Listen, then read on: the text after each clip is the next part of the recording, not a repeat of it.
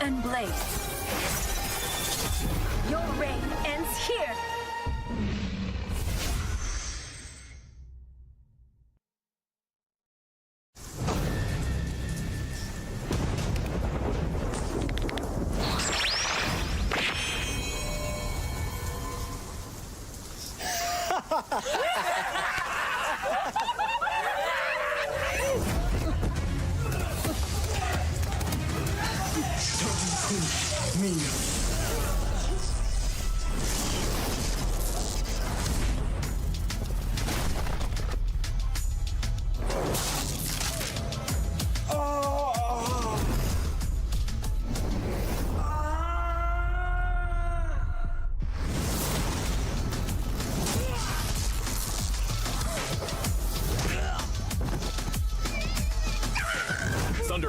Every few seconds, the next basic attack will deal additional true damage based on hybrid defense to the target and surrounding units. Hitting enemy heroes will permanently increase hybrid defense.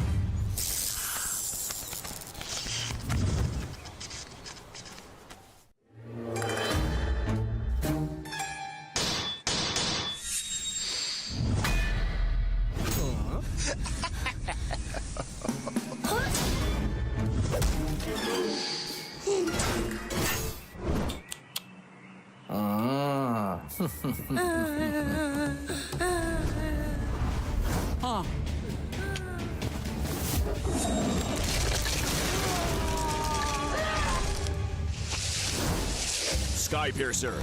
Dealing damage to a low HP enemy hero, execute the target immediately, and each kill increases the execution threshold.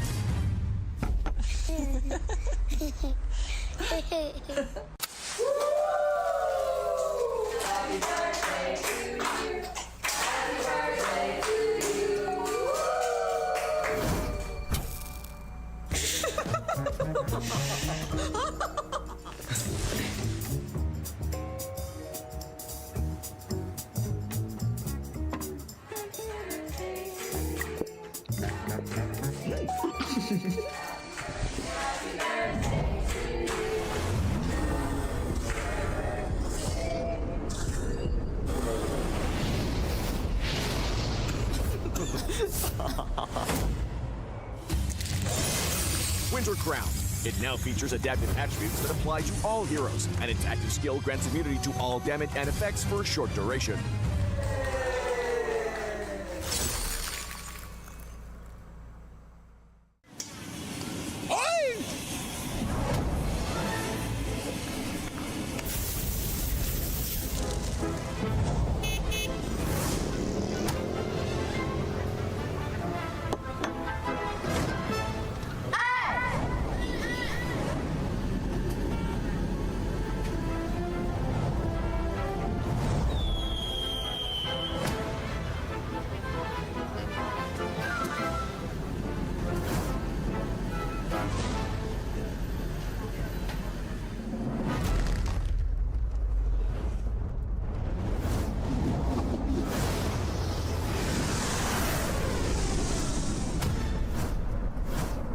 Malefic Gun. Increases basic attack range to kite the enemies more easily. Okay.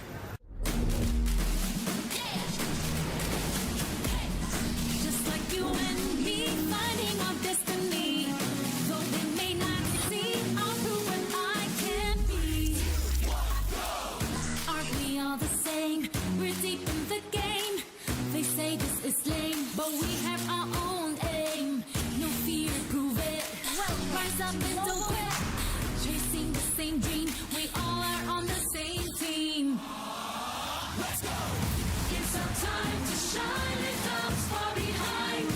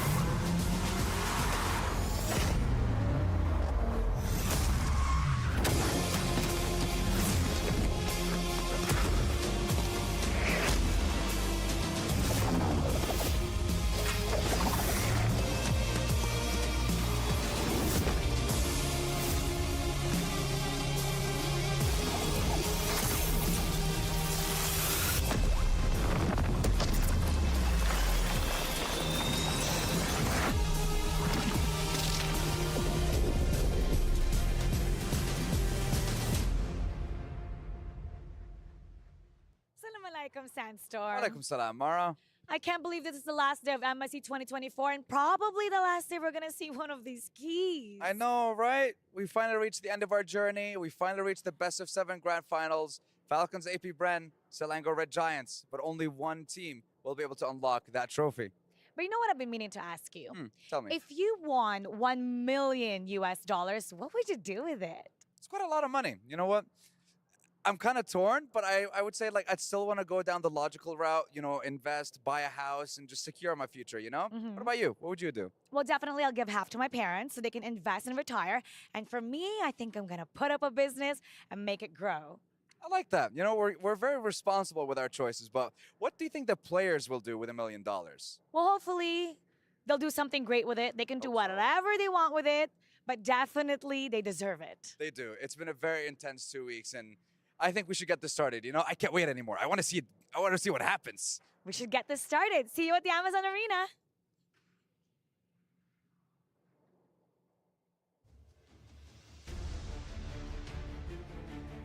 Today is the day we've all been waiting for.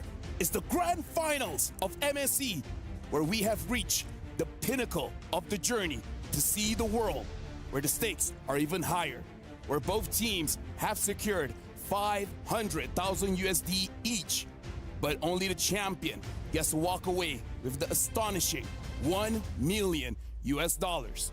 It's not all about the money, it's not all about the prize pool, it's about the pride as well as the glory. Can Selangor Red Giants etch their name in the new competitive landscape? Or will Falcons AP Bren finally secure the elusive MSC title? My name is Afel, and welcome to the Mid-Season Cup 2024 here at the Esports World Cup.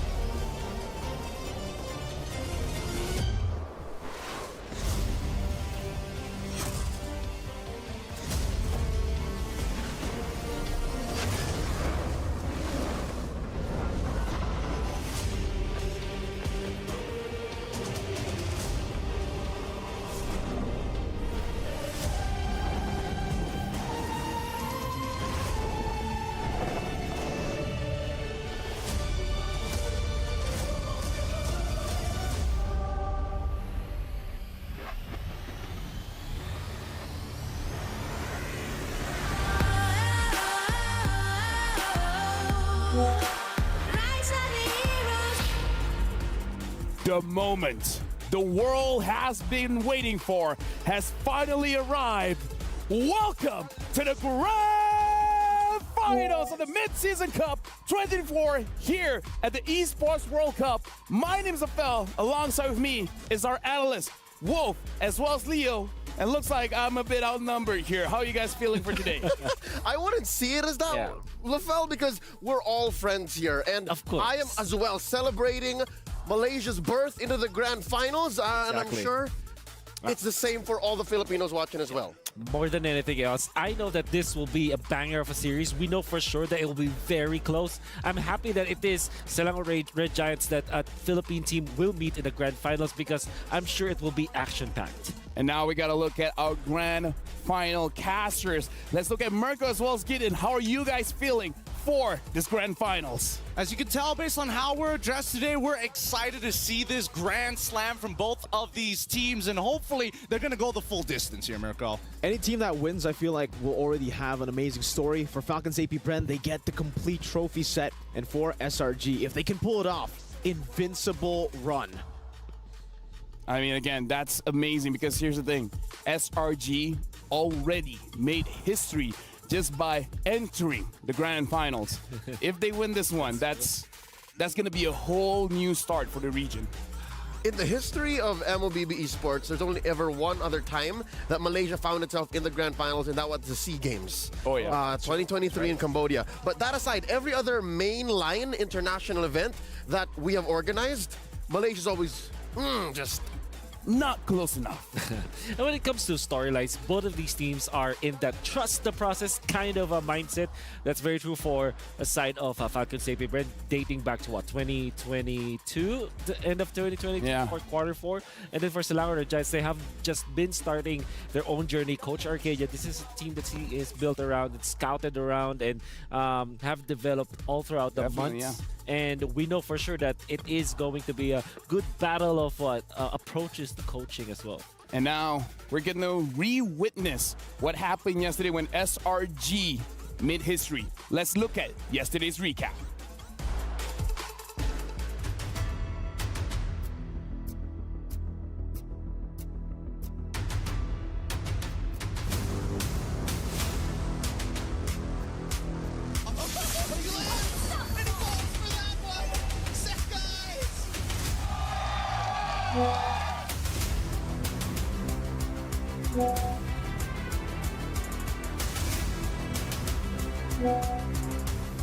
That was a beautiful dance indeed. Sakai's now coming in, but no one's able to connect. Vanix finally falls, and that is huge for SRG. Both damage dealers off the map.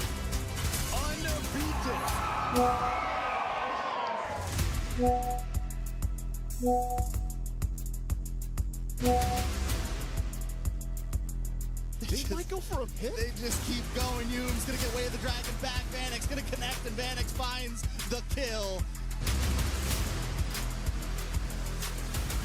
It's going to be history in the making.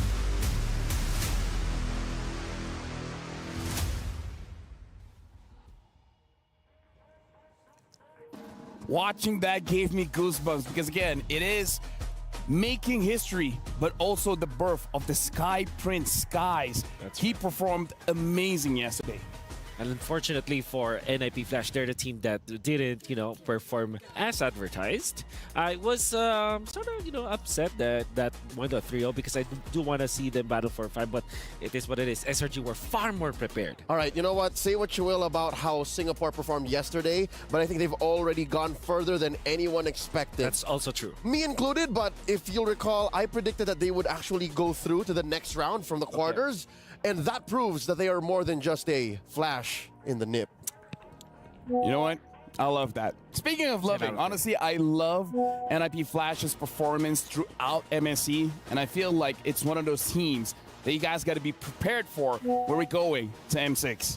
Speaking of which, before we even talk about that, let's actually look at the Pepsi's top reactions. Thank you.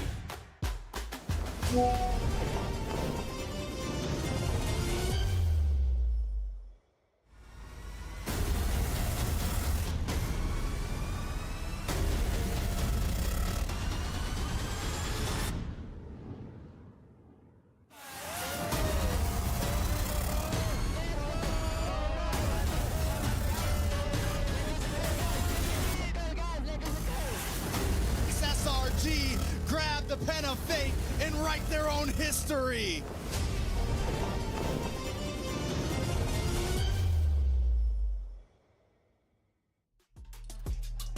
All smiles and all excitement when we're looking at the camp of SRG. Of course, looking very good. But again, still want to give a big shout out to NIP Flash, specifically Diablo. On the Benedetta, he got a 7-0 run. It's like, that was amazing. I think he gave his heart out for sure, and I think the entirety of NIP Flash as well did. However, I think it boiled down to really just the draft choices from both teams, and SRG really did prepare for NIP Flash, which means that against Falcons AP Bren, they will surely be prepared. I got a little bit of insight on that, but for now, we got to check out our Aramco top 5 plays. And while we're looking at the top plays here, I actually got to talk to the coach of NIP Flash, Adamir, and he was like, it was an experience fighting against Coach Arcadia in the draft. Yeah. Everything that he planned for did not happen. Okay. Like, he was expecting A, B, and C to happen, and then Coach Arcadia and Coach Becky went X, Y, and Z. You know what? I think that is perfect. Coming from a BS Information Systems graduate, that is Arcadia, comes from my very alma mater. Yeah, no, legit. He graduated in 2012. Yeah. So the programming is in him. Yeah. Yeah, but again, looking at the plays here, a lot of flashy plays because we got to talk about how yesterday it was all fights. Yeah. I think this is the tempo that NIP Flash wanted to fight up around anyways. they really like to brawl. Unfortunately, SRG just had more comfortable draft. And I think that even in the game where they could have actually won it, they had this interesting draft round the early game. Yeah. I know that it will eventually fail. They performed in the early stages, but just one mistake was all it took for SRG to take over. Which is literally the epitome of the saying they had us in the first half. Yeah. There were 2 of the 3 games, I think, that NIP Flash was winning in the early game really hard. Yep. And again, that's the magic of Selangor Giants. They just know how to find that fulcrum, that pivot point, that jiu-jitsu roll into the control point, and then they're suddenly on top. You want to know what interesting thing that Diablo said? What'd he say? It was a shame the Lord wasn't on our side. Because it's like the Lord is Malaysia. is for sure Malaysia. Yeah. I can't believe he said it to me, you know, like face to face. At least he watched the panel segment, so that's that's cool. I love it. I love that. Yeah. And most importantly, like Hades, for example, also he talked about the fact that sometimes you just have a bad day, and it was definitely the bad day for NIP Flash. Some teams actually, and even Coach Arcadia himself believes in that kind of approach where there will be sometimes a person or a player will just have a bad day. It just so happened that it was the time that they were getting eliminated. He told me about that when Fnatic Onyx actually lost. It kind of felt like it was just their bad day. Speaking of Fnatic Onyx, let's check out the full bracket here, and let's talk about the journey both teams had to go through in the bracket. It's a long journey. Compared to the M Series, not as long, but maybe twice as brutal. Because look, we started with 8 teams, now down to 2. A single slip up, a series lost means you can no longer get to that $1 million. Exactly. It's like double it or give it to the next person. Or nothing. Literally. Or nothing. Yeah. Actually. I mean, we got to talk about the fact that single eliminations, if this was a double elimination, it could be a much different story. But look at this. Falcons AB Bren defeated See You Soon, defeated Team Liquid Echo, as well as looking at Selangor Red Giants. They beat Fireflugs, they beat NIP Flash, and now they're here. Now, we're at the Grand Finals. A dominant run for Falcons AP Bren, almost, actually literally losing only 1 game, right? The entirety of their runs so far. To Liquid Echo. So Liquid Echo. Which was in itself a turnaround. Yeah, but the thing is, while we're talking about how amazing this Grand Finals is going to be, we got to talk about how amazing the upcoming tournament M6 is going to be. So we prepared a special M6 video for you guys. Whoa!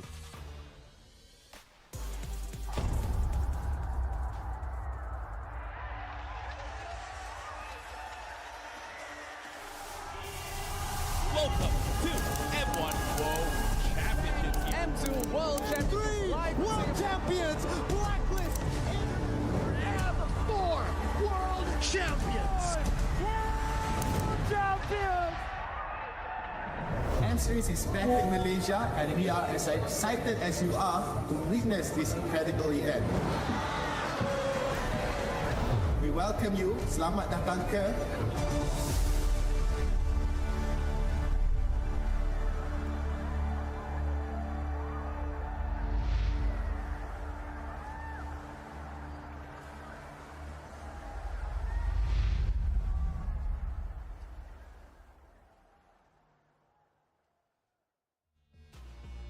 Dude, I'm hyped. It's back in Axiata Arena. It's gonna be the same venue as M1. Yep.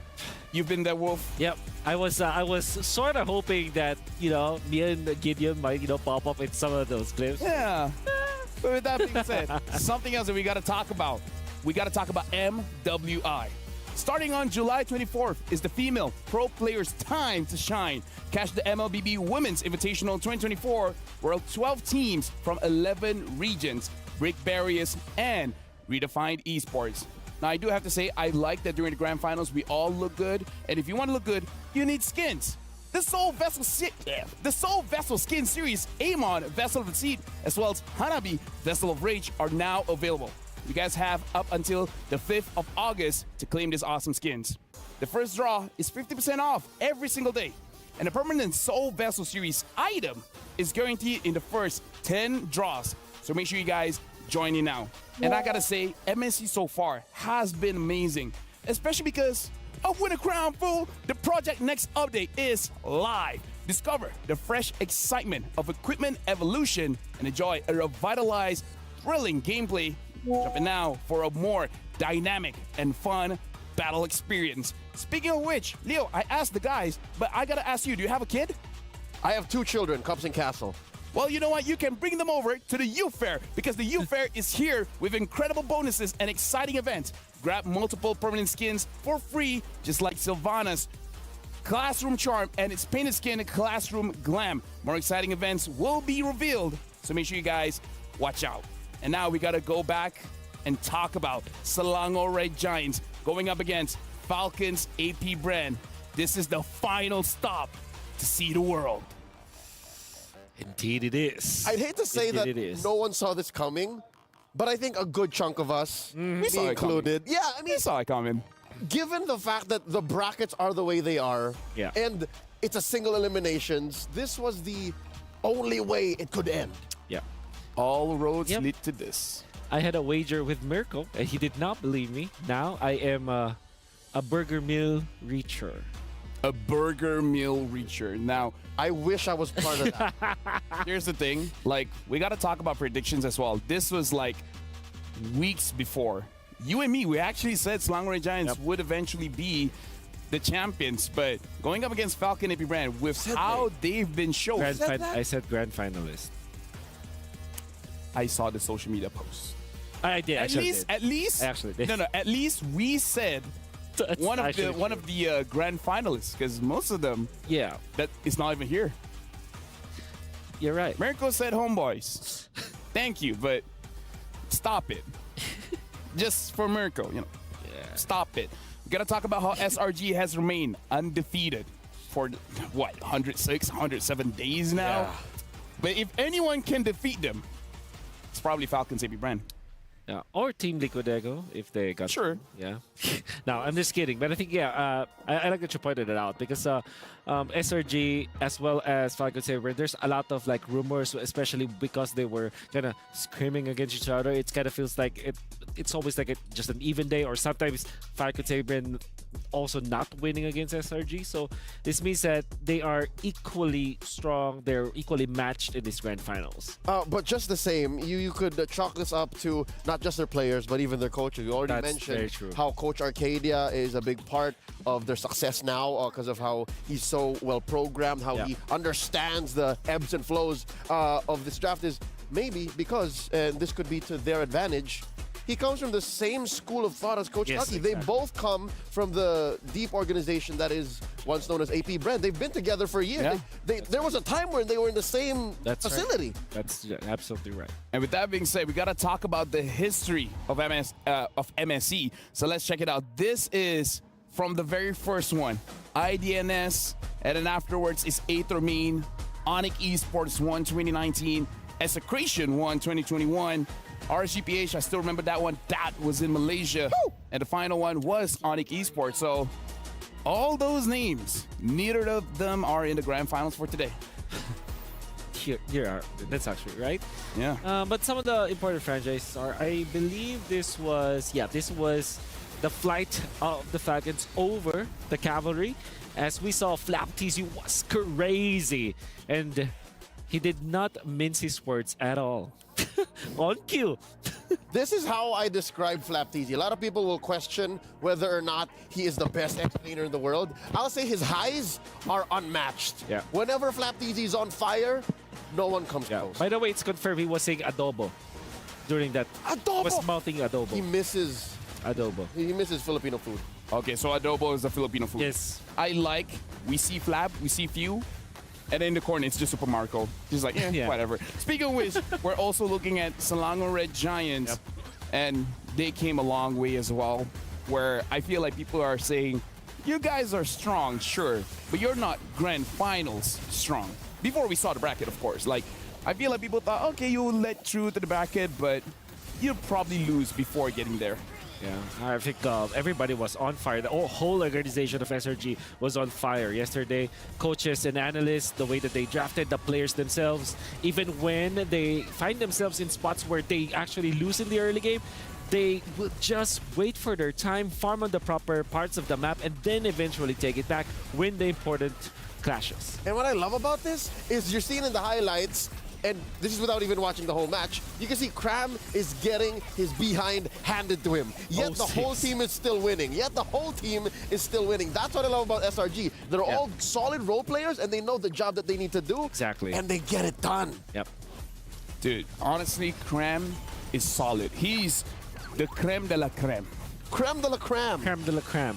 Hey, We're sticking with that one, by the way. his taste in music is also pretty, tells me to get ready for a big day. He listens to some K-Dot, some Drizzy, 21 Savage, Travis Scott. True story. And now, looking at this, we have a guest panelist here. It's Ingan, a Filipino talent as well. Okay, I see where the direction is here, guys. Okay. You know, guys, I feel great. I bought Saudi silver because I know FCAP is going to bring home the gold. You're You know what? That's how you good. celebrate. That's good. That's actually good. I mean, honestly, if you guys want to talk among yourselves, it's fine because I'm the odd one here. No, But you're. again, By the way, you were a Lafeltis. You were honorary a Filipino since M2. Don't you remember? Are you revoking I that remember. now? No. It's like the Lafeltis is still there. Of all but the times to revoke it, of all the times, this would probably a good time. But speaking of which, how are you feeling for today's match? I'm really excited. I was hoping, of course, FCAP to win. But I'm giving SRG 3 games because they have 3 Filipinos. So you do feel like it's gonna go all the way. Yeah, all the way. I want to. I'm team fans for today. I don't care about the prod. So honestly, you're here just to enjoy yourself watching the show as we see both teams coming in to the Amazon Arena. So let me just ask you this. Are you hyped seeing Kyle Teasy showing up those assassins, the Sky Prince showing up those assassins as well? Do you think it's gonna be a brawler kind of match? Super. I mean, the Assassins, the Ling, the Fannies, we've seen it from both Kyle TZ and Sekai's. And this time, I think they're going to go head-to-head. We're going to see an exciting matchup, and I'm hoping for game number 7. But at the same time, I know FCAP's going to bring home the gold. Here's the thing, I don't think Sekai's can bring out the Fanny because, I don't know, Fanny against FCAP sounds a bit too ambitious, if I could say. With that attitude, it is. All right. he does have logic on his side. Scientifically speaking, FCAP barely bans the Fanny. If anything, they would even want it to come out the other end for them too. So That's right. That's a Kyle TZ special. That is what actually put Kyle TZ's name on the map. Yep, in his early days under teams like Alpha Esports Pro, he's been wreaking havoc on the twin cables. You know, honestly, we're talking about the junglers here, but Ingan, obviously you're supporting Falcon CP Bren. Which player we gotta look out for? We gotta look out for Super Marco. I mean, I've been working out with Super Marco, Pando, and Ogwen. Did you say working out? Yeah, working out. We're lifting iron. Yeah, okay. So those guys are really locked in. They feel more confident compared to MPL Philippines Season 13. And of course, I want to see Super Marco, in his words, durugin si Innocent, hindi lang sa scrim, kundi sa tournament. Yeah, sorry, I need a translation. You guys gotta help me out. Durugin si Innocent in Filipino, in English, means crush Innocent, not just in scrims, but also in the tournament. Oh! So when you guys talk about scrims, it's fine. But when I do, it's a crime. Yeah. We're over that. We're done. You're good. You're clear. Yeah. Don't worry about I'm it. not done. I'm not done. Not until they win. No, not until they win. Yeah, you know what? Here's the thing. I know this is going to be an odd question. If Slangore Giants wins, how can they win? Like, what do they have to do to actually beat Falcons and Bren? They really have to shut down Flap TZ. I mean, Flap TZ is really setting the tempo always for FCAP. And if Flap TZ is not in his zone, it can really go SRG's way. But in experience, man, in history, the only thing that really shuts down Flap TZ is Flap TZ. A few times in the past that he actually dipped out was because of something out of his control. Yeah, that's I was, when you asked Ingan that question, I was good also answer. looking for an answer myself. I think it's more just about bringing the best in your place. Like, maybe look at it intrinsically. Maybe shutting down Falcon Saber Bren might be an ambitious I don't know. I mean, if you want to be a champion, you have to be ambitious, right? That's also you need the right mindset. That's also very true. Shoot for the stars. Shoot for the stars. Shoot for the Falcons. But yeah, I think you have to really just look at this intrinsically. Fix your draft. Make sure that you are winning some matchup. If you're not going to be winning all lanes, at least win 2 out of the 3 lanes, and then have a good jungle setup. Allow Sekais to not have the jitters, especially because this is the Grand Finals. This is his first international tournament. Yeah. If I'm not mistaken. Yeah, so that's also... technically Snapdragon, but other than that, you know. Of this caliber, I guess. Of this caliber, yes. Yeah. A bit of sage advice. I don't know if this is going to be part of their game plan. It's clear that even the most aggressive team in the world, Liquid Echo, could not do it. Maybe SRG shouldn't as well.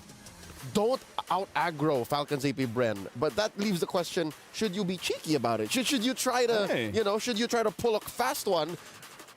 Yeah. Because FCAP also does that. You remember in that same series, few would be pushing down bottom. Like, how is that happening? No, honestly, that's true. And now, to hype things up even more, before we jump into the finals, let's actually have a little preview of the MSC finals.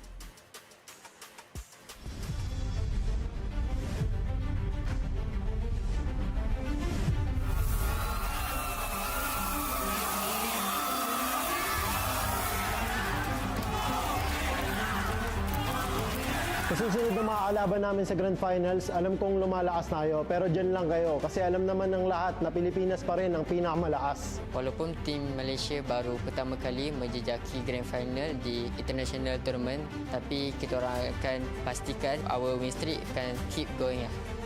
Ini masa kami. Di nyo kami matatalo. Our pride, our passion. Dudurugin namin kayo. We are the Kingslayers. We are the final boss. You are next. Madaling 4-0. Kami masih tak dikalahkan. Lumuhod kayo sa World Champion.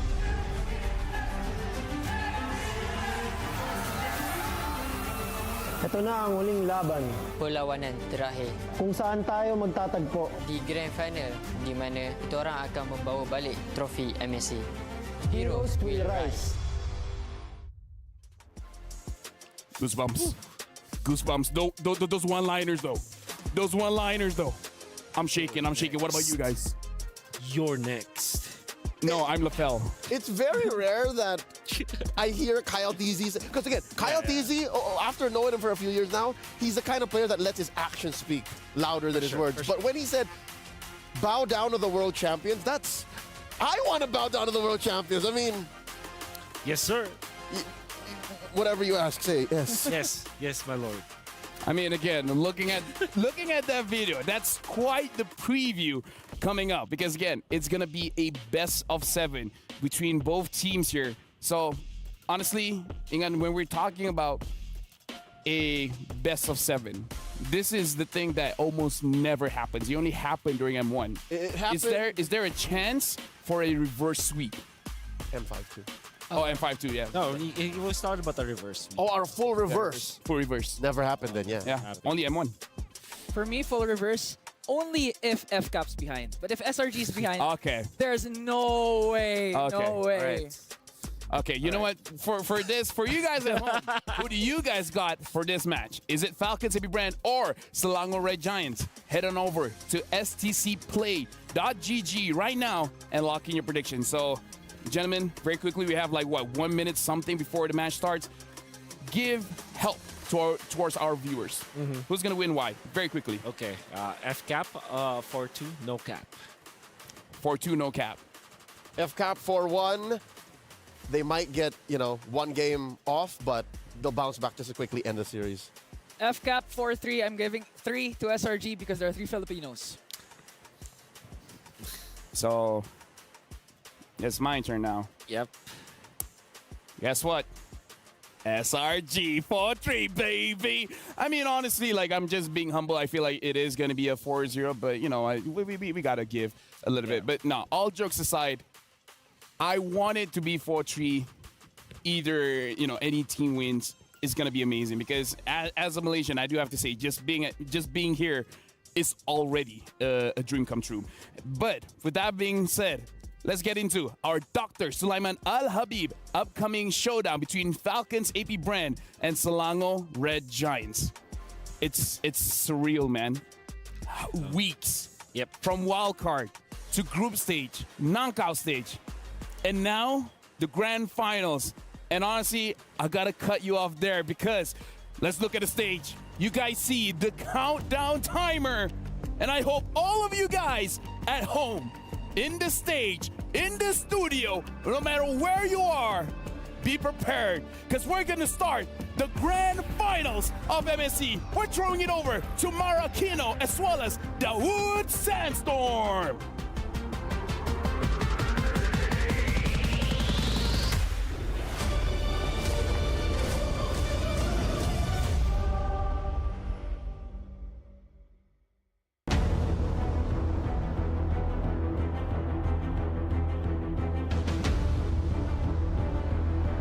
Right now, I feel really happy and proud with myself and my team since we are achieving this kind of level. So we are really proud.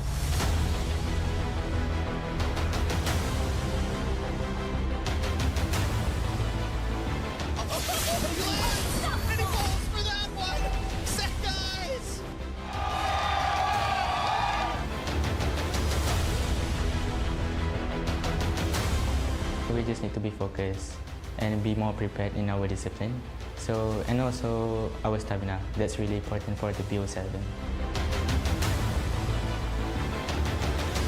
I think we're the ones who's gonna beat them in the grand finals. So they won't be undefeated anymore. Now another immobile. Lydia onto the backside. Flop teasing with a dive again under the base. What are they gonna do? MP gets knocked up and the prediction right into the quad shadow. What are they made of? Falcons aim.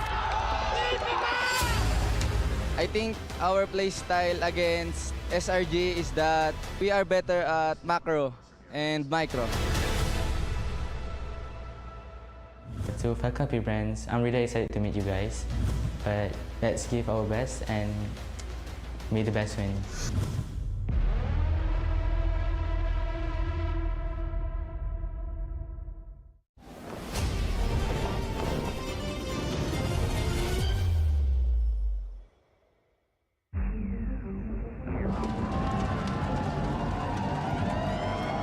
From shadows they emerge, unknown and unseen, forging their path from where they've been. From weakness to strength, they'll rise anew, transforming their fate, destined to pursue. See the world, their journey unfolds. Through trials and triumphs, their story is told. As the dark night falls, they'll defy. For in the depths of darkness,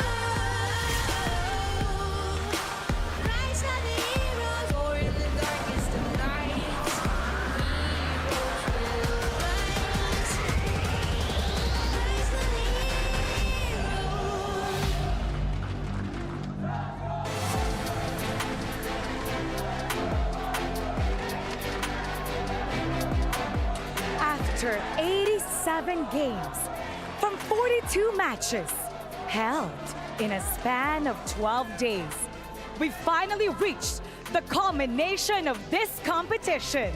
From the simple yet brutally legendary wildcard stage to the unfathomable competitive landscape shifting tournament events of the group stage and the flurry of do or die matches of the knockout stage, we are down to the final two teams. Two teams that still hold the key that symbolize their journey two teams who have finally arrived at their last stop on their journey to see the world. Ladies and gentlemen, أيها السيدات والسادة, welcome to the Amazon Arena. The best of 7 grand final, the final battle of MSC 2024 at the Esports World Cup is about to unfold. And by the end of today, we will celebrate the team that will rightfully hoist the coveted MSC 2024 trophy. So without further ado, let us welcome our grand finalists. Introducing first, from the blue side, the reigning defending world champions from the Philippines, Falcons, AP Bren.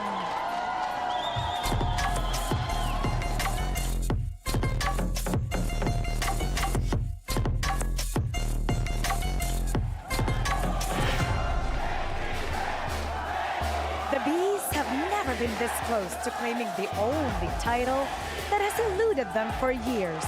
After exacting revenge against their Filipino rivals, they're finally 4 victories away from making history as one of the winningest teams in Mlbb history. Introducing first, the M5 Finals MVP, their explainer, Flapteasy. Filling the jungle, the golden boy, Kyle Teasy. Playing mid is the timeless idol, Few. Manning the roam position is the master, Ogwin. And finally, the bulletproof gold laner himself, Super Marco. Falcons AP Bren are looking to bring home Philippines' 4th MSC trophy. And their opponents on the red side, hailing all the way from Malaysia, the unscathed, the undefeated Selangor Red Giants!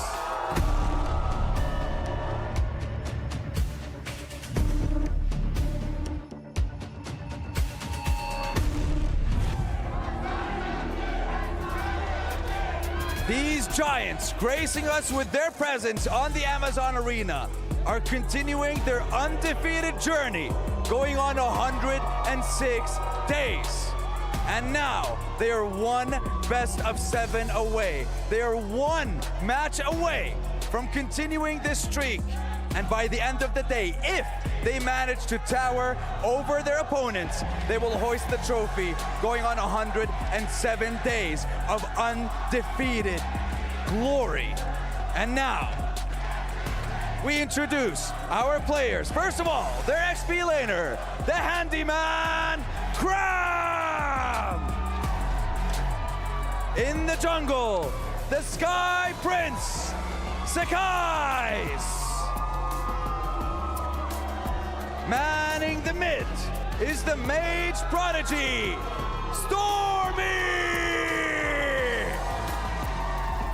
And filling the roam position, the highlight maker, Yooms!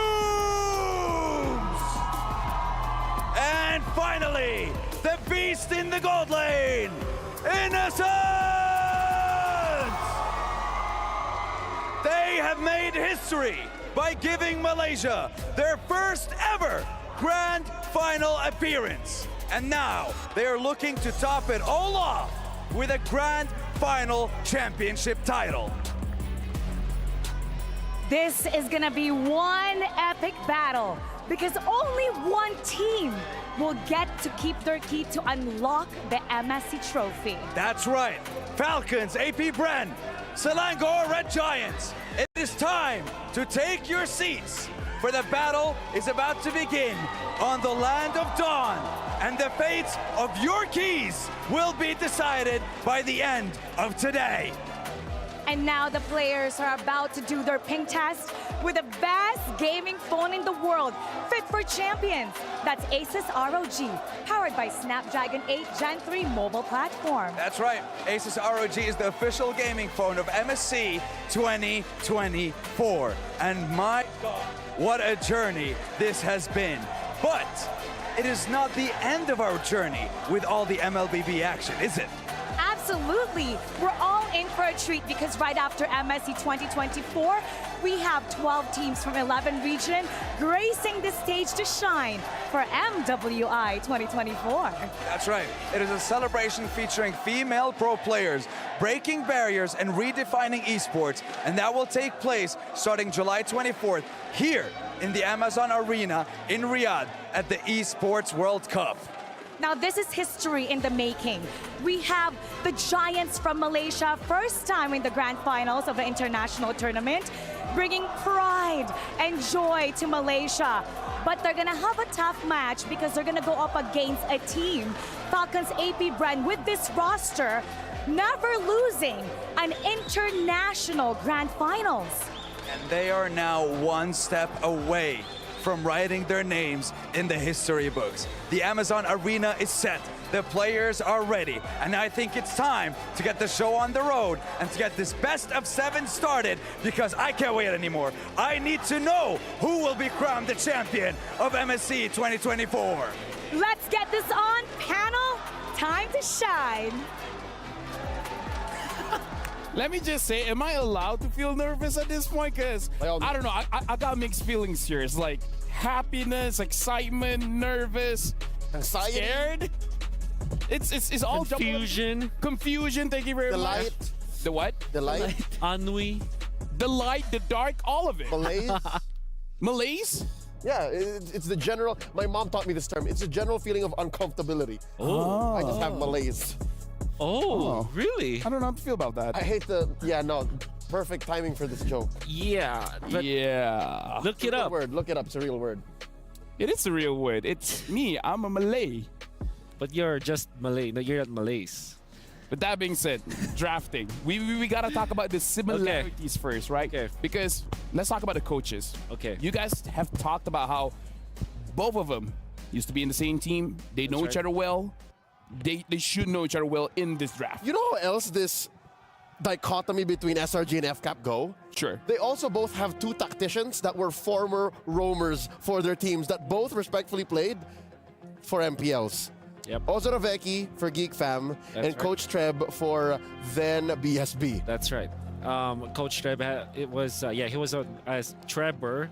I think he retired playing as a roamer, but when he played in the MPL, it was actually a side laner / roamer where they kind of swap. Because back then in season, 5? This was before Project Next. This was before Project Next when... roles were a little more fluid. Yeah, everybody was very fluid. You have to be flexible for you to get into MPL, you know? Yeah, which brings up a conversation I had with Coach Vecchi about 2 or 3 days ago. I had breakfast with him, and he said that the reason why Filipino teams are so successful is because we focus so much on macro. Filipino teams are so good at macro that even if a lot of conditions change, they're so consistent that they get so much success, regardless of where you drop them. With that being said, we got to talk about the drafts here. Falcon AP Brand is going to be on blue side. Selangor Red Giants on the red. Valentina band up as well as Chip. So Ingan, looking at the draft here, what do you think is going to be the first priority for Falcons AP Brand? Falcons AP Brand, if of course the Luyi is open, no chance that Few is not going to pick that up. And apart from that, of course, the Roger of Super Marco is a good prio pick. And apart from that, of course, the Ling of Kyle TZ. We got to look at the Angela as well. If the Angela is up, both teams can definitely utilize that hero very well. A lot of good vehicles for the Angela, as I would call it. There goes the Ling, for example. Nolan is an assassin that can actually receive the Angela, but it's not suggested. Not the best. Not the best because you go in and out. You want to stay in that area. For example, go for the Baksha. You have a Roger. Yep. It's actually a great vehicle. Which is still up, by the way. Yep. So now you're looking for the trade. There's so many hot commodities still left on the draft. This is, I feel like I'm uncomfortable being given this option right now. Harif being banned up. Inga, do you think this is a good idea coming in from Selangor Giants to deny Super Marco of the Harif? I mean, in a way it's good, but at the same time, there's still the Roger, there's still the Moskov that Super Marco is really known for using. So, still it's strategic ban, but not the best ban for me. All right. And now looking at this, looks like both teams are taking their time. So they're using all this time to really figure out the rest of the draft. Falcons, AB Bren, betting on the Luyi. Yep. There you go. So you're looking for the trade. You're looking for what's left. Roger Blue side has been winning, what, 60% overall from the wild card up until now in general. All right. Now we got a player quote coming in from Gorgeous. The secondary EXP for Selangor Giants. Others have looked down on us. To be this strong as a Malaysian team and to have other teams look at us as a threat, it feels good. Yep. I'm sure that they're feeling good. Right now, you have to choose Roger or Ling, or maybe let them both. Let them both open. Ban Terizla, actually, instead. Oh, yeah. Although they can pick it up, actually, second pick. So. And that'll put Flap TZ in an odd position. He doesn't have the Terizla, doesn't have the Arlot. And there it is. Hey, great minds think alike. Yes, sir. The Zhong is still open. Yep. Just so saying. You pick up the Roger, and now, okay, so that's a priority for FCAP. Now it's Ling Moskov. Ling Angela is great. Yeah. They left it open. They left it open. They purposely left it open. Could this be on purpose?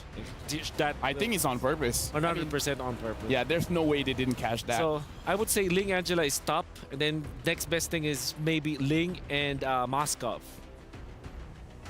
Because it would be kind of a bad idea to let Roger and Ling be in the same There you go. team, That's right? Angeling. It's got to be. It's got to be Angeling. What are you feeling after seeing the first 3 picks for both teams? I mean, Sek is, even without the Angela, is always activated. But with this Angela pick, it's too good. Too good. But what I am going to say here is this allows for Falcons AP Bren to lean hard on finding solutions. There could be worse places, right? Yeah. There could be worse positions wherein you get the Angeling and then you don't have any room to pick up the answers. So you pick up what, Farsa Yuzhong here? I mean, like, here's the thing. Like, good news, good news, bad news. Good news, you got the Angela. Bad news is that Stormy is not on a hero that can usually carry the game by himself. Barats instead. This is the early curveball. In a way, it's still pretty much open. The big guy passive's not kicked in yet. Tiny Dino, big problem. I love it. Big problems in many ways because you can put it in the XP, put it in the jungle. Roger's still open. Julian's also open. This is FCAP, and the F means flexible. Triple flex in blue. Actually, it means Falcon. Just to clarify. Yeah, it's Falcon. Triple flex in blue. So you get Moskov, right? If you are SRG, so that you're safe in many situations. Both good targets for the Angela. Got him. All right. Moskov being picked up here. I'm really thinking that Selangor Giants should have a very aggressive roamer because I feel like the moment they lose the mid lane, Sakai's not going to have a good time. So whatever next pickup is going to be, they got to make sure that the jungle is relatively safe. Yeah. Whew. It's difficult to be in the spot of SRG because you don't know what to ban at this point because all lanes are kind of open. So you Julian just have could be mid. But Julian can be played. Yeah, but meaning to say, like, if you ban the mid lane, then maybe the Julian can go mid, right? If you ban... All right. Yeah, that's what I mean, like the triple So you flex. force one of the heroes to be hard locked in one spot. I like how you think, Lafel, and they do by the Faramis for FCAP. There's this argument that you want to ban Lolita against this because SRG plays that so well, but I think Minotaur as well as Tigreal will be as scary because what about a Grok? Grok is great. How about the Ruby though? Oh yeah, Ruby. Yeah, Yuzhong instead is going to be another vehicle for the Angela. Yeah, it's gonna be also very scary. Additionally for SRG, do they double down on the mid bans? If they do, what do they ban? Like Aurora? Or a Lilia, maybe. A Lilia, yes. Honestly, Lilia is probably a very good ban here. Yeah. Because if the Lilia is there, and then say this Baras goes EXP, and then the EXP is won by the Baras, then it's just like, you have many open doors for FCAP. Right. And it's just not going to be a fun time for SRG. Yep. Oh, Tigreal. Hey, okay. Interesting. What about Yums using the Cho? Is this Yeah, Is this chowable? I mean, the Barats might be. No. The Barats might be annoying, but you know, should be chowable. Chowable, yeah. I think Yums is that kind of player where every game is chowable. You know what? I agree. He's the highlight maker. Yeah. So, Leo, looking at drafts here, what are you feeling like? The triple flex from FCAP is still leaving them with clear options, right? They can, again, react to what comes out. And SRG here reverts to the Edith. No need to bring out the Ruby. I think the Ruby would suck, I mean, honestly. it's a flex. It still is a flex, yes. Roam could go EXP. Could XP, could be Roam. Where this leaves FCAP is to possibly, even after these 2 picks, leave up 1 flex row still. Yeah. Like, you will still not be sure. Like in the Kaja for FCAP. They gotta. I was thinking the Kaja would have popped up this early, but given that SRG did not ban it, all the more they have a priority. Yeah. Are they overloaded enough on CC that they would even, you know, be okay with like a Minotaur or something? Yeah. Right? Like that's yeah. That's plenty. Or even a Matilda to go with the Barretts, right? To deliver the Barretts. Yeah, that's right. But there's a world where it's like, yep, there you go. All right, Minotaur Hayabusa. So this is going to be a good. Ingan, what do you feel like after seeing the full lineup from Falcons AB Bren? I feel like it's more of a balanced lineup. Again, you have the sustain plus the crowd control. And of course, the flexibility of Kyle TZ to actually dominate with Hayabusa in the early game. So I'm liking the lineup so far of Falcons AP Bren. They shut down the flex, right? You all know where they're going, but the whole switcheroo still. Kind of need a lot of vision here from SRG to... Like, because you have the Angela, right? You have the Edith. I don't know if this Edith is going to the Roam or the XP. Probably better at the XP at this point. If you're looking for vision, that has to be the XP. How about a Borg for SRG? The eggs. They're still checking bushes the old-fashioned way, though. Yeah, that's true. It's the CC. CCI. Yeah. Oh, so greedy SRG. There's no vision, my dog. 3 farm-dependent cores. Here's the thing. It's a cram special. With that being said, thank you very much, Ingan, for your services here. Thank you very much to our analysts. And now, I hope our casters, Mirko and get in already because we're throwing over to the first game of the Grand Finals.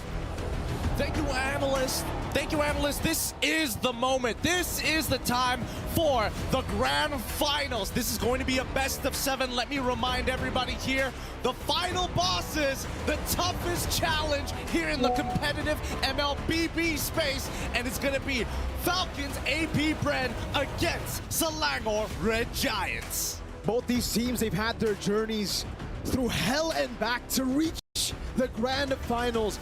And here it is, a best of 7 to end it once and for all. I don't know, but it's looking like you're playing against gods, man. When you're thinking of FCAP, you're thinking about soaring high as we jump on into the Land of Dawn to commence game number 1.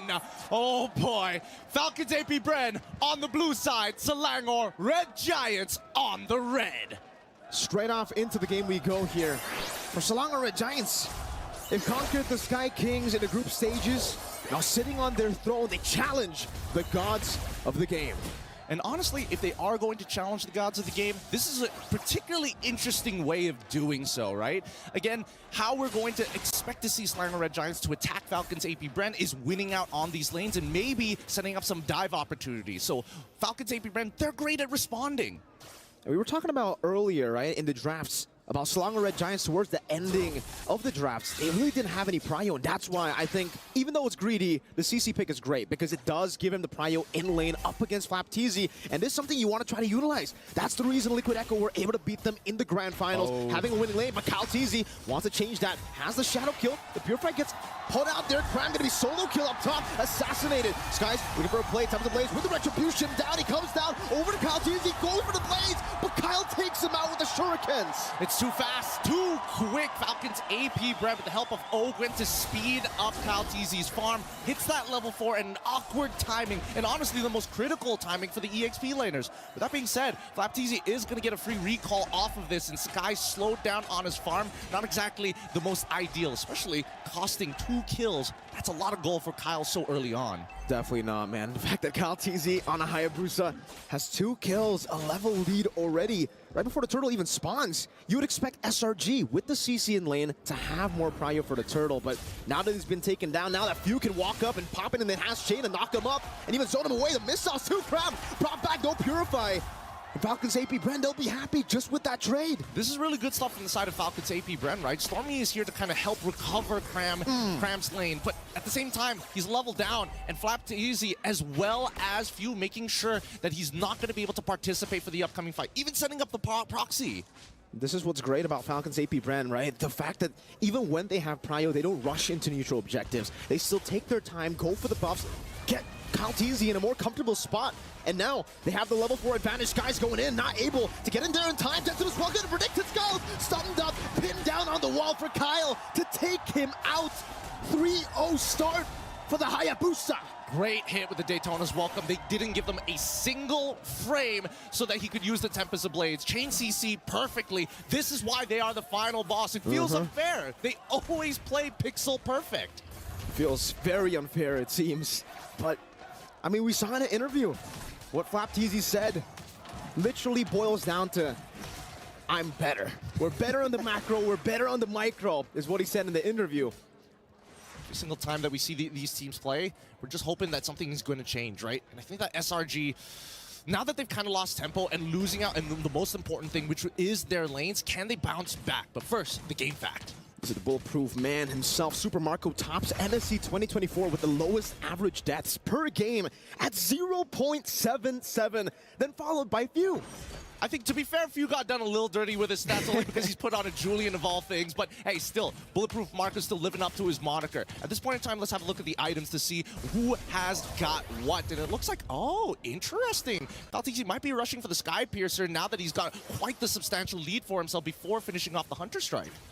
Taking their time, it seems. I mean, for most of them, especially in the bottom lane, Innocent, he knows that this is not a winning matchup. He wants to just scale up. Doesn't really want to go for a lot of the skirmishes. So he goes for the Warrior Boots here up top. Cram pops into Purify, has the hard guard to get him now. Sky trying to go for the chase. KyleTzy goes to the quad shot on the back line as Few is able to disengage. KyleTzy rotates over, providing cover. Flicker forward by Flap. Really trying to get Skies there to punish him, but now that's a big flicker, big ultimate down. 12 seconds for the next neutral objective. Still, the hard guard's not going to be back up when this turtle fight does commence, right? And at the end of the day, it still feels like FCAP is trading up. They're still taking away camps from Skies at this point of time. The real question is, when exactly do they actually want to commence a full-blown team fight?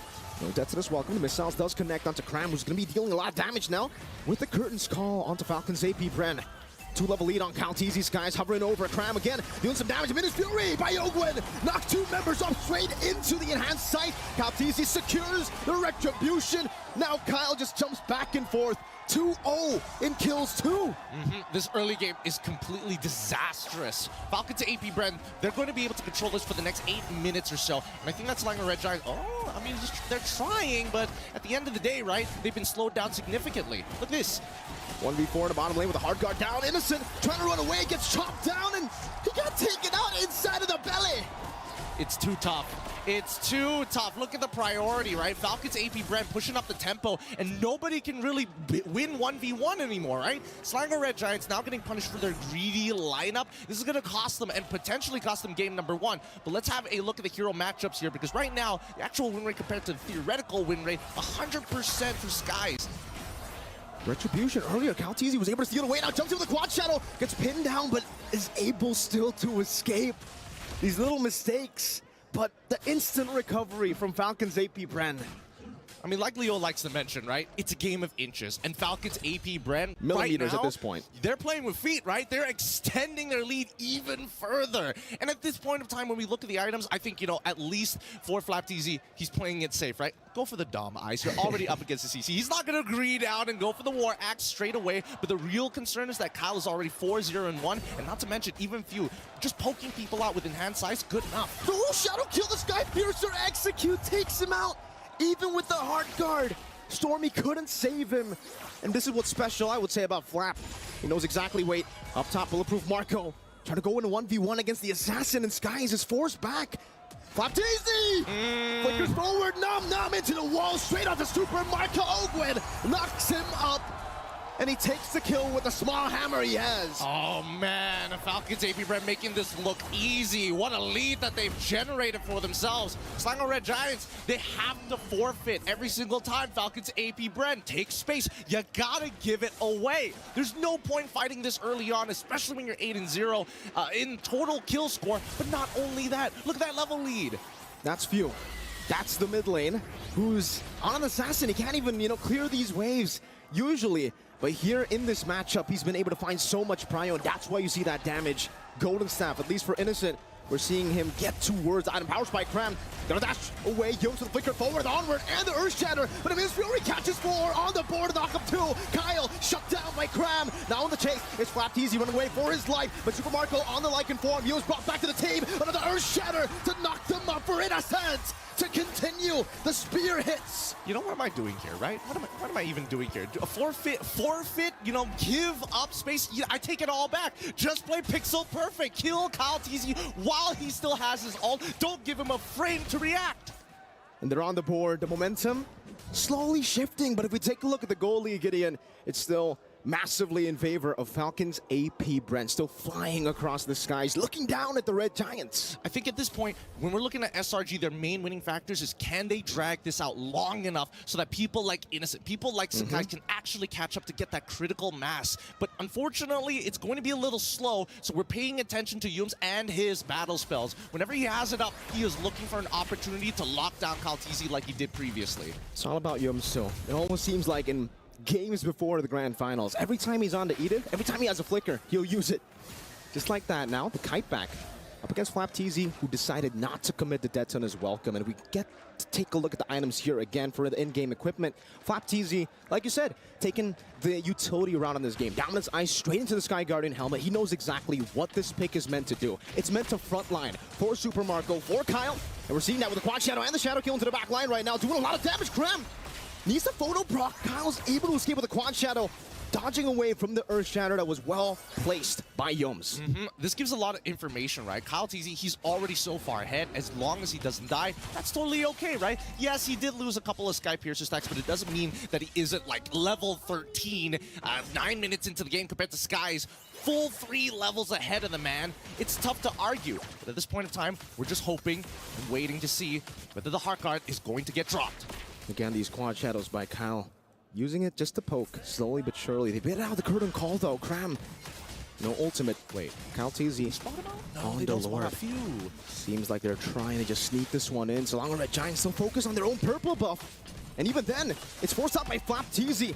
Retribution still there for them. Minus Fury into the Debtors. Welcome, canceling out the Minus Fury there. And it's going to be the knock up to Cake Fumes down. Now into the back line. Attempts to Blaze. Knocking Few up straight into Skies' Blaze. Flapteezy going to be taken down. That's a double for Skies. Looking for a triple as he marches forward. Skies continues the onslaught. Kyle forces the Shadow Kill. Super Marco chases Innocent in the back line right now. It's Kyle. Is it a 1v3? No Shadow Kill, but he does have the Quad Shadow. Going back and forth. Super Marco goes in and finds the Lycan Pounce. Skies looking for it. The spear catches him. Skies finds an unofficial Maniac. Oh my goodness! How did it end up like this? Falcons AP Bren, they lost sight of what exactly they were fighting for. They already had the objective that they wanted to. They wanted to extend their lead. They may have shown a bit of disrespect, but Slango Red Giants made it messy, kind of split them apart.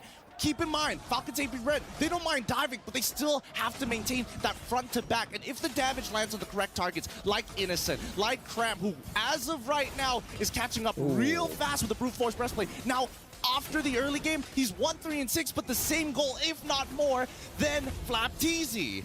Got some scary stuff right now. The scaling of SRG, the CC, the Ling, the Moskov. It's a very greedy lineup for SRG, but if they're able to somehow find those gold resources and place them onto these 3 members, it'll be very scary in the late game. Even the CC, he'll be able to actually withstand a 1v1 against Kaltizi. I think maybe he might go for the winner Crown Fu. And then later on in the side lanes, maybe Kyle will have to send over another member, maybe with Few together to really deal with him. I think they got to start changing their habits up here for the side of Falcons AP Bren. Looks like SRG has a bit of a read on them, and at the end of the day, it's all about landing the damage on the correct targets. I think better yet, oh, hold on. Does he want to go for the info? Yes, he does. He's all 5. Flask of the Oasis is still there, though, and he'll be able to escape with the Quad Shadow. Scouse goes in, chasing the back line. Tempest of Blaze knocking him up right into the spear as well. Skies finds the assassination in the back base. Few out. Super Marco with a gun down. Finding the shutdown back, and it will be a trade. Both junglers down. But Innocent wants to continue to pin down Yums. Finds an Earth Shatter. Stormy in the back line going to be taken down by Flap as he stops him on the ground. But take a look at Yums and Innocent, who is still free hitting. Gets caught by the enhanced sight. There's a Flask of the Oasis from Ogwin's Motivation Roar. But Cram is still able to escape. Few and Ogwin. Now with Marco on the chase. Flicker forward. The Lycan pounce. Will not give anything for Cram to deal with him. Innocent in a 1v3, that one with a nature as well. Jumps forward, Super Marco finds it with a nature, trashes him down, and finds the double. He tries to outplay it. That's going to be a full wipeout here. A double kill for Super Marco. What an interesting approach. Slanger Red Giants make a play of their own to take out Kyle, reset his Sky Piercer stacks, but unfortunately, Few is quite a problem. These extended fights are working out much better for Falcons AP Bren, thanks to the Julian. He doesn't have to wait for a long ultimate. He just needs 8 seconds. And now Minotaur. Ogwin has the winner crown, Gideon. That's the combo we were waiting for with the Minotaur, especially when they're snowballed. Yums, Earth Shatter R2, but the Minion's Fury knocks them up. Cram gets thrown away. The Spirit of Destruction into the back line. Yums trying to survive now, even with the Shadow kill. Sky's no purple buff, still desperately going for it. Tempest of Blaze now on the Super Marco. Skies finds the shutdown. Now it's a Kyle. It's Skies who continues the fight. And now onto the Lord he goes. Cram in a 1v3, trying to deal some damage. Stormy tries to heal him from across the wall. Skies finds it. Now with the Finch poise over to Few. He continues the damage with the winner crown. Saves him for a bit. Few trying to chase him down. Sky's still surviving. Cram with a cleanup, and Few will be taken down. Are you not entertained? Game number 1 from an abysmal early game. Somehow SRG are the ones who bounce back. Skies makes a play of a lifetime. And Chiling, you can't count him out. You can never count them out. Sky's in the mid lane now, trying to take the tier 2, and he will be able to do so. He started this game 0-3. He didn't have a purple buff in that team fight. He didn't, but he does now have 4 items. He's scaled up finally. And honestly, he has more farm than Kyle after having a 4-0 start. And they're cracking open the inhibitors. And I think that SRG, they got to call it quits at some point. Kyle with the damage, jumps onward forward, Earth Shadow Flicker combos, guys. Trying to capitalize on this, has the Tempest of Blaze, dodges away from the Fury, catches Super Marco, but now gets chain CC'd. So able to survive for a bit, knocked down by Flap TZ, shut down by Flap. Stormy caught in the immobilization as Kyle finishes him off. And finally, Falcons AP Bren, they find the chance to slow it all down again. I think it doesn't matter, right? With more people dying at this point in time, we look at the waves and we can understand, unless, no, he wouldn't. What? Innocent?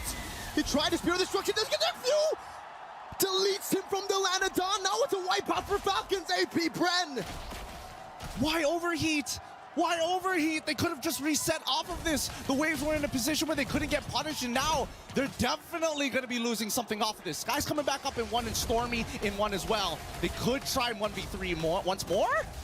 No purple buff though. Again, same problem for him. Does seem like for Yums, he will be able to just pressure them away from that mid turret, but the base turret will be taken down already. Sky's barely dodging away, doesn't want to commit the Tempest of Blaze just yet. Buys the Rose Gold Meteor in time, and Falcons AP Bren will be happy just with the 2 base turrets take. I'm telling you, Mirko, this game is starting to look like a war of attrition now. It's like I trade 1 inhibitor, Falcons AP Bren, we're gonna take 2, which begs the question, what is SRG's response? No purple buff once again from both of these assassins, and Kyle in particular, with that purple buff, is gonna be able to do a lot more in these tight situations. 30 more seconds as we look at the items. We're seeing that the biggest problem at this point of time is the fact that, hey, if we want to get into these fights, Ogun, you gotta have your flicker back up. And Yums, his is coming up in 16 seconds, but with a Holy Crystal on top of everything else from Few, that really begs the question, can Innocent truly outplay everybody without the help of the Heart Guard? A game of millimeters, a game of inches. SRG and Falcons AP Bren.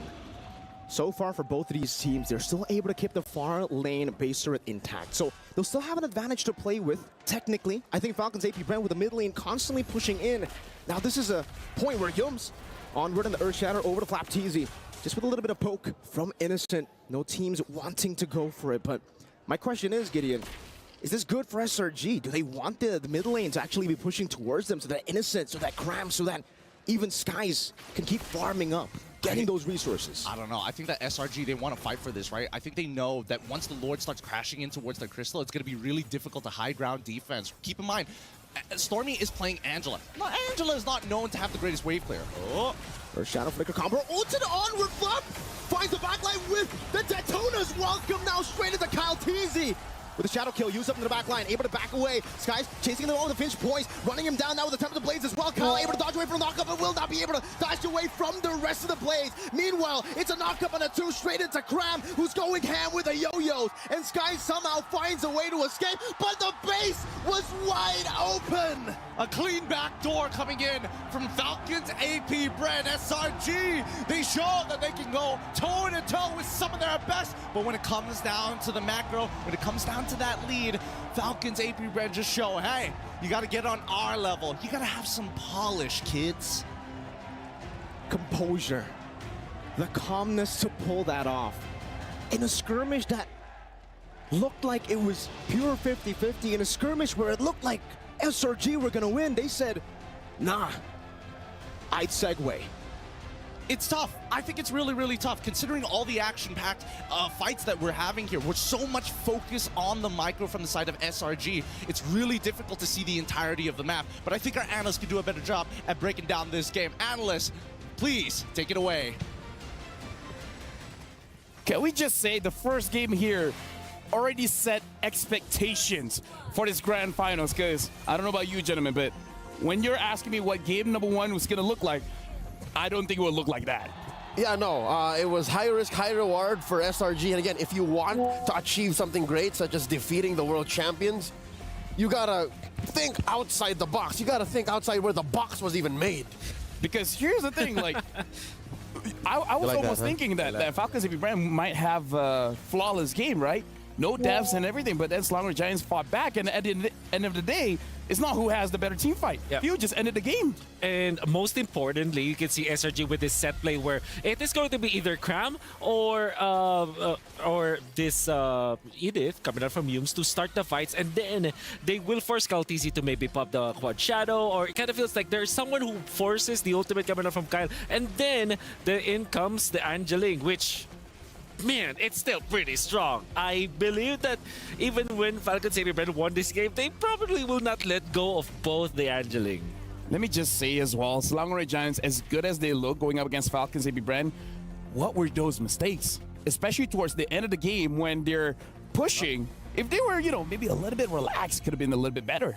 I'll tell you, Lafel, you mentioned it already. The beginning and the end are where they made their most mortal sins. Number 1, they drafted very greedy. Yes. They have very little wave clear, very little vision that they can actively throw out to protect this very late game-centric lineup. And then second is towards the end. Again, Coach Vecchi knows that PH teams are so good at macro. They've got so consumed by the team fight that they forgot. Few tried to do this just a couple of days ago. I mean, the thing is, Stormy did go back, but that's an Angela, Yeah. Maybe it was a Lilia or something, maybe. Exactly. There's clearly the only, if you think about it, the only legitimate wave clear that SRG has is when Edith pops the ultimate. Oh. That's probably, but obviously that's not gonna happen. CC clears the lane slowly. Oh yeah. Moskov takes his time, but again in the late game, maybe if you angle it properly, you're gonna clear it better, And even with Edith, you're also besides the skills, your basic attacks just still hit one at a time. Exactly. So, yeah, we did say that there was a glaring problem. Man, imagine if they just had X-Borg. But here's the thing. It almost worked out. They were already in the base, but they forced it. Man. If they didn't force it, could have looked different. I hate to tell you this, but in the grand finals, almost will never caught it. Yeah. Now I guess maybe 3 mortal sins, right? Beginning, the end, and that last one, the push, the force push at the bottom. Yeah. But still, I gotta say, though, that was when Gideon asked, "Are you not entertained?" Man, I was. Oh yeah, it was definitely entertaining. It was definitely. It's so entertaining that even we watching, like off camera, like we will tell you guys, we went through our own cycle of emotions. Yes. There was a video I don't know how footage to of feel. it. Yeah. There was a video footage of it. It's rolling now. Yeah, but again, honestly, like, I like the risky draft because, again, like, we had this talk, Leo, if you don't take the risk, how are you going to defeat the world champions? It's just that I kind of feel like when it comes to the gameplay, ending the game, like, I feel like 2 or 3 times SRG got wiped out where they really shouldn't have. And once FCAP got wiped out, which I think was what sunk my stomach. What really, that roller coaster of emotions went through, like, oh no, they can win, they can do this. Yeah. And Wolf and I would have to eat our words because even ending and concluding the draft, I was like, yo, that's super greedy. Yep. And maybe through the sheer team fighting skills, they could have gotten away with it, but... Yeah. Nevertheless, if there was a team that I would allow to be greedy, I think now SRG has proven their worth for that regard. Because I think that they have a clear idea of what they want to start. If you look at the game and just dissect it, you're going to see a pattern coming up from SRG, which kind of tells me this is a set play that they have rehearsed so much and they know from 0 to 100 and they execute it properly, actually. Honestly, I want to know a little bit more about that. Can you show us with Bob, with the telestrator, what you mean? Yep. Okay, so thank you for allowing me to do this, actually. Let's just rewind. This is a T-fight that eventually Bren won, but it was a testament to how good the angeling was and the fact that it was SRG. And Bob doesn't want to rewind. Well, now he's rewinding. Okay, so thanks, Bob. Okay, so thanks, Bob. This is us rewinding this. Okay, so first off, you can see that it is Kyle TZ in this spot. Well, you cannot see him because he is under. He's in Oki Shadow. So, yeah. Yep. But that means that he activated his ultimate. So that is a launch pad. The guys identifies, okay, you don't have an ultimate, you did. And there is a lot of stuff that's happening onto the backlines. FCAP actually chose to chase, and they were able to do it. Now, in this time, we don't even need to highlight anything. This is more about like min-maxing from both teams. In fact, all players are God mode in this case. Look at how they go in and out. Innocent was amazing. Few was really, toying with death. Super Marco was going in and out, making sure that he has the Lycan Pounce. Ogwin as well, utilizing his teammates. Ooh. And now they will not turret juggle. They will juggle Innocent. It was a rope-a-dope. It was an alley-oop. And if I'm not mistaken, there was a... beautiful. A sliver of a second, a nanosecond, Exactly. wherein Cram went... I think he wanted to throw some spell vamp out and then maybe survive and then give the kill over to Innocent. That's right. But there were, if I'm not mistaken, 3 members of Falcon's AP Bren there, and I think they thought one went back. So, again, take risks where you can, because if you want to beat the world champions, that's how you do it. I gotta say, this kind of games is where Super Marco gets the name Bulletproof. But with that being said, we gotta look at our Sony MVP, and it's gonna be few on this Julian. And I gotta say, he did a lot. Like, damage, escaping death. Yeah. Ended the game single-handedly. Ending the game. Dude, yeah. he did it all. Yeah, I believe that Few is so much of an expert in this Julian, in a way that the entire team kind of became very comfortable on how he plays the Julian. And I'm saying that because the chain stuns coming out from Falcon's AP Bren were perfect. They're utilizing either Ogwin first, or it will be Few first, and then they will get the damage output done, and then they go in and out. I believe that Few should not be given the Julian. In fact, I would say Falcon's AP Bren are way too comfortable picking up the Julian because 2 people can pick it up. Would you say that it's a detriment to allow it to open? Like, it's your loss if you leave it open? I would say yes. Ban it out then. Yeah, I would say yes. And start. Same can be said though about the angeling. Maybe take out one of the 2 components. Just at least one. Just at least one. I think between Angela and Ling, I think, especially because you're playing up against the SRG, just play the Ling, right? Yeah, I would agree.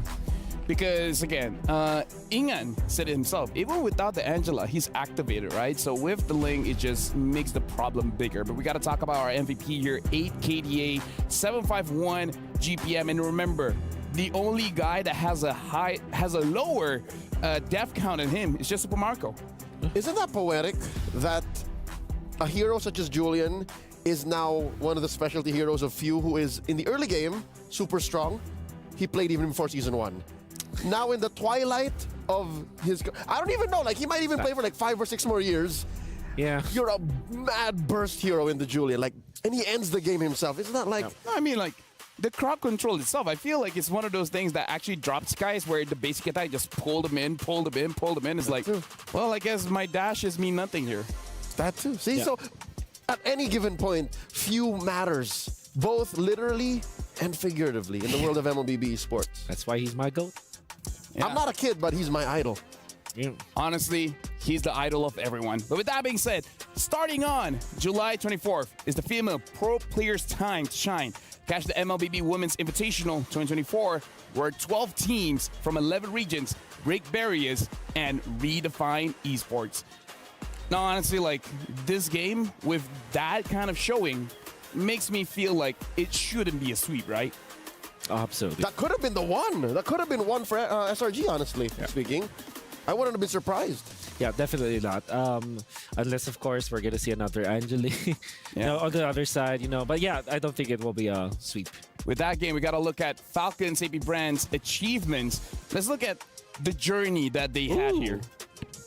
Wow. Ever since rebuilding in 2022, they, again, have been a trust the process kind of team. Yep. And this is not the output you want. Is this not the best case scenario for output after such a long, drawn-out process? This is going to be a template for esports in general, particularly mobile esports, right? Yep. Because now you're going to look at a team that is not composed of like super... that started out as a super team, or it started out like an all-star team. They made all-stars out of their players. That's amazing for FCAP. Looking at the stats here, honestly, only average damage per minute and unique heroes is won by SRG. Everything else is by Falcons AP Brand, especially looking at that KDA. It's like, what, double? Yeah. Then again... Can we both agree, can we all agree that this is, that stats probably will never be able to describe the two teams? Yeah, there's some things you can deduce. Yeah. Some things that are results of the way they perform. But in the end, numbers are just numbers. Yeah. You tell me that that game was close and you show me the timer, you show me the results post-game, I would not have seen the full picture. Yeah, for sure. Yeah, I don't even use a calculator anymore. What is a calculator? Actually, you know, is there one in my phone? I just asked Sanford. Ah, yeah. He's a human calculator. Yeah, I just asked him for help. Now we got to look at the There it draft is. Here we go. We're nailing it right in the head. Very first ban. SRG is going to be blue side. Falcons AP Brand, red side, banning out a chip as well. Yeah. So how bad is this? Would you say that the Julian is worse than the Luyi? Because what if it comes down to it?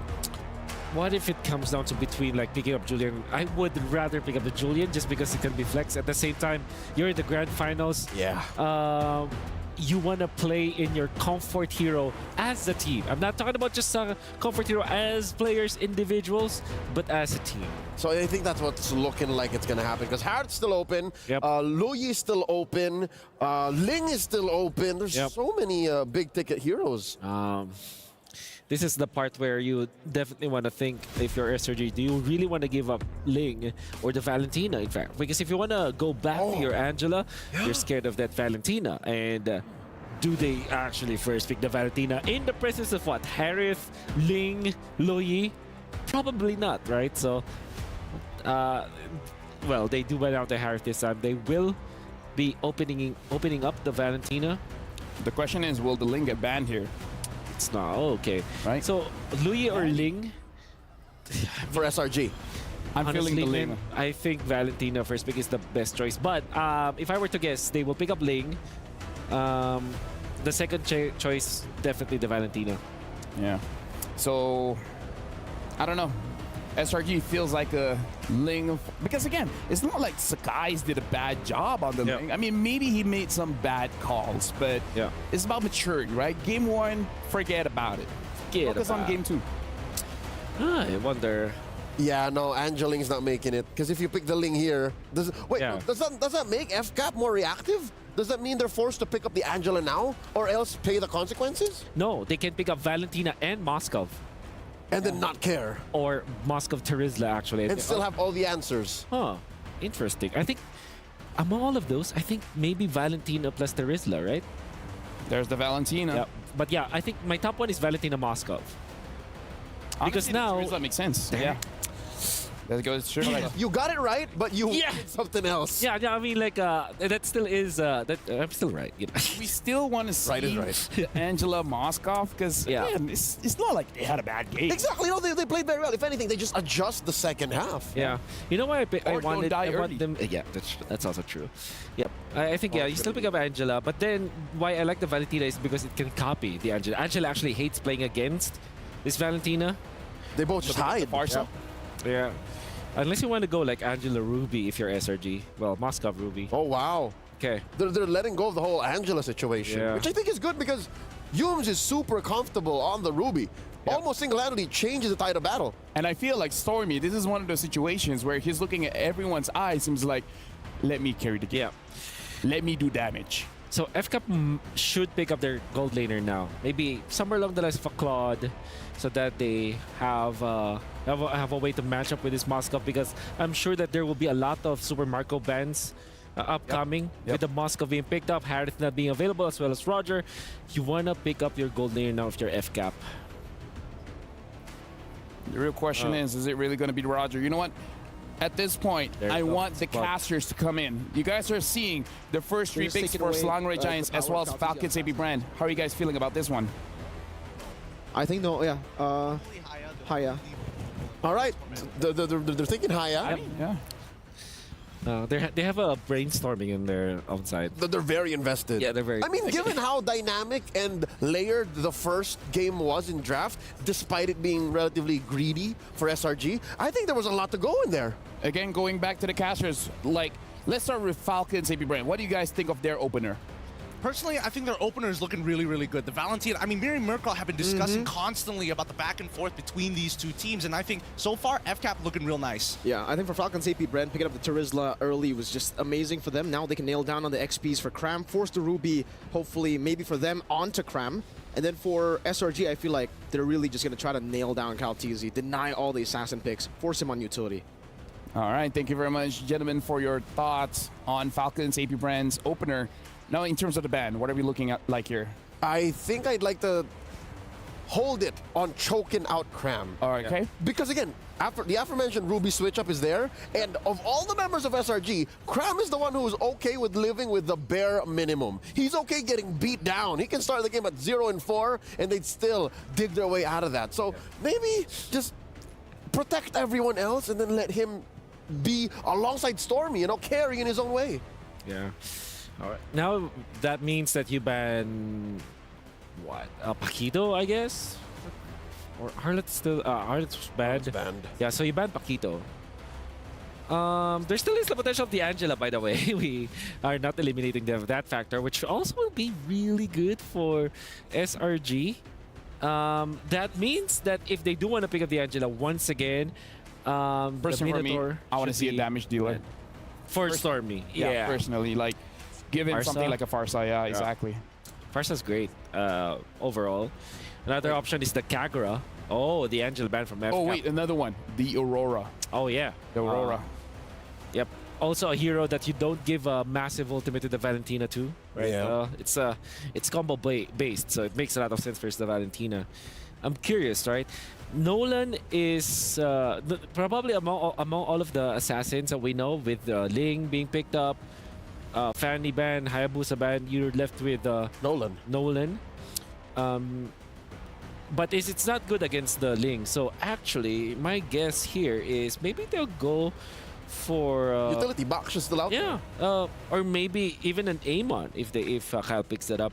But here's an interesting thought. Maybe what if they go the Echo, the Team Liquid Echo route, where they pick up Guinevere, right? That's a pocket pick. Haven't seen Kyle Teasy on one in a while.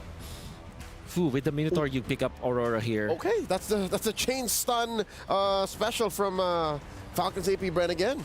Yeah. Chain stun, chain knock up. Yeah, or maybe a Navaria. How about a Navaria for SRG? I mean, that does solve the vision situation. Doesn't really give much burst, but allows for you to control the flow of combat. Navaria and Edith looks really good here for SRG. It's a good close-up on their already solid lineup with two important cores. You have the Ruby for eventually for Cram, or the Edith.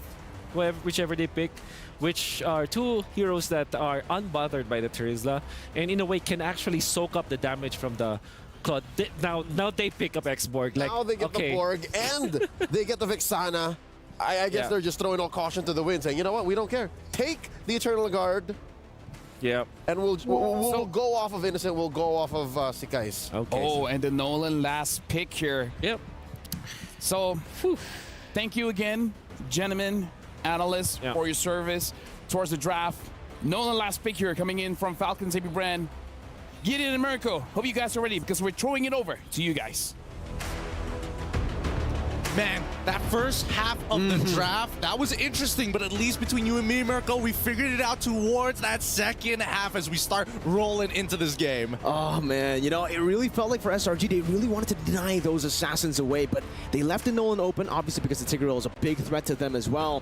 But now that Kyle is on an assassin that can match the Ling when it comes to farm, it's scary. They have a Terizla as well. This is a very similar composition that they used to beat Liquid Echo just yesterday, or 2 days ago. And that's the thing, right? It's just a one-to-one solution. Hopefully the pieces are going to start falling into place. We're going to see whether our Malaysian representatives has what it takes to even take away a singular game in this best of 7 from the final bosses, the gods of the games.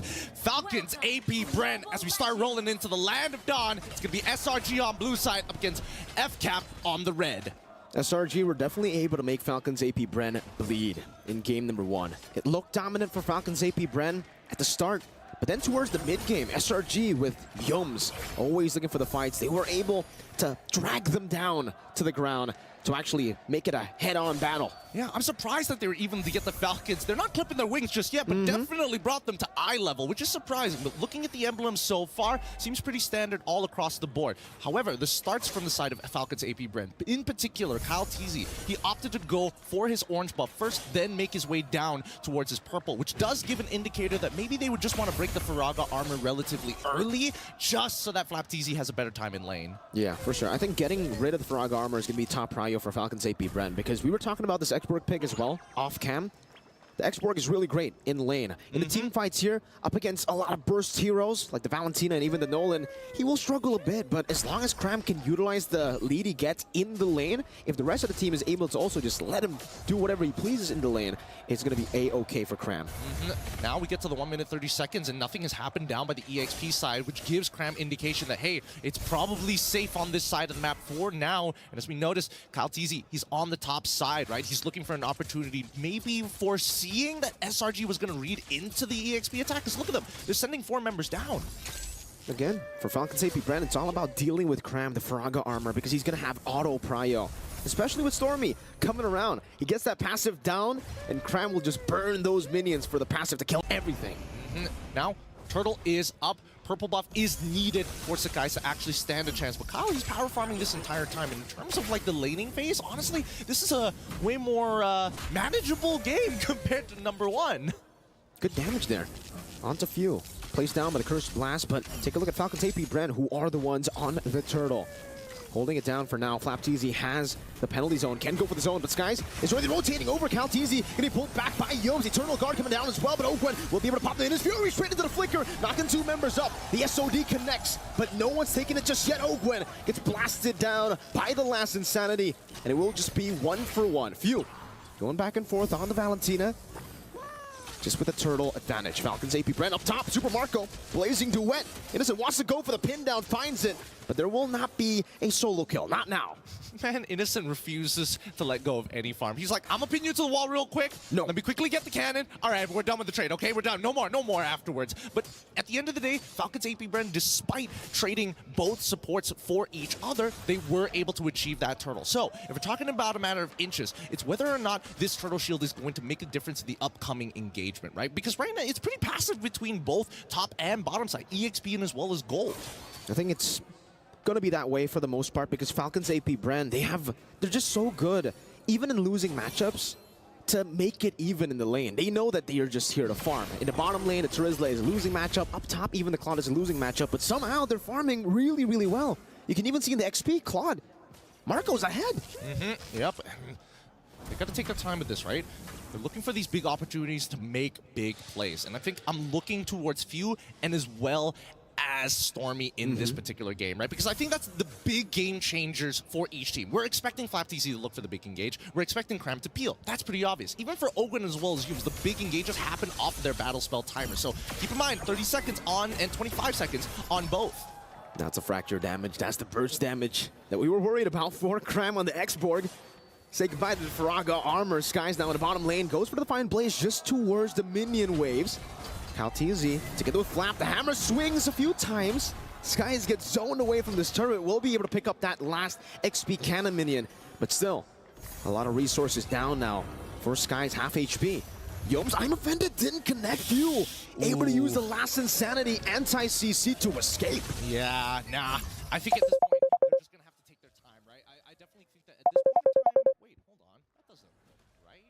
Kramer's got a little more health with that, but still, good patience coming in from Skies, right? His ult is such a big resource for him that he needs to hold for as long as possible. At the same time, where's the Minoan's Fury? Time, not that well. Eternal Guard, Midas Fury, though, catches them. Skies gets knocked them straight into the penalty zone. And now with the last Insanity, Cram, he's trying to burn them down. Is forced to flicker backwards. Falcons AP Bren. It's Few with the steal on the last Insanity. Ogwen's trying to pin him down under that turret. But Cram knows better than to stay in the bottom lane all alone. Innocent up top now. KyleTZ comes in. Innocent still able to survive for a bit, but not for long. Not against the TZ Air. Nicely done coming in from Kyle, right? I mean, if you can... Whoa. Calm down. They really want to deny Skies any kind of farm. It's getting tough for Skies. 3 levels down against the Nolan. That was a threat that we were talking about as well in the draft. The Nolan can match the farm speed of Ling. So with the Terizla, so much prio. Now with Ogwen walking forward against Cram, FlapTZ can swing the hammer down with the cannon minion. The Skies will be forced to just go for that purple buff up top. Let's look at this replay one more time here, because again, the way, man, the fact that KyleTZ just using the ult as a gap closer rather than I want the burst damage, knowing that Innocent still has his dashes, just goes to show Falcons AP Bren, they got really clean communication. Like Super Marco's informing him about what is available to make these plays effective. Calculated, always calculated. Maybe that's why he earned the name TZ behind him, right? But again, for SRG, it'll come down to how they're able to slow the game down, but then make those off-angle engages. Yoms, again in the mid lane, getting chunked down. You have a game fact. Yep, Stormy leads MSC 2024 with the highest average assists per game at 10.2. He's not looking for those big plays. Oh, wait, hold on. Speed of Misery, but it's all to the backline straight into the blazing duet by Super Marco! What the heck was that? Skies gets the Tempest of Blaze, but Super Marco just guns him down to pick up a Maniac! What a Maniac coming in for your boy Super Marco at 1 HP. We need a replay of that. We 100%. So we see the initial pushback 3. What? Eternal Guard hits. Where does it happen? Penalty zone hits 3, and Kyle just has so much damage. He has so much. He sets it up perfectly for Super Marco to walk in for free, and despite all of that, it just goes to show the jungle diff at this point of time. The 3-level lead that KyleTZ has really making the difference. And let's look at the gold difference. Yup, he's still 2K ahead. Super Marco. There's a reason he has Super in front of his name. Time and time again, he decides to flex that Super name. Standing in front, no, below a Ling. He got knocked up. He's like, nah, Purify. He was getting stabbed. He's like, nah, I got guns. He's so brave. I don't know. Sometimes it feels like he teases people like, oh, I'm going to take off the bulletproof vest this time. Nah, there's still plating underneath it. Joke's on you. But with this being said, right, Falcons AP Bren, they slipped up in game number 1 when Selangor Red Giants hit a power spike, and they managed to out-micro them in a singular fight to turn things around and find that momentum. I'm expecting that Falcons AP Bren is going to take a much slower approach this time, and yeah, that's what we're seeing, right? They're not sending everybody. They're just, oh, if we hit it, then sure. If we don't hit it, we start backing up and waiting for the refreshes. It's all about poke, I feel, right, at this point of the game, especially considering for Cram, he wants to stay in these team fights for a long time. So if Falcons AP Bren can just burst that Faraga armor down, nah, you can't really do much anymore. You're going to be forced to wait for the reset, for the regen of the Faraga armor. But yeah, man, Super Marco. He's like Kakashi with his mask, but Super Marco with his vest. Technically, you take it off, there's another vest down there, there's another plate down there. But at least for Skies, he is looking for farm. On the right place, Yums. I thought he was going to be bursted down there, knowing how far ahead Kyle is. But he just walks up, and Skies is able to get a trade. Few, though, He can stop us if he wants to. No, I don't think he spots it on. He checks it and he cancels it just to slow him down even further. How annoying. Worst yet, I think that Falcon's AP Bren are in a great position because honestly, View, he has his two frontliners to create that space for him, and SRG don't have that same capability. Stormy is playing at the very edge of his max range, where View, he can stay as far away as he wants to. Oh, Flapteasy set it up for me, and Ogren follows up. I can go in and out. Oh, look at the burst damage. On towards him, baiting out the Eternal Guard for Peel. Skies is forced back as well. Cram is very low. And they can just stand there. Innocent up top, finding a turret. But look at that view again. Able to find the last insanity. That's a blazing duet. Skies steals the Lord somehow, some way. Marco gets the unstoppable. And Innocent gets a turret. That's a tempo breaker. That's the clearest indication. Look, wait. Let's see. Look at the Lord health. We know what's going to happen. Tempest the Blades comes out the penalty zone. Lands first. Man. 2 levels. A millisecond off. Kyle didn't get his retribution off. He wasn't expecting it. That's really unfortunate. Oh my goodness. And not to mention, right, after everything they got, the Eternal Guard, they also forced Yums to actually flicker out of the way. Technically, that's unacceptable. Falcons AP Bren set that up perfectly. They had everything in their cards. But then, up top, that's where Innocent got picked off as well, by the way. But for SRG, Miracle Workers, Kyle walking up again, trying to get that passive down, unable to do so. Skies wants the 1v1. Ooh. Jumps back forward, doesn't have the purple buff, needs to respect that the energy can be depleted. Yoms able to escape Eternal Guard, knock TZ out. Penalty zone from Flap.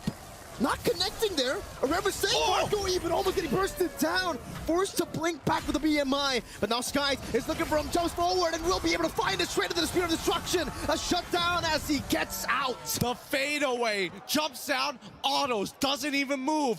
One more auto and walks off. Holy, SRG find a way to crawl back into this game despite everything that's happened. It looks like Falcons AB Red, they're trying to regroup here. They go.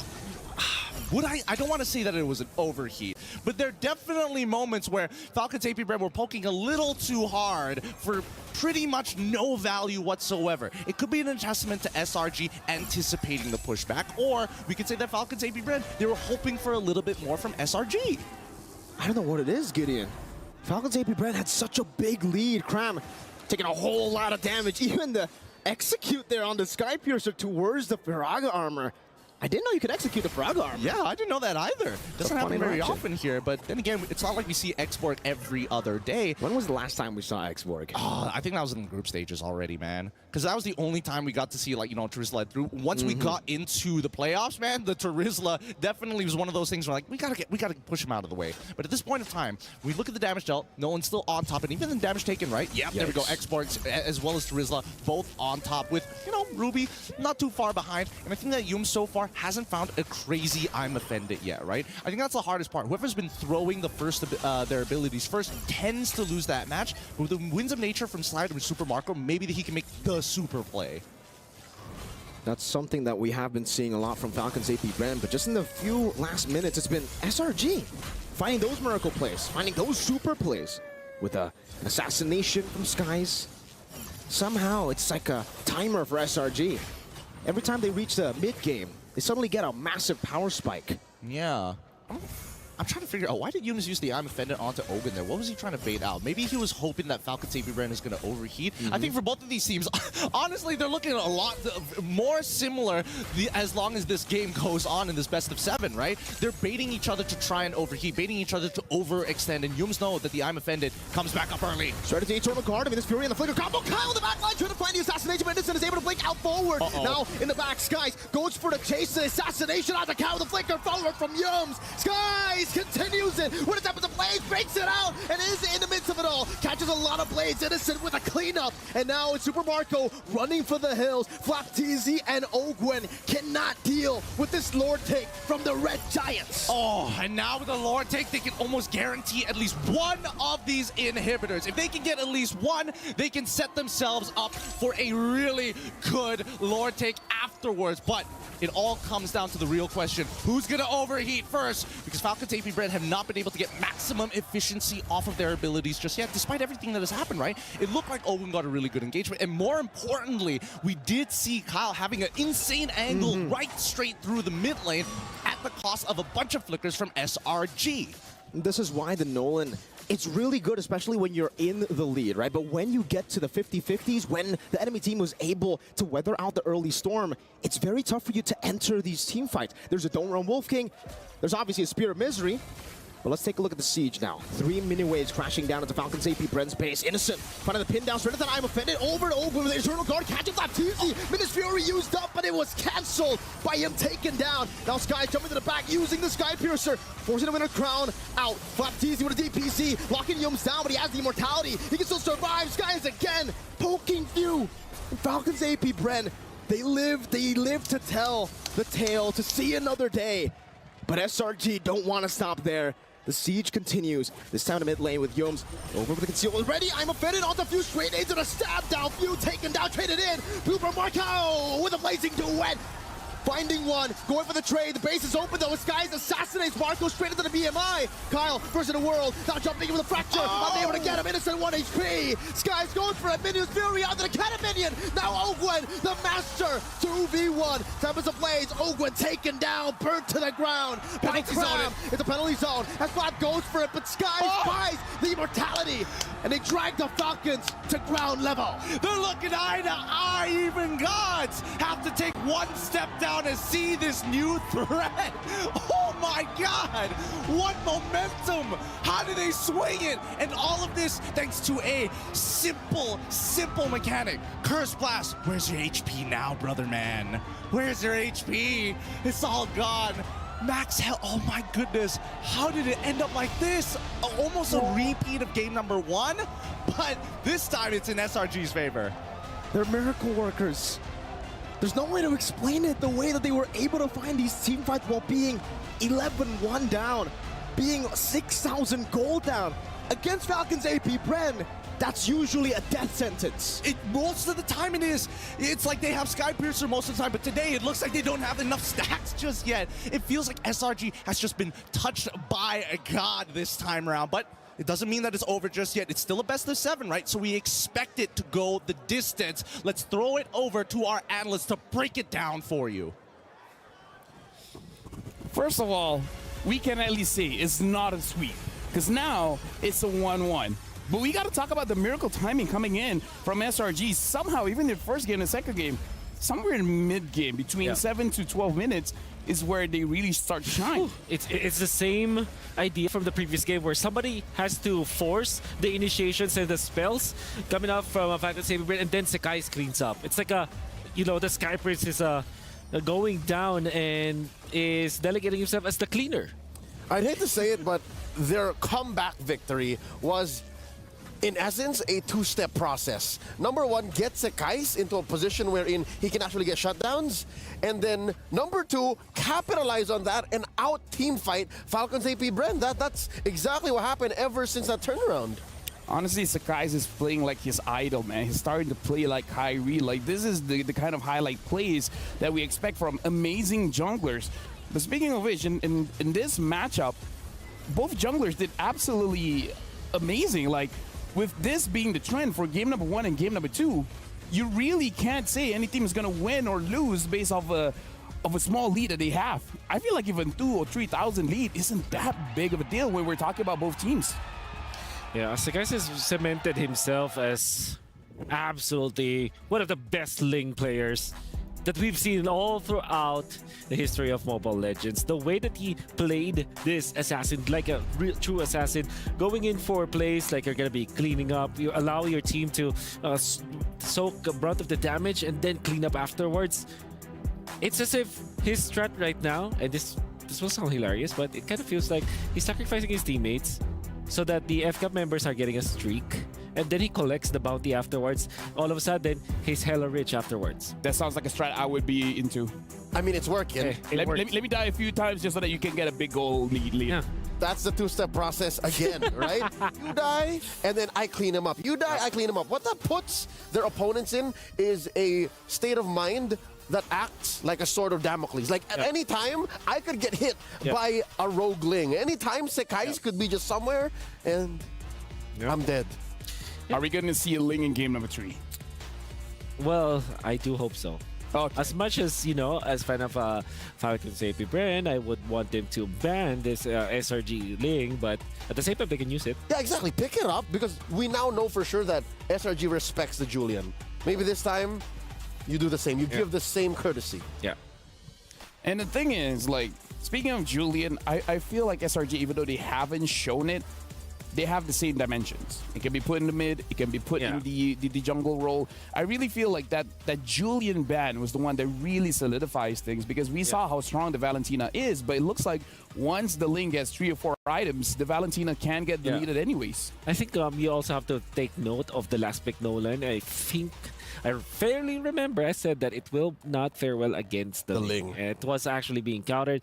I understood when they did execute that it was early game centric, which was true. Nolan is a very early game centric hero, but come the late game, you see how it suffered. After one full combo, you have to get out because otherwise you'll be taken out afterwards. So that made me think like maybe there are other options there available for counter. Yeah, the Ling is, the Nolan is too much of a specific tool for a job that he can do very well, but take him outside of that situation, go past the 13, 14-minute mark, be inside your base, and as the Nolan, you're just wondering, like, what do I do with all these rifts? Yeah. So, Wolf, help us understand a little bit more. Let's dive right in with the Telestrator. Yeah, this is where all things went in favor of SRG. All right, so you're gonna see this is the second Lord of the game that will eventually be in favor of SRG. And what I want you to take note before I play this clip is that the members of SRG will force the ultimates first from FCAP. FCAP will actually burn out all of the resources, and then they will kite them out of it.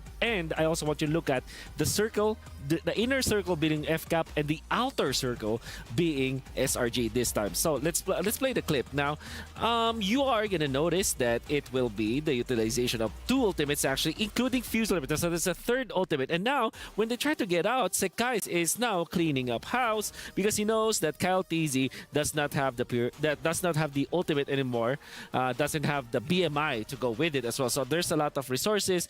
He does have the Purify, but come on, Purify can't help you in there. But you also have to take note about Yumes because the idea here for SRG is after FCAP already spent their ultimates, they will go in. Yume still has the flicker. You can go flicker second skill. That's the beauty of the Ruby, and that's exactly what is going to happen. Cal TZ cannot react to that ever so quickly. Then you still have the ultimate on Sekai. He's just cleaning up house. At this point, there are no ultimates. No resources that FCAP can use because they have lost both Few as well as Cal TZ in this situation. It's a masterful refinement of their Game 1 draft. Yeah. They ended up with so much more resources, whether it be in ults, in battle spells, or just in sheer use of space. Yeah. Because the Ruby closes the gap, not just for you, because Ruby is a negative gain, right? She displaces you and pulls you closer to your opponent's box. So it's such a perfect way of reading what happened in Game 1 that it allowed for SRG to play to their comfort. There was literally the early game and part of the mid for FCAP, and then once they got over that hurdle, it was all SRG. And now we got to look at our Sony MVP, and it's going to be the Sky Prince Skies, where again, we got to talk about this. Like, we've seen Falcon Safety Bren being able to deal with the Ling, but again, I'm pretty sure the way that Skies has been playing it deserves respect back. Yeah, definitely. Or pick up, of course. We can see that for SRG, they're playing the Ling as a team as well. Like I said, they're sacrificing themselves. They're forcing some ultimates first.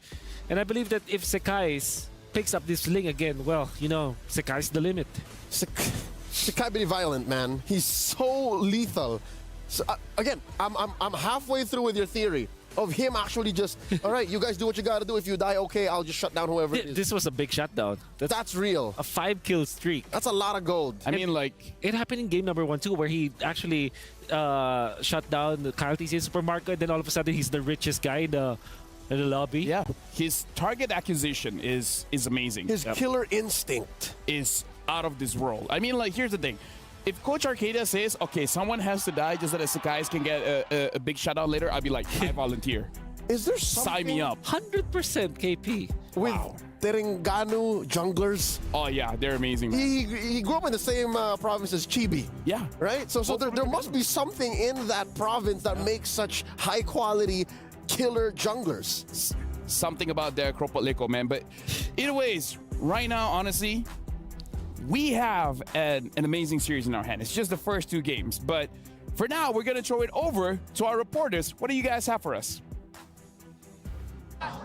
We are live at the Amazon Arena. I'm joined by Turner and DJY all the way out from Malaysia. DJY, how are you feeling? What emotions are going through your head right now, sitting with the live audience, watching your team in the grand finals? It's not looking too good right now, man. AB Bren is leading by 1 point, but it might even go to 2 points right now. But it's okay, man. I believe Malaysia can come back from this, because I still believe that it's going to be a 4-2 in favor of Selangor Red Giants. Okay, so your expected outcome is a 4-2. Now, is that a non-biased opinion? Do you really think the Selangor Red Giants can come back from this? Because it looks like they are head-to-head with the Titans of Mlbb right now. Yeah, it's kind of hard to say, man, because if I'm being non-biased, right? People say that Malaysia is an easy server, so, you know, maybe AB Bren can actually win this, but, you know, I still have hopes for Malaysia. So, you know, as a Malaysia, we gotta keep supporting Malaysia, man. Selangor Red Giants. Now, the audience is going wild right now. What message would you have to give over to SRG to push through the series? What? What message would you have to give the SRG to push through the series? What message do I have? Just play more assassins. Don't play tank and junglers. I think that is the key to victory. That's the secret of victory of Selangor Red Giants. All right, thank you so much, DJY. Thank you so much, Weezy, as well, because we're going to send it back to the studio. And of course, good luck to the Selangor Red Giants. Well, for DJY, clearly he didn't see game 2 coming, because he's like, that's probably 2-0. Well, now it's a 1-1. Now, he said he wants more assassins coming in from SRG. I wonder, though, does Sakai's have something else besides the Ling? Because, again, is it going to be taken away or going to get banned? There's half a dozen valid assassins right now. I'm sure he plays half of them, even if the Ling does get stolen. Ling is probably up top when it comes to like the ceiling, so he probably knows how to play like either Hayabusa, you know, Nolan, maybe Fanny was banned before. Yeah. Elkert Jungle.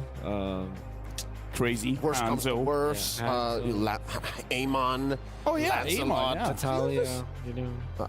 Maybe. Natalia has a bit of a stretch, though. It's a bit difficult. Yeah. I mean, if that attitude, it's him. You know? But yeah, we're jumping in the draft here. It's going to be very interesting to see who's going to be on blue side, because I feel like if Falcons AB Bren gets the blue side, it's going to be very difficult for Selangor Red Giants, where they have to consider they have to be the ones banning out that Ling. It looks like Falcons AB Bren is on blue side, SRG is on red side. All right, if this continues and the trend is whoever does better in blue means the draft is a huge influence. It really does dictate who comes in with an advantage.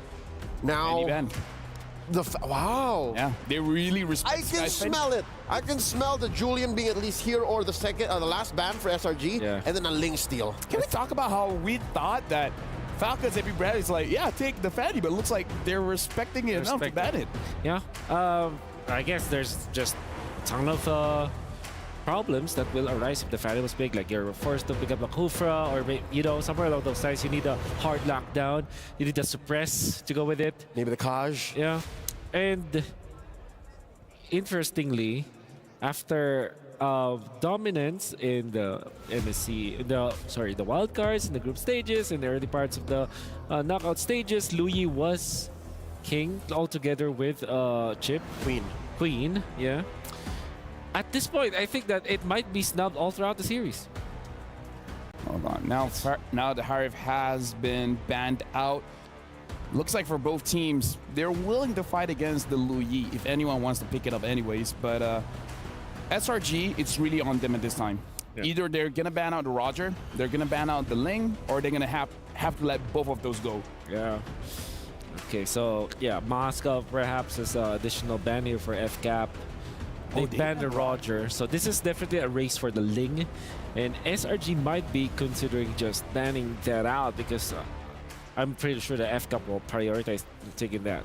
If that happens, if this is indeed the Ling ban, does FCAP go Luyi or Julian? I think they will go Julian.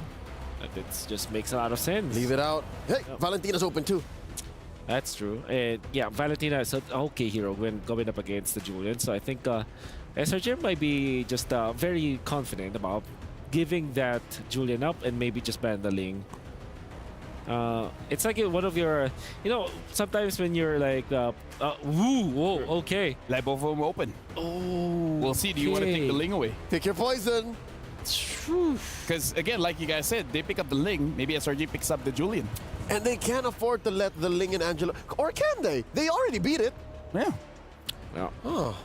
So that's definitely the Ling for Falcon Saber Bren. You answered this with a Valentina. Oh no, you answered with Angela. Julian. Whoa! It's their turn! I mean, again, like we just said, you take the Ling, I take the Julian. This right? Could be, yeah. Stormy. I'm sure you trust your boy. I trust my boy, man. Yeah. The Mage Prodigy, I'm sure, has a Julian in him. Yeah, that's the thing. Like, the last time he used the Julian, that was like, what, season 10, season 9 or something like that. But years ago, my dog. But the thing is, when he's using the Julian, everyone else don't have to play. Yeah. He'll get all the kills. That'll be Valentina Moskov all the way, I believe. That'll feel great for the guys. Barretts. Barretts. How do you feel about this, Wolf? For you to pick up these heroes in the face of a Julian, which you know to play very well, this must be FCAP knowing the solution. Yeah, for sure. Yeah, for sure. But then that exposes CC. I think you pick up the CC now if you're SRG. Honestly, right now, I want to bring in the casters because for both Gideon and Mirko, I'm pretty sure you guys are watching the pick and bans here. So just want a general idea from you guys. What do you guys feel about the first 3 picks for both teams, FCAP as well as SRG? We're kind of freaking out here. We were expecting the Ling to get first pick, but then afterwards we were hoping for Yuzong, another vehicle, deny them, and even from SRG side, like they can pick their poison whenever they want to. They can really do that. I think at this point for SRG, going for, I mean, they already have the Julian, they go for the Claude here, and I get it. For both these, it's all about getting the Julian and the Claude into the mid to late game stage and then battle it out up against this composition. Wait, is this a Yums, Angela? Because if you are saying what we think we're saying, then there's a this chance. is a mid Julian and Again, it's like, it's not really Yums' play style, but Yums is the kind of guy that he's a soldier. You ask me to play Fanny Rome, I'll do it. It's actually a switch up in the dynamic. Correct me if I'm wrong, Lafel. Gideon, you're listening too. Because what I heard is Stormy says where to go, Yums drives. Yeah. Right? Stormy, so it's now Stormy doing the job and Yums just following up. I mean, if they do that, it really is like just saying to Falcon Saber Brand, what you guys can do, we can do it too. Speaking of which, now we're looking at the bans here. Valentina getting banned out, Yuzong getting banned out. What do you feel about this, Wolf? Yeah, Valentina, just a valid ban. I thought that should be the 3rd pick of FCAP, but they chose to go for the bats. Understandable because they want to secure that lane. I believe that you also ban what maybe interesting. I want to see ban Kadita because I mean, we see SRG fought the Julian mid with a Phoveus. Maybe they have some kind of fighter situation in mid that they want to bring up as well. Yeah, Fue is the first one to actually rock the mid Phoveus. The mid Phoveus. So, yep, that's a pretty strong hero to pick up. But I guess the other hero is maybe the Minotaur ban. They banned Tigreal instead. So I think this confirms Julian to be the mid, the jungle. I think. Oh really? Yeah. Huh. Because you don't. Makes sense. Yep.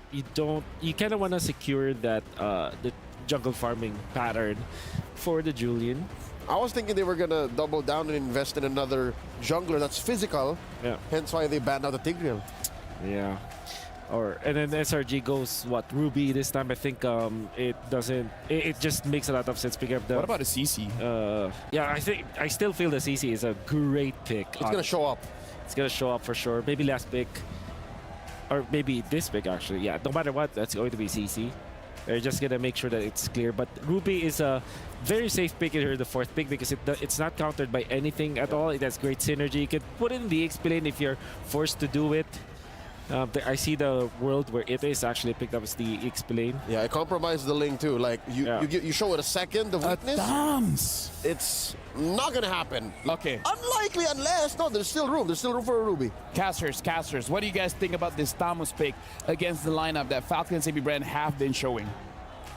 I think that, honestly, it's coming to a point where what exactly are they trying to do? And I think it's going to be playing for these early first turtles to try and get to that mid-game like Mirko was mentioning just now. And from FCAP's side, I mean, they've got to have some strong answers to this because the Barats already should be able to clear faster than the Thamas. It's all about capitalizing on the mid-game, yeah. It's all about capitalizing on the team fights because what the Thamas allows SRG to do is it allows kind of the whole team to buffer the engage, whereas the Moskov will have to really be careful as to how he actually goes into these team fights, and if he does go in a bit too early, the Vengeance will maul him. Yeah.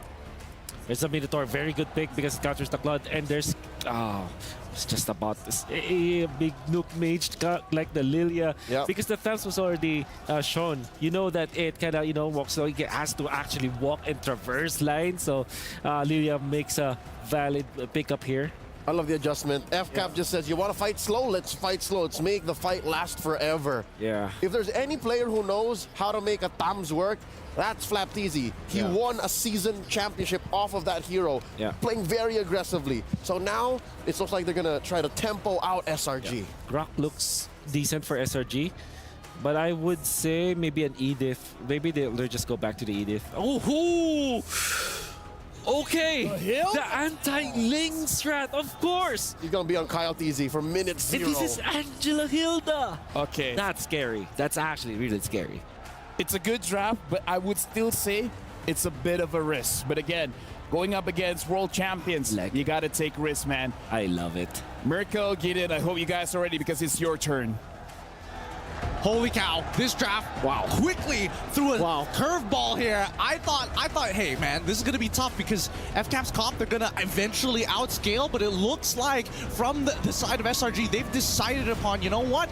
They've been winning out on the early game. It's time for us to show them what an early game looks like. Oh, this is gonna be really interesting to see for SRG because technically, yeah, they have a lot of great early game pressure, but even in the later stage, they have that Claw to carry them. Hopefully it's gonna be enough. We're coming into the land of dawn, boys and girls. It's game number 3. They've managed to jump as high as the Falcons, eye to eye. But can the Falcons soar even higher here in this match? Welcome to the land of dawn with Falcons. AP Bren on the blue side, SRG on the red. You can already see as the game gets started, the Hilda make a very aggressive maneuver in towards the enemy purple buff here. As the Angela definitely have to go and deal with the waves. And this is why the Lilia is going to be so good for Falcons AP Bren. They get so much more prio and they can rotate over to Yums. Right now, he's already kind of struggling to actually get in the vicinity of that purple buff. Stormy has cleared it out. Kyle TZ on it. He'll be forced to maybe use the Retribution at this point because Yums, he is there trying to screen it out. Kyle TZ bringing it into the bush. Retribution is going to be used. Yes, it does. Yums, successful invade. Yep, really nicely done, but this means that he might just be going down here to Kyle, right? He is using Warcry. Okay. Flickers out. Yums now doing some damage back. Now with the help of Few, this should be first blood over to Kyle TZ. Look at the tempo, though, on the bottom side. After the EXP has been pushed out, they're getting Julian involved to start stealing away 1 or 2 camps here. So at least for Sagai's, despite Kyle TZ getting 1 kill, he is a level ahead. The gold for XP trade. I don't know how that's going to actually help SRG later on, but seriously, if Skies is able to steal a Lord with 2 levels down, I can only imagine if he's the one ahead that he'll not miss a single retry. Well, we'll see whether Kyle actually still has his retry, considering how much pressure is being applied to him right now by Yums, right? We're expecting Yums to get even more aggressive after the 2-minute mark because then he's not going to get punished as heavily once he's invading those jungles. But take a look at this, right? They're setting up a potential counterattack here down on the bottom side, but SRG sense it. Again, for Kyle, it's really tough for him to actually maneuver around because if he gets poked down, it's very tough for a Ling up against this kind of composition already. The Julian is actually a great pick against the Ling, so now that if he ever gets chunked before he enters, he's going to be punished even more. And SRG know it. That's why they're not in any rush to go for a neutral objective.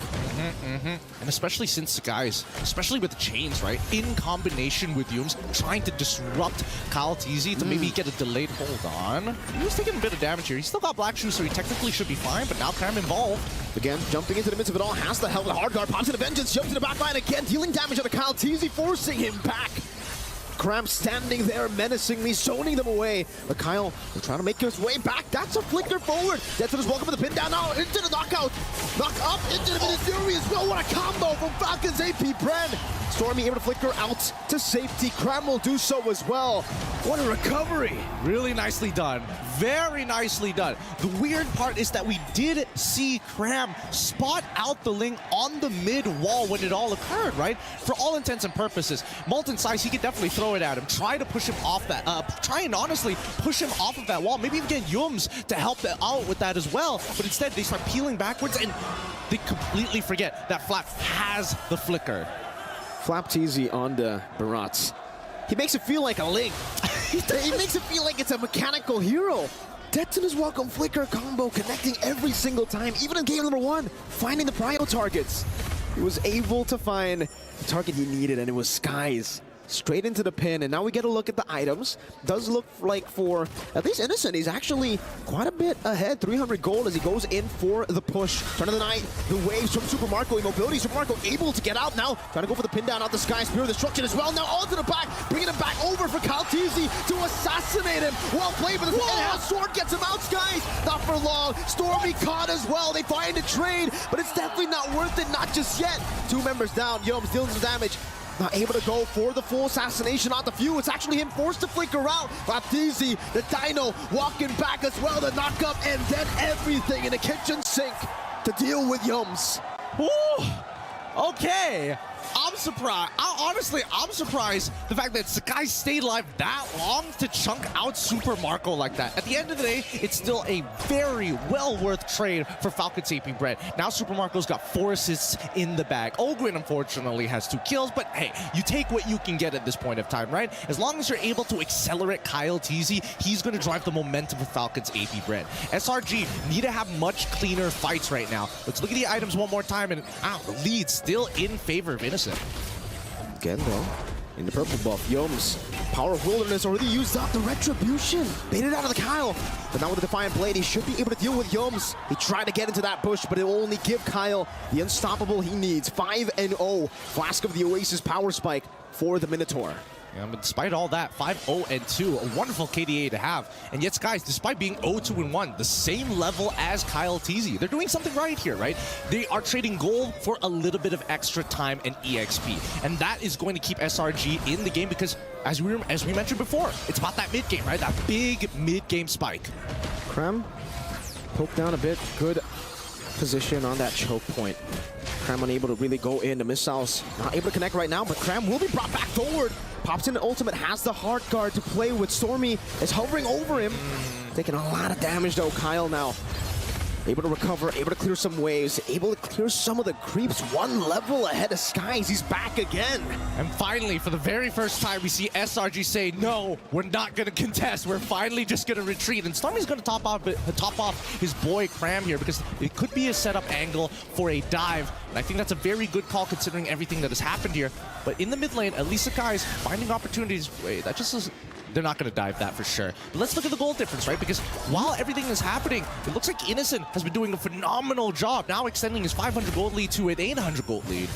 He can go band for band. He can go M for M with Super Marco. I was not going to follow up you on that reference. I knew you were going to pull it out as well. Let's look at the items because now you can see that the 800 golds make only the slightest difference, right? It's Golden Staff already built on top of that DHS. But let's cut back to the supports because the Flask of Oasis is going to be a lot better than just Steel Paints. Gotta be careful though. Look at this. The Dynoman up top. Oh, one with the knock up, getting chunked down. It's a bit of damage. I think it was from the turret, Yums, and then a few basic attacks from Innocent too. Now walking up forward. BMI defensively again. Both teams really just looking for an angle to find an advantage. Yeah, I'm curious to see what Kyle TZ has built. I just saw the GDS actually getting purchased, and I don't know if he's fast-forwarding the GDS instead of getting the Haasclaw, or maybe he already has the Haasclaw in time on top of the Berserker's Fury, right? That's the atypical build that we like to see. Wait, he's not gonna... Forcing Tempest of Blade, Skies has the enhanced sword, goes for the chase down, has the heart guard to help him too. Kyle TZ gets out. And SRG want to capitalize. Cram straight into the bottom lane. Wants to cut this wave to find that prio. And it just goes to show that KDA isn't everything to all of our ranked demons out there, man. Like, look at that. He's a full level down, and you compare it 5-0-2 to 0-2-1. In what world does that win? In this world. 7 minutes in, Game 3 of the Grand Finals of MSC 2024. But Super Marco will be able to utilize that advantage up top, the 3-man advantage, to take a Tier 1. Now straight into the bottom lane, utilizing the movement speed, but SRG are on it. Sky, Stormy, and Cram. Look at maneuvers coming in from Falcon's AP Bren, trying to recover the space. Need to be chunked by Yums. Forced to flick around, actually. Super Marco with the Abyss Walker, also with the Spirit of Misery, trying to really go for the poke onto Innocent as Calteezy holds on it. No purple buff on him. Flapteezy, in the midst of it all, caught in the poke. So much poke placed on him, still able to flicker next to this Welcome, finding Skies again, and this time it's going to be Skies, dealing some damage back again. Ogre with a mock-up, Calteezy with a blaze, still able to survive, Cram with a vengeance, Yums in the back, it's Skies getting soloed. Ogwin will fall as well to Innocent. A trade for now. The Falcons AP Bren, they secure all 3 neutral objectives. I mean, at this point, I bet even the audience is tired of like, how does only 2 people die? Despite everything that has happened, these battle spells, these flickers especially are proving extremely valuable. I would have imagined at the very minimum that maybe few probably needed to purify or something, but even Flapteezy, wow, that was just, man, how does he get away with this? I can't believe he's done it. What, at this point, I don't even know how many times he's done it, but the fact that he keeps getting Skies, and in game 1 he kept getting Innocent. Barat's the death to his welcome. Usually we see the death to his welcome miss, especially when it's coming with the flicker. This guy still gets it every single time. Man's got aimbots somehow. It's inbuilt to his fingers somehow. I don't know. There's no explanation for it. There is an explanation. Good. What is the explanation? Tobey Maguire got bit by a spider. Flapteezy got bit by a goat. This guy is just, he's too good. He's too good. But at the same time, right, SRG continue to try and keep it even with Falcon's AP Bren. Yes, it is a 3K differential between the 2 teams, but we've seen time and time again that SRG have made miracles happen, and Falcon's AP Bren are now taking a much slower approach to SRG than they have before. They're not just throwing people at the wall and hoping that it sticks. Here, though, you can see Yom's trying to screen out Skies, able to clear out the mini wave in the bottom lane. And again, for Selangor Red Giants, they have a really good way to actually minimize their losses, right? Every single time they're actually behind, when they don't have tempo around the map, they're still able to catch every single wave, while also denying any pickoff from happening, which is very, very impressive up against a team like Falcons AP Bren. Usually a 1,000 gold lead means that it will give them a billion more opportunities to look for pickoffs around the map.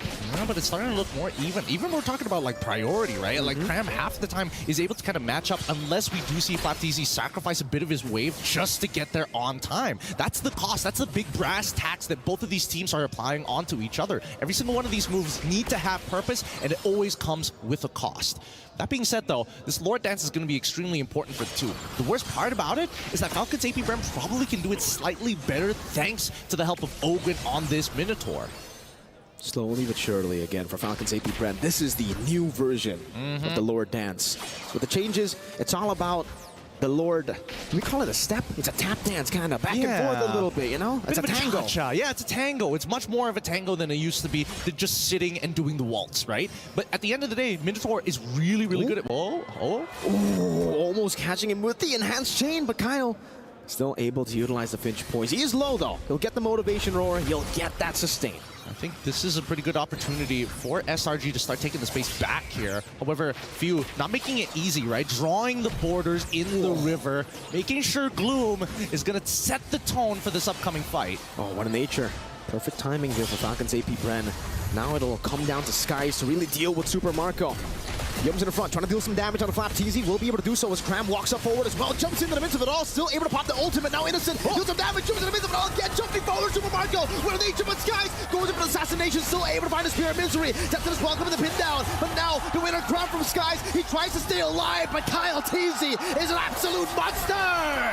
With 5-3 so far, Kyle, he's not going to die here, but look, 12-2, and SRG finally making a big mistake here. As we look at the replay, this looked like a great engage, and I think it was a good idea that even Yum's flickering forward to try and disrupt the backline, especially since Super Marco honestly was in a pretty dangerous position. Now they're in their base. Can they close it? Stormy trying his best to actually evade from him. The Cannon Minion not in range just yet. Cram, he dealt. He did what he needed to. He stopped the minion from getting into the range. But still, it's another 2 members down. At this point, like you mentioned before, Wind of Nature came at a very convenient time for Super Marco. Without that, he probably would have died to Sakai's or wouldn't have enough health to actually survive from him. Luckily, he still played it as best as he could. Oh, God. Young's pinned down, flicker forward, enhanced sword from Sky, Spear of Destruction! Super Marco with a chase forward to find a double! A statement piece by Falcons AP Bren with a double kill from Super Marco. But they gotta breathe for a moment. These chain deaths from SRG is supercharging Falcons AP Bren as they're pushing the momentum to the crystal.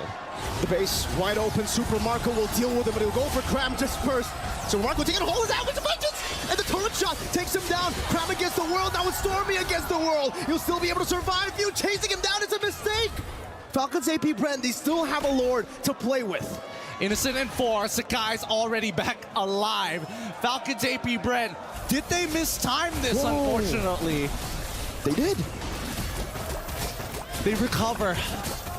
Let's breathe for a moment here because we know that this whopping score might just mean nothing in just a little bit.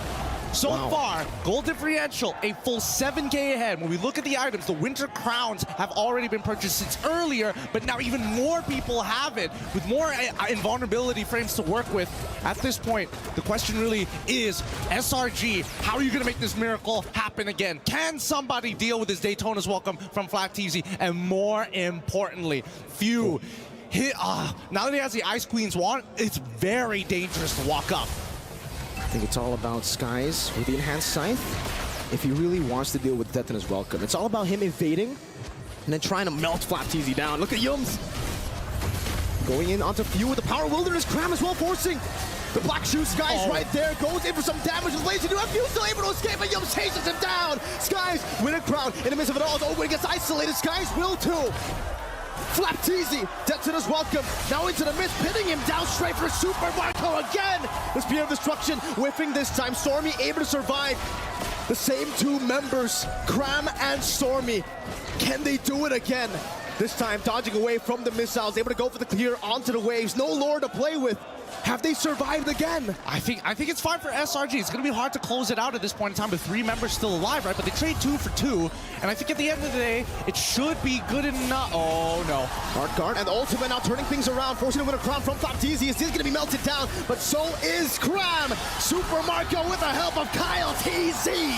Picks up a double. The mini-wave still there. They're going to go for it, and they will secure game number 3. Oh my goodness, this game is coming down to the inches here. The chain deaths coming in from SRG side, supercharging and doubling the momentum generated by Falcons AP Bren. Put them in such a bad spot. Miracles only happen when you work for them and you make some good decisions. That one was not on top of the list. Well played.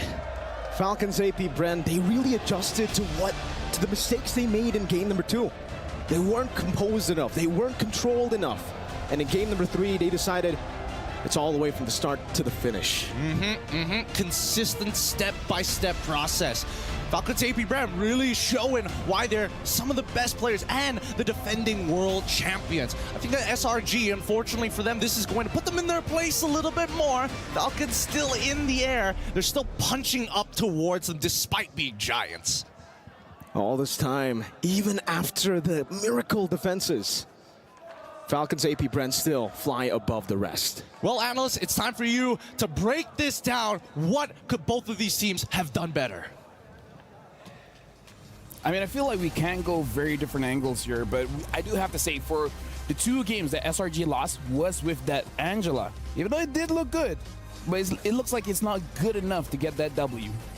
I hate to say it, during the draft, we were all saying, hey, maybe it's time to put Stormy on a hero that is actually proactive, that has the mechanics and the damage to output to actually put the team on his back. But no, the glaring thing here for me personally would be the hill down Yums. We saw it as a bold choice. Yeah. Definitely one way to maybe stop Kyle TZ's Ling, but in essence, it's such a reactive hero. I really didn't feel much of Yums. Gimmicky. They were a step behind for the most part. And okay, so my argument to that is it works. This is I would say this is a regular season or a group stage kind of answer to the Ling, right? Because you can see that it can easily like trump the early stages, and if it does become successful, it's gonna be great. Ling is gonna struggle.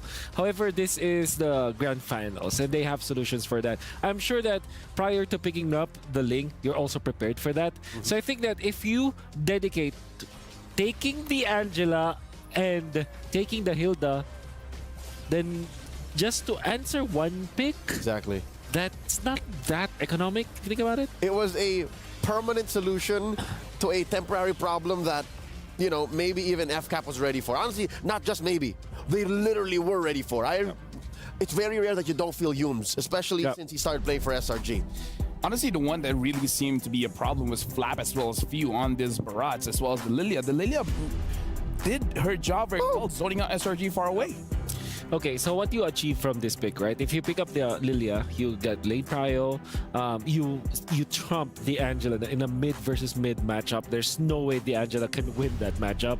Then you get out of the lane, you super serve your teammates by applying the damage. Because you're uncontested in the first 3 minutes or 5 minutes of the game, come the second turtle, you're actually a force to be reckoned with. And come big team fights, you almost undo the doorstop that is the Tams, and you even outlast the Hilda because you drop the glooms, you blow them up with the shadow energy, she hides into the bush, and then next thing you know, she comes out. You can do the same thing again. There's very little that it costs Few to push out 2 or 3 members of SRG. And a little tech there for that it kind of counters the Julian is that the Julian wants to go all in for marksman, your position for, but it's almost like not a choice at all. It's not like going for the Lilia isn't even part of the choices there for Sakai's, because it's not worth it. It's a waste, honestly.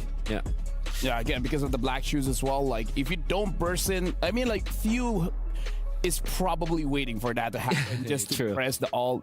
Not to mention, he also has free ways to check bushes.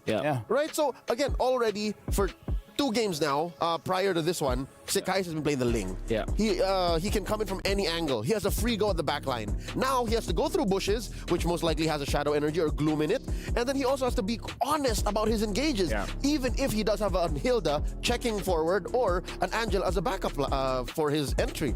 It's SRG across game 1 and 2 were a step behind. Either way, can we say that this Lilia pick was absolute genius? It really stopped SRG from doing whatever they wanted to do. It was. It's the anti-assassin build. At the same time, you have the Minotaur to... because you pick up the Lilia, which usually, you know, the mid laners are kind of backed up by roamers. Lilia is very independent. In fact, the Minotaur had Ogwyn had a time of his life in a way that he was able to achieve whatever he needed to achieve because he doesn't have to take care of another hero in the mid lane. What the Lilia Minotaur brings is a mobile box. The Minotaur defines where the box is, and then the Lilia sets where they can push forward, which is why often in this game we see more than I think the regular game between other teams is the flicker forward Minoan Fury, because you know that the Lilia can follow up. You know that it's more than just a singular CC to maybe push forward or disengage. It's always CC plus extra. So part of the loss here, is it that SRG really fumbled the draft? I wouldn't say they fumbled. I think that it was just an over investment onto answering the Ling. At the same time, you go for the Hilda. It looked like it worked. I think that it's not about them countering the Ling at all. It's more like they're putting their important players in a spot where they're not able to play their game. Storm is not playing the best game of his life. Humes, I really like him with setup heroes. With the Hilda, you're very honest. No hiding. You're just literally showing everywhere. There's no surprise factor at all. What's the highlight for the highlight maker if you're a Hilda? Exactly. No, I agree. But now we got to look at our Sony MVP. And it's going over to Kyle Teasy. So looks like the name of the grand finals is the Ling. Yep. It's the Ling. I'm proud of how Kyle has stepped up to the plate. For the 2 years that they've been a team, for the 2 years that they trusted the process, it's very rare that Kyle Teasy is the one on the pedestal. And here at MSC, here in the grand finals, there's a lot on Kyle Teasy's shoulders, and I'm glad that he's putting the team on his back. He went the reverse way when it comes to like being the superstar of the team as a jungler, because usually when you're a star jungler, you start as the assassin / damage dealing jungler that you're always about the highlights. he started. He was known because he's assassin plays, but he got famous because of how well he utilized the utility heroes. That was the meta at the time. That was the meta. He did his sacrifice. Now it's time to shine. And honestly, looking at the way Kyle TZ is playing, it almost like he has multiple ways to carry the game. It doesn't have to be a huge KDA spike. Doesn't have to like do any kind of flashy plays, just like you guys said. Kyle TZ is playing 4D chess. He has so many moves, so many options, despite there being so many doorstops to his birth into team fights. And that's one of the things that you cannot... Well, wait, no, what? 18 KDA. I was going to say, that's one of the things you cannot just find in mechanics. That's beyond mechanics. Yeah. I gotta say, throughout this best of 7 so far, it looks like SRG, they're playing with a handicap because every single time, the early game, it always goes over to Falcon's AP Bren. And with that being said, yeah, you know what, someone has said it, I do say that a lot. Anyways, we're going for a quick break. After this, it's gonna be Falcon's AP Bren against Selangor Red Giants.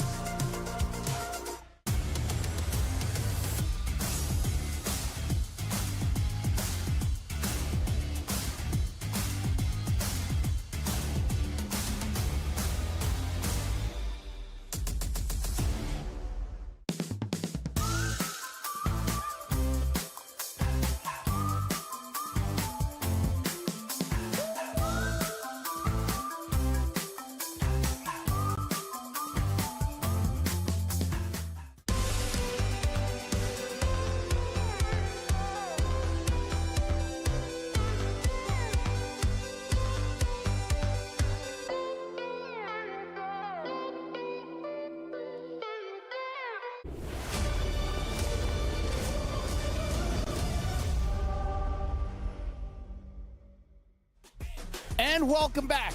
Just to update the score right now is 2-1. We're 2 going over to Falcons AP Bren. SRG only having 1 point. Welcome back. My name is Afel. Alongside with me is Wolf as well as Leo. As you guys can see, based on today's games, I'm a little bit tongue-tied. Yeah. Why, I wonder? Well, who knows, right? Who knows? Am I right, guys? Am I right? You have the right to feel that way because Thank you. How stressful, actually. I think that's a perfect word right now. Even dude, I might start bleeding again. I think overall for all defense, like Filipinos, Malaysians, very stressful. Even in game number 3, you can argue that there were times where you would think like, okay, this is actually winnable for SRG. Yeah, they had ins. Yeah. But the fundamental problem with the draft and what they came in with kind of bit them in the behind. Much like game one. Is this not the story of game one? Yeah. Wherein they're like, oh, whoa, whoa, whoa, whoa, whoa. It's greedy, but they're making it work. And then, oh, never mind. Yeah. Well, now we're jumping back into the draft here. SRG, blue side, Falcons AP Bren, red side, betting on that Julian. So it has to be a link bank. It has to be a link bank. I agree. Take it away. Take it away. Like, we've seen what happens when Skies doesn't get the link. Get out of here. He's just too good. Yeah. That is the most respectful way I can say it. Yeah. He's just too good. Yeah. Or open up the Angela. Tempt SRG to pick up this Angela once again. And you know what else is actually forced out when you pick up the Ling? As well as the Moskov. If you go Ling Moskov, you're already very greedy, right? Yeah. That means that Cram will be forced to a hero that skills as well. Yeah. I mean, that's what happened. Well, game number one, they tried for the CC, which almost worked, but then it was still very greedy. Cram is a player that wants to have at least some farm in him, right? Yeah. So picking up the Thams, for example, might not be the best solution. Now, if you're looking back at FCAP, it's the complete opposite. Flap TZ doesn't care about farm. He's that hero, is that player that will pick up the Barretts. He's a Detna's welcome machine, a final slash machine. It just so happened that whenever we see him on the Arlet, he just goes ham. But yeah, he's happy with just that kind of role. Okay, so what is opened up here? Louis, Moskov, Valentina. Oh no, it's banned out. Yeah, oh no. It was banned out. Yeah. So Angela as well is open. I don't want Angela, man. I reckon you want to pick up the Moskov. Yeah, the Moskov is just a very good pick overall. But in this scenario, without the Lingus with the Julian, yes. Hayabusa, but then you also pick up Terizla, I believe. So I think Terizla, it will... Arlet's open for the first time. Louis as well. Louis Arlet. That sounds good. Arlet. Ooh. Louis Arlet, and then you wait for the swing, and you pick up the Haya. Knowing FCAP, though, they might just go for... The Riz. The Riz. Yeah. So you go Louis Riz? Louis Riz. Arlet, okay. Yeah. Obviously, why would you pass up on a very good combo when Ling is not available? Is this Flap whispering in Treb's ears like, let me have it? Now we got a player quote coming in from the assistant coach, Ozora Vecchi from Selangor Red Giants. Ducky is really smart. Falcons AP Bren have strong priority picks and good understanding of the meta. He's the reason Falcons AP Bren is able to stay consistent. Yeah. Okay, they still want to pick up the Louis because, I don't like it going up against Arlet overall, and then the Claude also is a problem for the Louis. By picking up the Louis into the Arlet, you essentially feed yourself to a five-man final slash. Oh, I love it. You don't want that. I feel like it's risky. Okay, here's the thing. Wolf, you like it. I love it. For me, I feel it's risky. It's the Fanny. We're talking about the Fanny, folks. Let's ask the casters. This Fanny pick. Casters, give us your insight. Here, let me just explain to you. Our reaction to it, well, at least Miracle's reaction was, oh, that's good. And I'm just like, I don't know. I agree with you, LaFell. It is quite risky. Why is it that us that's trauma. That's just PTSD from relations, honestly. But we've gone through a lot. All the more, I think I'm gonna side I'm gonna err on the side of caution because they picked up on a Kyle TZ, you know. I see what you did there. Because again, you bring out the big guns when the Fanny comes through for the first time in the series. This is Kyle TZ's first time on a utility this series. So that means they're ready for this. It came out, what, 5 seconds after the pick? Yeah, definitely the answer. Also, massive combo with the Arlot. But, you know what? I think this is the time where it will be damage dealing hero for Flap. So it will be like dependent on like dealing damage. Maybe like a pack. Like a pack, exactly. Which is great versus this Moskov. I think the best hero overall though is Yuzhong with the Petrify. You can actually hunt for Innocent. Hunt for Innocent. You can also hunt for the Fanny. So if you're SRG, if you're paying attention, ban the Yuzhong. That's gonna be a problem for you. Faramis? A Faramis. Right, denying the... still no mid laner for FCAP. No mid lane. Yep, there we go. Faramis ban. I play Mlbb. Yeah? Sometimes. Assassins generally don't like playing up against the Faramis, so... I understand. Very good ban. You ban... Tigreal perhaps if you want to double down. Yeah, no, there's a lot of... All 3 heroes for FCAP are physical, so the Tigreal would be a smart ban here. Yeah. Innate Kira. Oh, okay, of course. Cover your base. Oh, they're not going to risk it. They'd rather deal with the implosion. Yeah. What is Stormy play here? What if they... What if they pick up the Tigreal themselves? They can on the clapback. And then Arlott from Flap TZ, just like in M5. Ooh. Just like the other day. Just like the other day too. So that opens up a lot. Like you already have Implosion, you have the knockup from the Tigreal, they have the Akai with infinite amounts of vengeance juggles here coming out from of the Arlott if ever they do pick up the Tigreal. However, I still feel the Yuzhong needs to be banned here for SRG. They gotta pick their poison. It's the Crockett. They're covering up the roamer choices, I see. Okay. I wonder what Humes wants to play, because again, he's the highlight maker. Yeah. Highlight makers, Cho, Ruby, that kind of picks. Lilia picked up again, so Falcons and Bren, they're gonna have priority. So this is making me feel more worried about the Fanny pick. Yeah, but maybe a Lolita for Humes? Lolita's fine, yeah. Going up against the Claude, I think... I don't like the interaction with the Lilia, though. She just tears through you. Sure.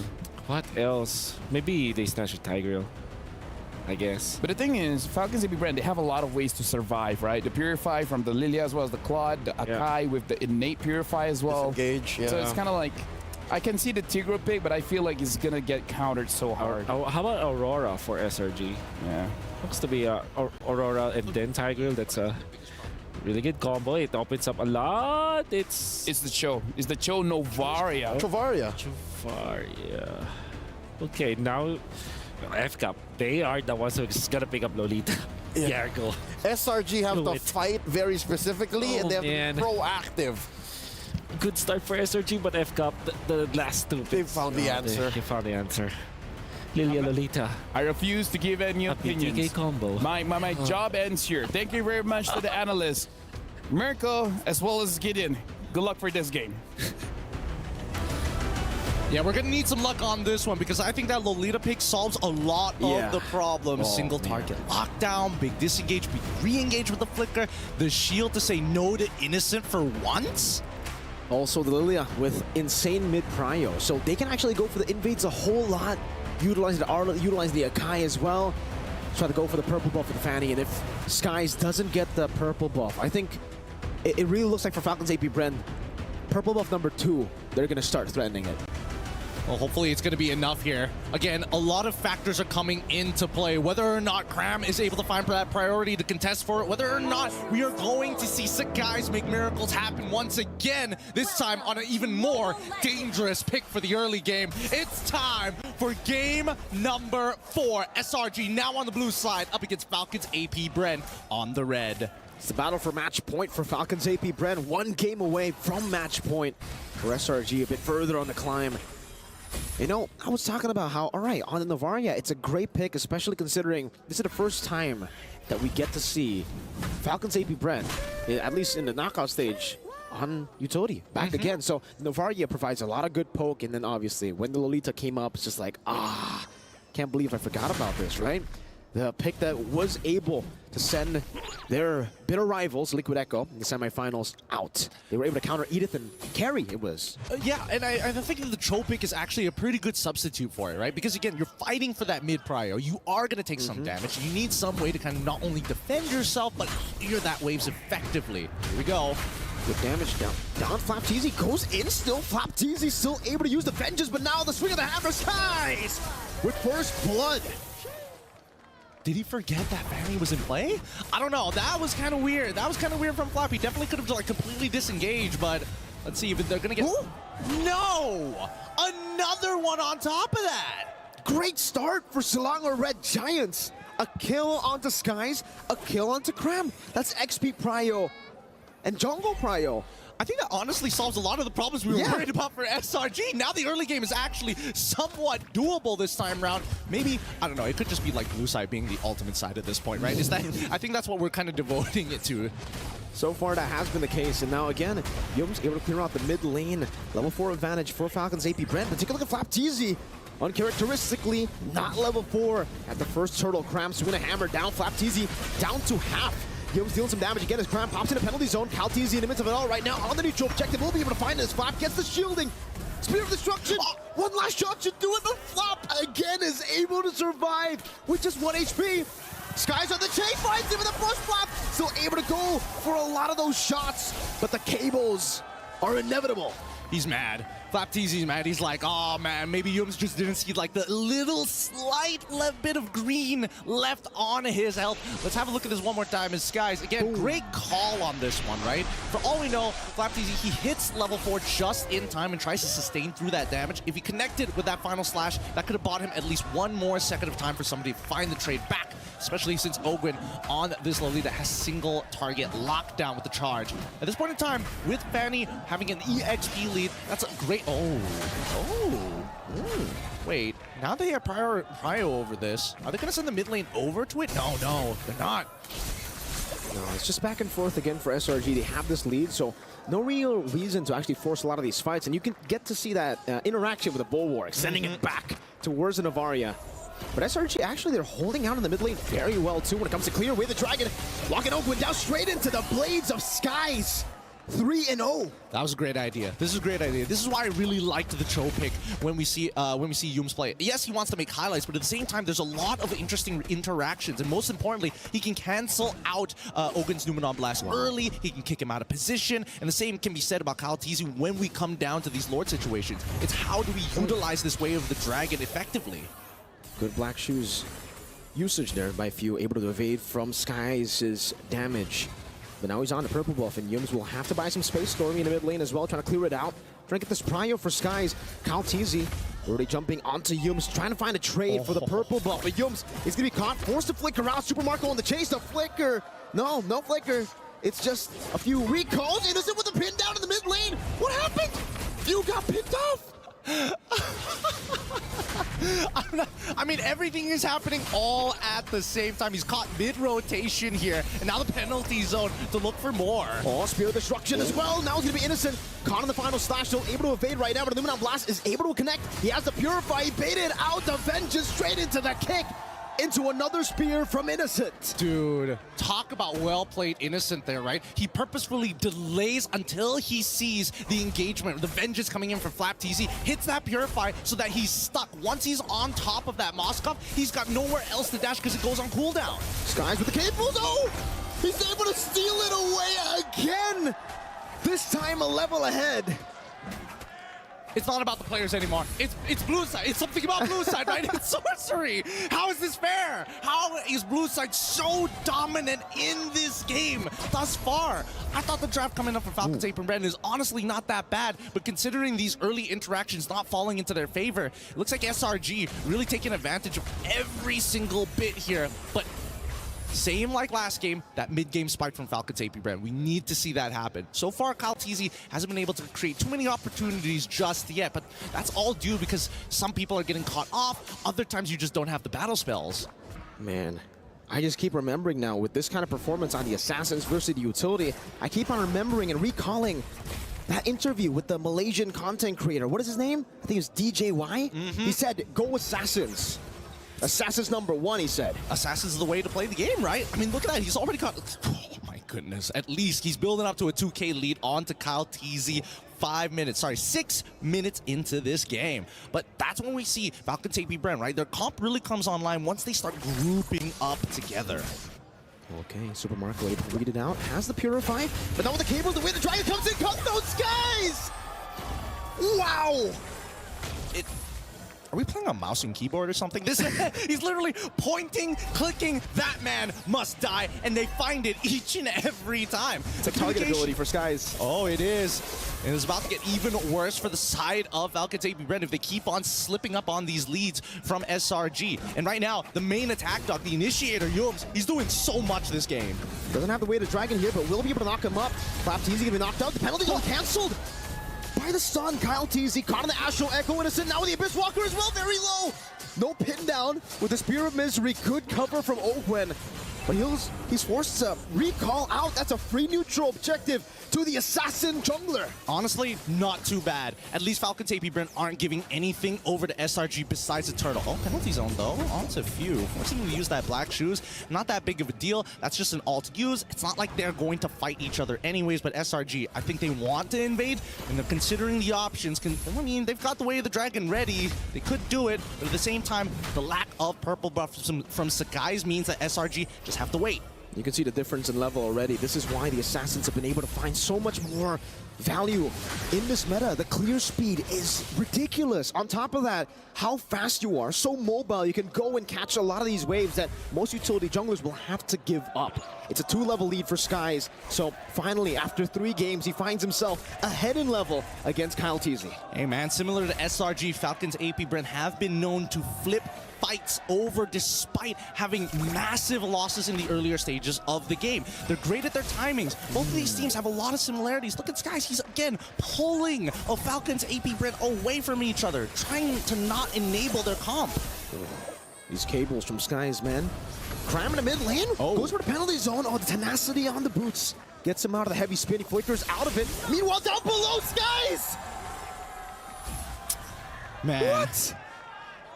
I mean, what can you really say about that, right? It's just unlucky, I guess. I mean, FlapTZ, he's just not, he doesn't have enough stacks. He just got the Thunder Belt as well. He doesn't have enough hybrid defense to survive through it. And even if he does, technically it doesn't matter because Skies has the Malefic Roar. The more hybrid stats, the better it is for me. The more I'll just cut right through it. Man, Wolf and Leo, they were talking about, you know, FlapTZ on the Arlet. He should be able to do what he did at M5. He should be able to do what he did just 2 days ago. This is an unreal stat, 0-4-0. Okay, we can't count them out just yet, right? But we know that the game has been accelerated to a point of no return. I think that from both sides, it could be like a quick game for SRG to move on, and Falcon's AP Bren will then take blue side. Or if Falcon's AP Bren really want to slow this down, we're hoping for some big plays from the initiators. Like, if not for FlapTZ, sure, maybe they can extend and guarantee a fight win, but Ogren and as well as Kyle TZ need to work with some angles here against SRG. And unless Yums is caught slacking with that Shunpo, because right now he's playing mechanically perfect.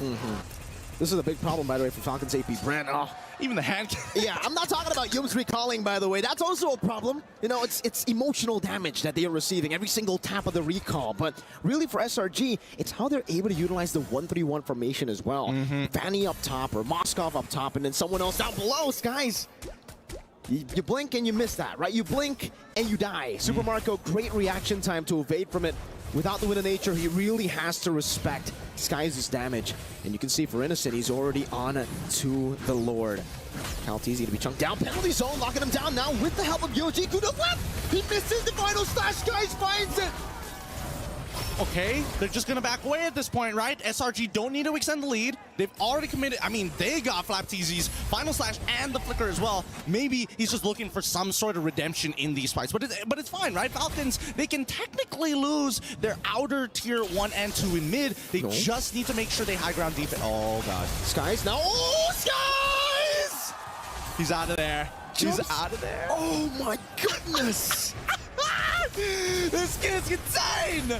Few now gonna be caught in. Innocent able to take him down. Penalty zone locking him down as well. Meanwhile, Way of the Dragon from Yums. Skies again, looking for the assassination, gets knocked up before he can do anything. But they will be able to take some of these turrets.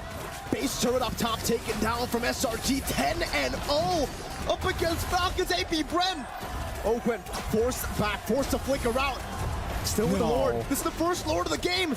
And they're looking for an end angle. Skies again with the cables. Okay, finally I can breathe here. SRG, they've set up checkmate angle, and we haven't seen a checkmate angle in a long time here at the playoffs, right? A 10k gold lead for the side of SRG, a missing inhibitor from the side of Falcon's AP Bren. On this next lore take, Falcon's AP Bren really need to discuss how they're going to approach this. Yes, they have zone control, but so far, SRG, now that the Lord Dance is more of a tango than it is a waltz, this push and pull is not in Falcon AP Bren's favor. Not at all.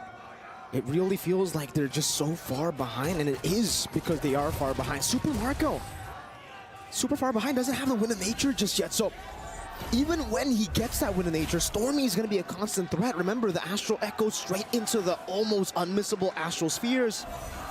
He's going to have to build double time. Win of nature, rose gold, and he's going to have to do it quick.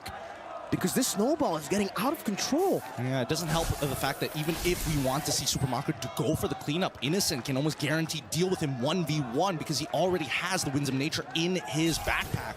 With 6 kills on the Span, 3 kills on Moskov, and 1 on Terizla, SRG are in prime position. Now, I think from SRG's side, the difference between this game and the previous is the fact that they were very honest. But now that they have mechanical heroes that really show the skill expression micro-wise, it's really forcing Falcon's AP Bren to take their time, right? Their slow approach has costed them a lot, but right now SRG refusing to make too many mistakes. Not at all. No mistakes, it seems, right now. Good bulwark there to send it back. Graham taking a whole lot of damage, half HP. Skies again threatening some of these resources. Perhaps Innocent going to be able to go for the invade. Caltese secures the purple buff, so not losing too much here. But again, Falcon's AP Bren, a big problem that they're going to have to face is the fact that the base turret up top in the far lane has been taken down. And SRG were already winning out early with the 1-3-1. Caltese got pinned down. Oakland got baited in towards the jump. Now Flicker's back, penalty zone! Crab able to find 3 in the blast, cancelled out by the penalty zone. Innocent in the back, finding the spear of destruction. Meanwhile though, Super Marco gets the blazing duet. Flapteezy absolutely melted down, but they are able to find a trade. Innocent very low, still able to kite back now with the Purify as well. Going back and forth, the bulwark. Trading it back, almost bouncing it away. Skies again, trying to go for the assassination. Will be able to escape with the shielding. A good shot down onto Ogwen. It was all just 1-for-1. No purple buff diff, and oh my god, Oakland made that work. No, they wouldn't. They can't, right? 2 seconds on Kyle, 1 second on Kyle on that retribution. Now both up, Yums. Looking for the play now, going to be taken very low. Still has a way to Dragon Skies on it. That's retribution. Kyle Taze steals it away, recovers it for Falcon's AP Brennis. Yums gets gunned down by Super Marco, who's going to go for more, but Innocent again with a spear. Now into the back, but it gets bounced back. Ogwen! The master at work! A double kill. You know what? Let's give it to him. Innocent getting a triple kill. One being himself. Dying to the bulwark. Ogwen, 2 times in a row, may have just saved them from the checkmate angle on top of a steal from Kyle Teasy. They out-sustained, and the final slash onto Graham. They get this. Well done. Good displacement. Graham has the penalty zone. Decides to use it onto Few. With a few hammer swings, almost gonna get the trade right now, but gets stunned down. That's another stun into the Vengeance, into the Brooms. But at the bottom lane, SRG are still able to get rid of the Lord. Look at this, right? Everybody gets chunked out super light. Like, Innocent wants to stay healthy here, but he's getting chunked out as Few walks forward. Those black shoes really making it annoying. He can take as much damage here as he wants to, take the black shoes back, and now he's basically at full health. And then the steal coming in from Kyle, because the guys couldn't get the reset. What can you really do about that? And you can tell, even backstage, the rest of the members of Falcon's AP Bren, they're loving it. And Yum's probably laughing at his fellow counterpart Goldwyn laner. I mean, that's an interaction that everybody wants to see in their ranked games, you know? Like the Moskov killing himself against the Guardian's bulwark. It's not fun as the Moskov, trust me. Hey, not at all. Just wait for the Star Shatter. If that actually happens, if you get sniped down by yourself, technically, that'll be the only interaction that tops the Moskov kill, right? Good pin down. And it's on the Super Marco. He's able to react in time, but he does save the Purify. Man, the patience on Marco. It's crazy. It's really crazy because now it's come to a point where Falcon's AP Bren, even if Ogwen gets kicked out of the way, Few can start walking up and get free damage. And more importantly, Kyle TC is now tanky enough to actually push them out of the way. Man, Cram is... Wow, okay. Wasn't expecting that much damage to be being pumped out by Super Marco. Me neither. Skies trying to bait out a few of these abilities. Super Marco in the back, already using the Purify right now. Cram's going to be pinned down as he goes for the penalty zone. Skies are going to play. Missing the cables, getting stunned up. Still able to get the shielding. Now onto Few, gets the cutthroat. Unable to find for anything else. Few looking for the chase, but Cram is... Oh, there you go. It almost hit. Maybe that could have been the one. No, I don't think he would have died just yet, but at this point in time, it just goes to show they've hit their power spikes, have finally passed the mid-game into the later stages of the game. They're eventually going to outscale Selangor Red Giants in these super prolonged fights. Every time that Guardian Bulwark comes up, SRG has to completely avoid Ogwin. And now, let's have a look at the items so far, because now I'm finally seeing somebody building some magic resist. We got the Radiant Armor coming in from Cram, but that's the reason he hasn't really been able to soak in as much damage as possible up against Super Marco. Even with the Queen's Wings, he's still getting shredded down. So maybe go, I don't know, at this point, what does he want to go for, right? Like, do you want to go Blade Armor to try to at least push that damage back onto Marco whenever he does go for a shred? Oh, no, you hate to see it. You hate to see it, guys. He's been perfect all game. He's 6-0. But it happens to everyone. It's not just you in a ranked game, buddy mans. All you Fanny players, it's not just you. It happens to the best of us, even to the Prince of the Skies. Oh my goodness. All right, regardless, right, it doesn't mean too much at the end of the day, right? There's a good chance that Super Marco probably might have been able to survive that situation, but here comes the Astro Echo to reveal everybody. Good shot. He's actually half HP, is able to sustain back up with the DHS and that QC.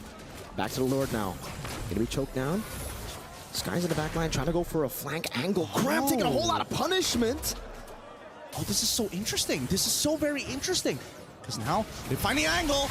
Way the dragon, but it's not going to be baited in. Penalty zone locked on down. The blast as well. Stacked to be few very low still with the help of the damage. Super Marco blazing duet. With the Purify too, chasing onto Stormy, waiting in the back, going back, Innocent now, finding the kill on the Baptiste, as Super Marco gets taken out, SRG are winning the fight! It's Ogwin who's standing in the middle, all alone, the sole member! It's a roamer and he can't do anything! Not against Cram! And that is it! That's game! That's game number 4, 2-2 here from both of these teams. Well done! This is gonna go the full series here. I can just feel it down in my bones. Hey, wow!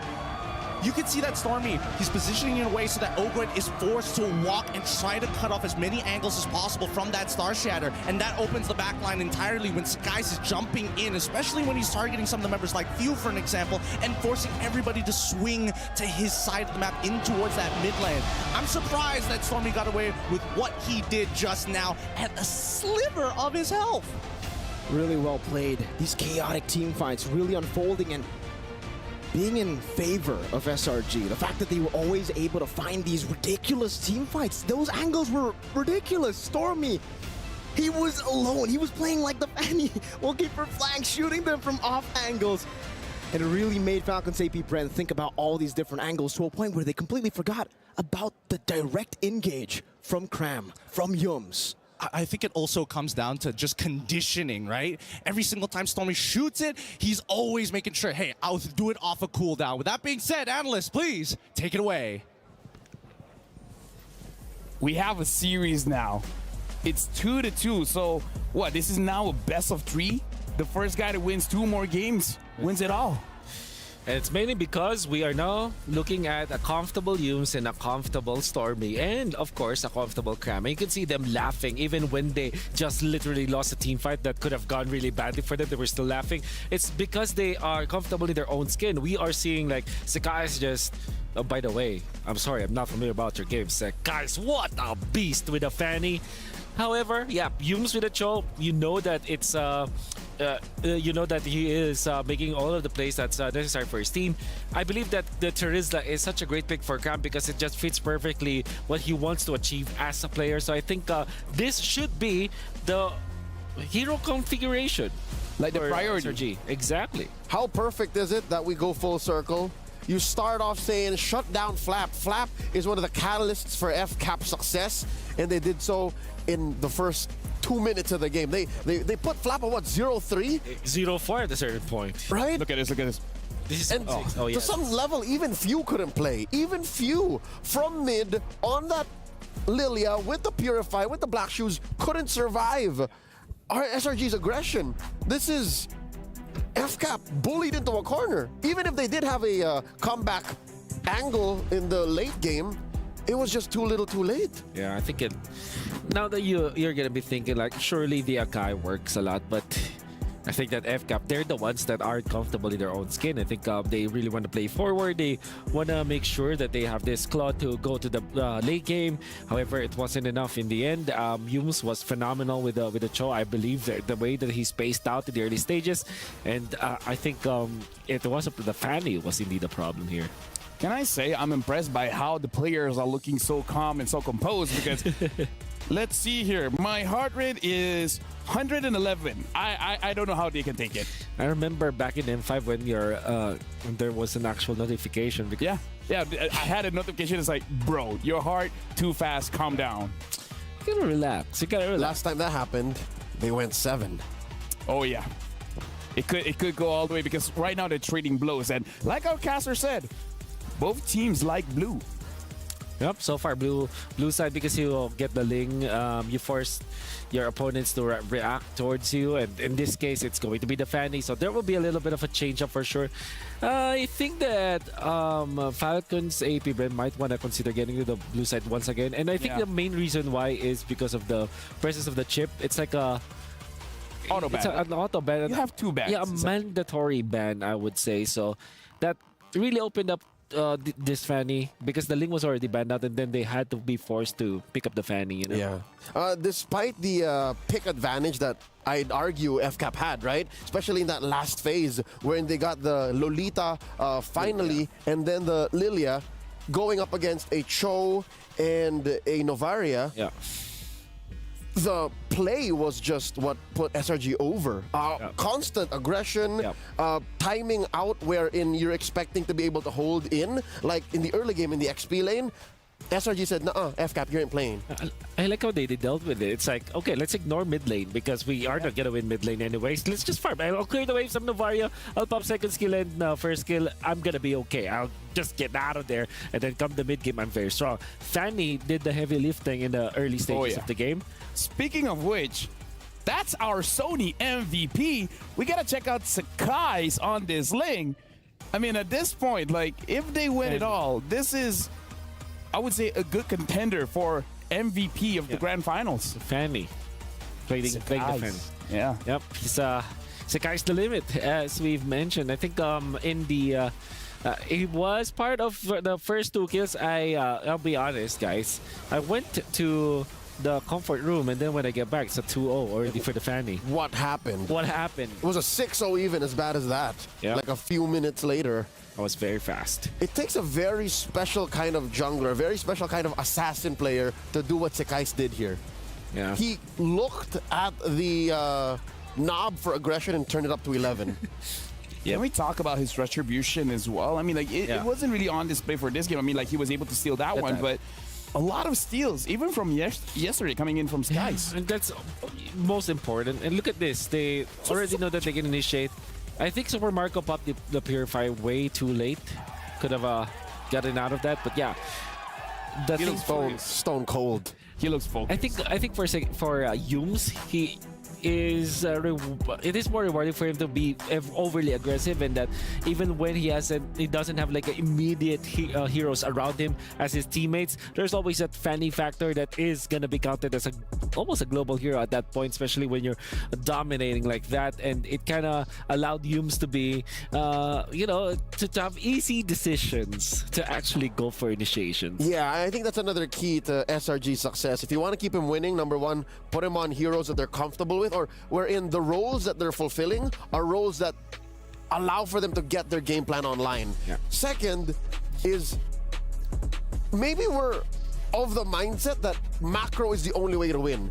With SRG entering the Grand Finals picture, maybe actually just team fighting up until your opponent can't out macro you anymore is a valid strat. Because that's what happened here. No, legit, I agree. I'm a big fan of team fighting here, but for now, we have a special bit here where Eterna and Wheezy are talking to the founders of the team, so let's check it out. Hi guys, it's Eterna here backstage at MSC 2024 with the founder AP as well as the director Jab from Falcons AP Bren. And Steph Wheezy here, joined beside me. I have Simon, the co-founder for the Selangor Red Giants, and I also have Nishi, the team manager. Now, we've got some questions for you guys. The Esports World Cup is an event with multiple game titles all across the globe in MSC 2024, for Mobile Legends Bang Bang being one of them. How does that make you feel about MLBB being a part of this event? I feel very grateful that Esports World Cup actually recognized MLBB and take them in part of the discipline in the Esports World Cup. So it's fantastic. It's very good for the ecosystem, for Mobile Legends community in whole globally. So we're gonna throw the exact same question. Did you guys hear it from Weezy? Okay, we're gonna start with you, AP. What do you think about MSC this year? It's very excited because this is the first EWC. We want to show to the whole world that the AP brand, Falcons AP brand, will still the #1 MLBB in the whole world. I mean, it's looking like it right now, obviously. But you guys have heard the chants. You guys have heard the support for Falcons AP brand, and you're not even in your home country. By the way, what do you guys think? How do you feel to be celebrated at this magnitude? We'll start with you, Jem. We really appreciate all the fans that came in, even our countrymen just visited from far away and just flew in to Riyadh just to support our team. Even the locals, we really like the attention and all the cheering, all that. I think you can hear it too. So we're very, very appreciative of all that. Now, Nishi, I'm going to extend you the same question. How does it feel to be celebrated on this magnitude? And also, in addition, what message would you have to give out there to the fans supporting the Selangor Red Giants? Yeah, first and foremost, I feel very grateful that there are some of our players' family that come to here, support us, and also the Malaysian around Saudi Arabia that come today for us. And also, not to forget, our fans from Malaysian and our SRG fans at Malaysia. All right, thank you. So you guys, we don't want to hold you guys too long. I know you guys are just as nervous as we are. So we had final statements for Falcons AP Bren, especially the audience who really came through today, and especially for those of them who are watching online. AP, do you have a message to them? Thank you to all the Filipino fans and the fans of Falcons AP Bren. And I hope that it will be a good match, and I congratulate the SRG as our grand finalist here in EWC. Yeah. All right, that's it from us, ladies and gentlemen, and we're going to send it back to the studio. No final words from Simon? I think there's Serumpun. Okay, I would like to hear some words from him. But you know what? MLBB, let it be a mainstay here at EWC. It's been great so far, hasn't it? Long live MLBB. Long live MLBB.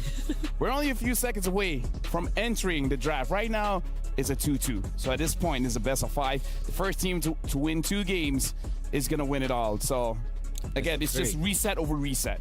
1-1, 2-1, 2-2. What if it's like 3-2, 3-3? Good. It's going to be insane. I think that's key for FCAP right now. They are in a, I'd say, unfamiliar territory, but that's not true given that they did suffer a 4-0 loss in the grand finals. They did not get a chance to reset there. Now I think the reset is all the more important. Hey. It's clear that the picks have to be adjusted for. Here it is again. But also, you have to recall that the tempo has changed. Yeah, and I also want to say, and I hate that I only remember this now, the grand finals for Falcons AP Bren, or when they were Bren in M2 and then in M5, they all went 7 games, so they all went the distance. Are we cutting through multiple timelines now? Yeah. Are we throwing back to 3 years ago and to 6 months ago? Let me just say, 3 years ago feels like yesterday. Across 3 different parts of the world: Singapore, the Philippines, Riyadh. Yeah. I think, I'll be happy to be, take all the best parts of that.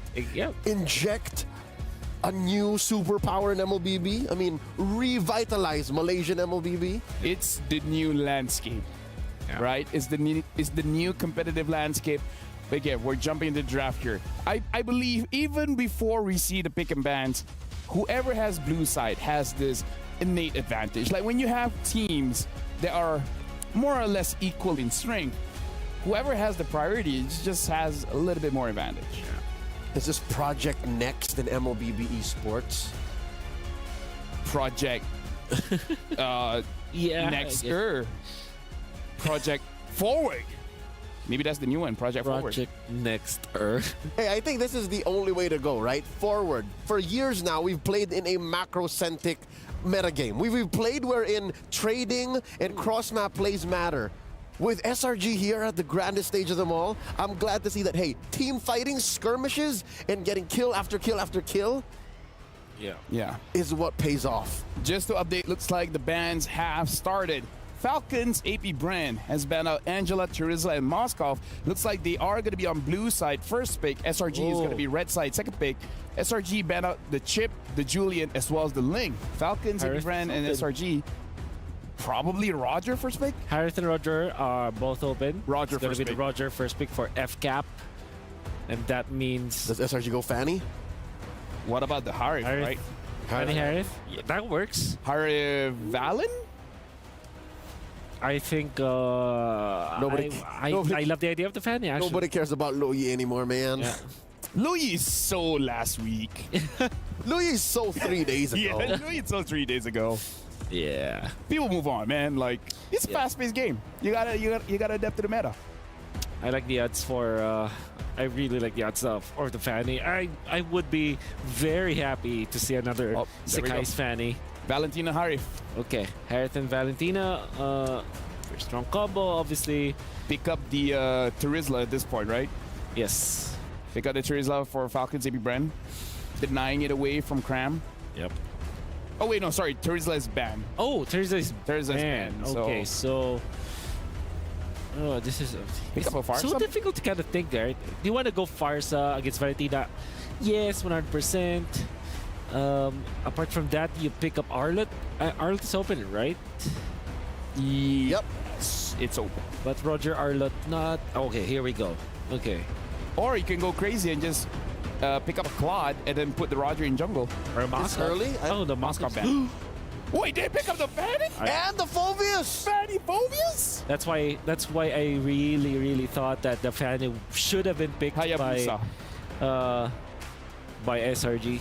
Do they? So they answer the Fanny with the Hayabusa? Is that how it is? If you don't pick it up, it's gonna get banned. Yeah. Unless you have something like a Hellcrit in mind.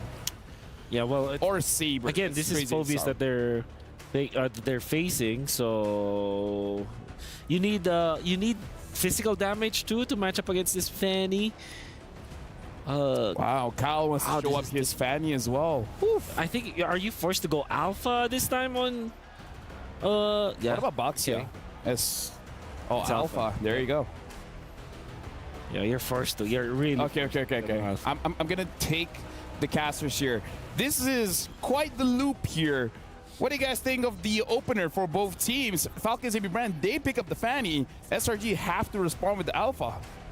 I'm not gonna lie to you, LaFell. I had a sneaking suspicion. Nobody just lets Harith go for free, but at the same time, the Alpha on top of it all, it's a little uncomfortable for me. Yeah, I think, last game when I saw the Fanny for SRG, I was like, all right, great. But the Alpha, not doing me the same, not giving me the same feelings, definitely, especially considering the Phobius. He's gonna get so many procs. Luckily, I would say that the Valentina technically can still weigh that ultimate, so there's a good response there at least. Well, the Barats gets banned out, so that's kind of good. Like, I feel like if they're able to do something to flap TZ, like, that might be a way for them to win this one on the red side.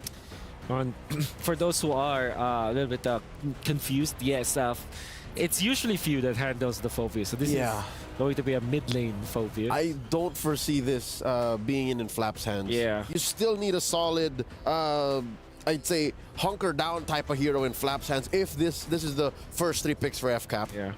I wonder if SRG are considering getting the Esmeralda for... but that means that they will be so focused on magic damage. It's so reactive. Yes. It's again, the story of the Hilda all over again. Yeah.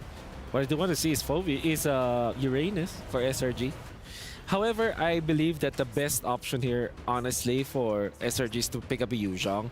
Lapu-Lapu seems an okay pick, but I think that Yuzhong just... Wait, what about a Grok here? Grok or Cho? Cho is great overall for SRG. I'm not so sure if this single-handedly blocks out the Ruby, because Ruby will also proc the Phobius. Yeah, that's true. Might even go into the hands of Ogwin. Might just go Tigreal at this point. Tattoo's still open here. For SRG. you also don't want to Cho, one of Yum's favorite. Yeah. Or what if this is the game that they pick up Hilda?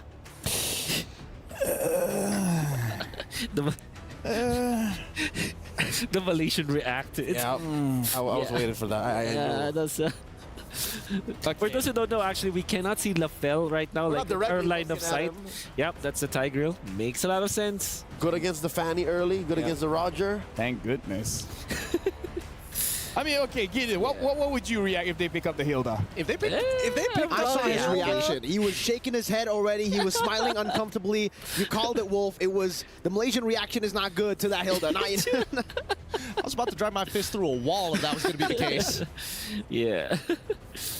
Okay, we're looking for XP lane, or maybe a FAMS perhaps for Mr. Flap. Yeah, or they pick up the Yuzhong actually. So they move forward.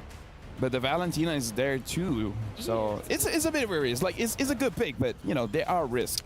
Maybe even like Lapu or something. Okay, Edith and Thams as predicted. Okay, now you're left with the Cram hero, right? Yep. Ah, that's just this. I think you're stuck with the Borg. I'm okay with the Borg. Or if you wanna be risky, go for the CC. I think the Borg is best. You're gonna need all the extra health you can get. All right, they pick up the Borg indeed. Perfect. Got him. Thank you very much, analysts. You guys are doing an amazing job in the drafting phase. Speaking of which, casters, you guys are doing an amazing job casting this game. So why don't you guys do that? Thanks for allowing us to do our jobs, Lafell. The match is about to commence. The points dead even, 2-2 in a best of 5. Well, game 5 in a matter of fact, best of 7. Oh my. I don't know. I'm flabbergasted with this. I don't think anybody was expecting Malaysia to have a performance like this against the Filipino representatives of FCAP nonetheless. It goes to show you the right side of the bracket that most people said was an easy bracket. How easy was that bracket if this is the grand finals we get to witness? I don't know, but if SRG is able to take it all the way, it begs the question about all their competitors before them. But it's time as we head into the land of dawn to prove the theory whether blue side is going to maintain its 100% win rate here in the grand finals with Falcons AP Bren up on blue, SRG up on red. Let's take a look at this composition, right? The Alpha. I think it's going to be very, very good, especially in the early game. It's really all going to come down to how they can shut down the Fanny. I think it's a similar vision for SRG that Falcons AP Brand had in the previous game, which was go and invade purple buff number 2. Try to just take the purple buff away from the Fanny. And that's what the Thamus does find a lot of pressure here. But honestly, when it comes towards, you know, the later stage of the game, I don't know how the Samus will play out against, you know, the Harris, the Alphas, where they're going to be able to actually kind of burst him down.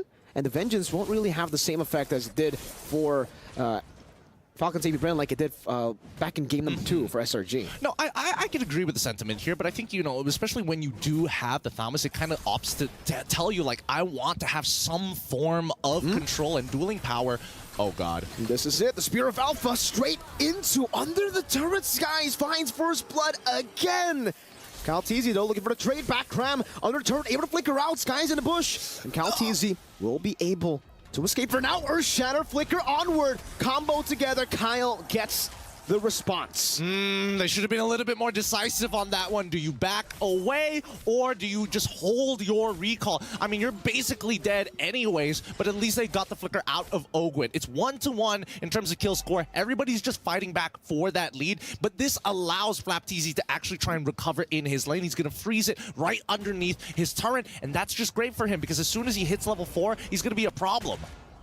And now for Falcons AP Bren, that level 4 power spike is going to be massive as well, by the way. Huge. Few, Demonic Force is all he needs, technically for Ogwin as well with the Primal Wrath, and it will create a position or a situation where it's going to be very hard for Stormy. Does he steal the Primal Wrath? Does he steal the Demonic Force? Well, that's your answer. He goes for the Primal Wrath over the Demonic Force. So let's see how that plays out. Yeah, I think for now, especially in the earlier stages of the game, there's taking the Demonic Force, especially, the only person you can really punish is Kaltizi, right? But even then, these cables are really good. They can cover a lot of distance at a time, and even pulling yourself away from the Demonic Force in a lot of these cases, right? So I think that taking the Primal Wrath is going to be the most optimal. It's good, it's versatile, it keeps you alive in a lot of situations as well. But in the meantime, I'm curious about the status of Innocent dealing with Super Marco. Let's have a quick look at how the state of the lane is going, because I'm guessing that both of these gold laners, they are going to play a little more passively. Oh! Flicker Implosion, good one by Yum, straight into the shove. Cram holding on to the last Insanity. Primal Wrath used up, and now it's the last Insanity to blow him up in the back line. Calteezy finding the trade,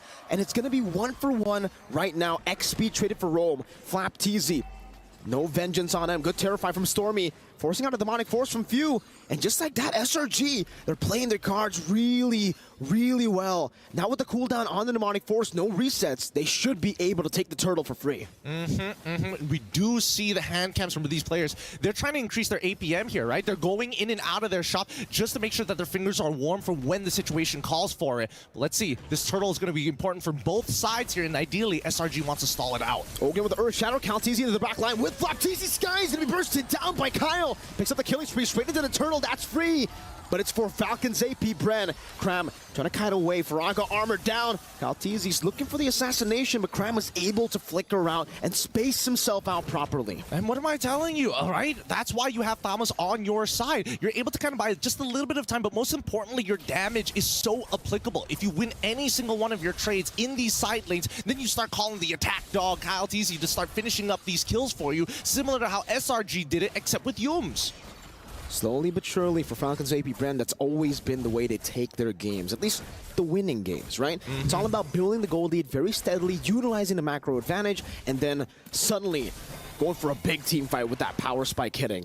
Well, regardless, at this point, I think that even between Calteezy and as well as Sakai, if we look at the gold in favor of Calteezy, a slight EXP lead for Sakai, and that's going to change very quickly since there's plenty of camps up still left for Kyle. By the way, I didn't really notice this at the start of the game, but it fused on Brave Smite on the Phoveus. So I would say it's an interesting emblem to take, right? Because usually you would maybe want to go for Impure Rage, try to get more mana, stuff like that, all about sustain. Calteezy wants to go for the assassination, though, finds it in the bottom lane. Xborg, usually you can sustain, usually you can get out, but Flapteezy's just munching on that Faraga armor. I mean, when you get ganked 3 times like that, you know, how many times has he been canceled a recall? How many times has he had to sacrifice himself and trade down against Falcon's AP Bren? And to answer your question, why Few decided to go for Brave Smite is because he bought first item Gleaming Gem, right? Every single time he gets a level, he's going to be able to get some mana as well as HP. Speaking of which, Ogwen. Good shove down. Ogwen forced to use the Primal Wrath. Oh, baits out the implosion too. Oh no. Is this a dive angle? They know that Harith doesn't have the Zaman Force. For now, not yet. I think, all right, at this point of time, right, if we are really thinking hard about this, I think that Falcon's AP Bren are in a much better position than SRG. They know that a majority of the ults are down, so whoever's low, quickly reset, come back. We need to do this fight. We need to potentially have a fight, but at the very least, blitz down this turtle. You can see Flap's damage there, zoning Yums away. And you can see for Selangor Red Giants, they know that there is no way they can contest for this turtle, not with their HP bars. And they'll decide to back away. Just deja vu to game 1, game 2, where they had to come back in the game. Innocent going to be engaged on, forcing the Zaman Force out. But Innocent is able to space out in a way where you can't really go for the chase. It'll be too greedy to do so. Cram in the mid lane, just poking Ogwen down. Well, they're going to take their time with the skin. FCAP, they've been like slowing things down a lot. Ooh, Thunderbelt first item coming in from Flapteezy just to make sure that it's like, oh no, I'm not trying to War Axe, I'm trying to get real tanky so that at least even in the late game, I have some form of relevance there. Now he's opting to build a War Axe, but he's going to take some time with this, right? At the end of the day, the most important ones are the insurance policies, and that's going to be in their gold laners. I'm seeing Super Marco and as well as Innocent both contesting pretty heavily, but it's going to be Super Marco who has the lead for now. Sky's there, Spear of Alpha, able to catch him, but Kyle still has the energy, has the purple buff to escape. We got a game fact, but hold up, Flapteezy going in, forcing Yums to shove back. Well, game fact here. We were always talking about blue side being the heavily favored side. Wait, no, they're fine. Okay, blue side being the heavily favored side, but honestly, in this Grand Finals, 100%, but overall, 60.44% win rate overall in 91 games, and that's a lot of data that we're working with. It just goes to show, man, if Falcon's AP Bren win, it's to be expected. It's the pattern of even the MPL regions. Blue side has just been such a dominant force, and I guess with the patch, even more so. Flapteezy and Ogwen, though, Again, really trying to control the enemy jungle. Flapteezy just trying to maybe even invade some of the creeps here. Cram going for the poke. Owen able to onward defensively. Falcons AP Bren know better than to go for the fight. They know that they have an advantage now with the Fanny to clear out the side waves, to actually shove it and force SRG to lose some XP and gold. I totally agree with you here. I mean, look at how shoved up the waves down on that bottom side, right? And at this point, Falcons AP Bren can keep on doing this. Keep stretching Selangor Red Giants, start taking away their tier 1s, but most importantly, with the attention being pulled elsewhere, this purple buff for Kyle TZ is always free. It's not being taken away from him just yet. Ooh, Cram! Faraga armor completely demolished there. The shove back, Flapteezy still with a vengeance. And now it's going to be Kyle TZ jumping to the back line. Stormy trying to go for the Terrify, gets absolutely obliterated. Few in the midst of it all, still able to get the Demonic Force, but Cram melts him down with the fire. Oh, for now, good peel, but at the same time, they are still trading 1 for 1. We haven't seen a positive trade from Selangor Red Giants in the past 8 minutes or so. And until we do see that trade happen, I think that, you know, they're going to take their time once again. The scaling on Innocent especially, they need him to have that Holy Crystal, have some relevant damage in this game. Because so far, Kyle TZ, he's having the time of his life, right? He's playing a completely separate game while SRG are scrambling to figure out how we close down on this 4K deficit. It's going to be very, very hard for SRG, but really it's all about... I feel like in this game it's a bit different too, right? Because in Game 1, Game 2, the games that they were able to come back despite losing out in the early game, they had a composition that does well in the mid game. Meanwhile here with the Harith, you're not forced to get the early lead, but it'll be better. It'll be optimal for you to have that early lead, to build your own snowball. And if we do get to the later stage, Falcons AP Brent, they have a marksman. They still have a lot of these skirmish-heavy heroes that are pretty good in the late game too, man. I mean, even Flapteezy, his build on the Thamus, he can take as much damage as he can deal. Yeah, and he doesn't mind poking, right? Because that just helps him stack up that hybrid defense regardless. And you can definitely see the difference between the two because, unfortunately, Thamus is taking a lot less damage than Cram despite the 2-level lead, right? And more importantly, it feels like Stormy is having the hardest of times. Because what ultimate do you take at this point in time? Exactly. Even if you take the Demonic Force, there's not many people who proc it. Oh, Kyle trying to go for the assassination onto Stormy. Stormy's still able to displace himself very well there. And SRG, now with the conceal Yums.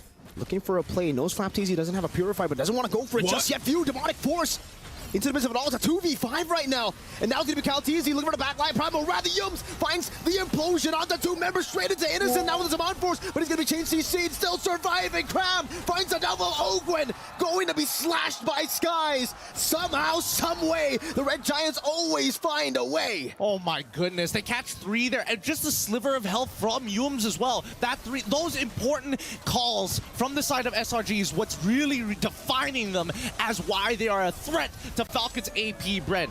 Great implosion coming in from the side of Yums. Innocent, he did, I would have liked him to use that Purify just slightly earlier, but let's look at the replay here, because when it does happen, right, Few initiates. His objective is to chunk out as many people as possible. Sakai's, he probably could have held his ground just a wee bit longer, but wasn't expecting Yums to get so much there. Because Super Marco, at the end of the day, is waiting to finish off all the low members, and that's the main win con here for FCAP. Slowly but surely, now it's SRG's turn to take it slow. They got the Lord. No real reason to go for the fights now. They can start going for the turrets. And we were talking about how for SRG, it would be great if they can somehow build their own snowball. And it happened right as their window opened. That was their power spike. Innocent getting into the mid-game, 10-minute mark. And now with the Lord in the mid lane, they're starting to get some structures down as well. Yums to the flank. The conceal spotted by Ogwen. Primal Rat stolen away. Falcons AP Brand's got to respect this. Marco dealing some damage onto the Fraga armor. Now the Holy Defense going to be procced in the mid lane. No, they keep it alive. So far for SRG, they've only managed to take mid and top, and they're actually going to lose a tier 2 down below. Kyle TZ this entire time just headed down to the bottom side. He knew that he's basically going to be useless if he has to take a traditional front-to-back against SRG. So he opts to take the on the opposite side of the map. At least his team doesn't have to worry about that side. Super Marco with the GDS already just knows he's going to get attacked, he's going to Purify, he's going to transform, and just walk away and maybe look for a re-engage down the line. But most importantly here, I think that SRG, and especially for Sick Guys, for him to start the fight is a bold claim. I think that Falcons AP Bren, they want SRG to find these big engages more often than not so they can initiate, right? It's really that implosion that they're worried about. They don't want to repeat the same mistake twice. Great cross-map plays here by Falcons AP Bren, able to find another Tier 2 turret.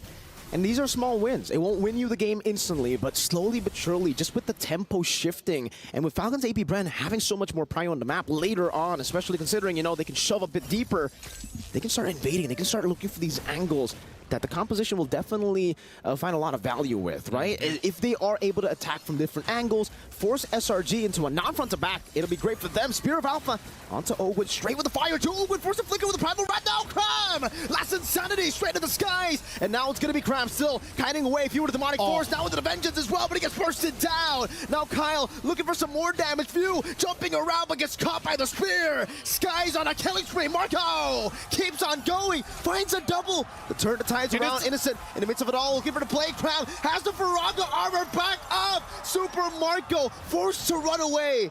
And that's the GDS diff. That is the GDS diff. Clean him up, Kyle. Fight. Oh, he doesn't spot him. Crab.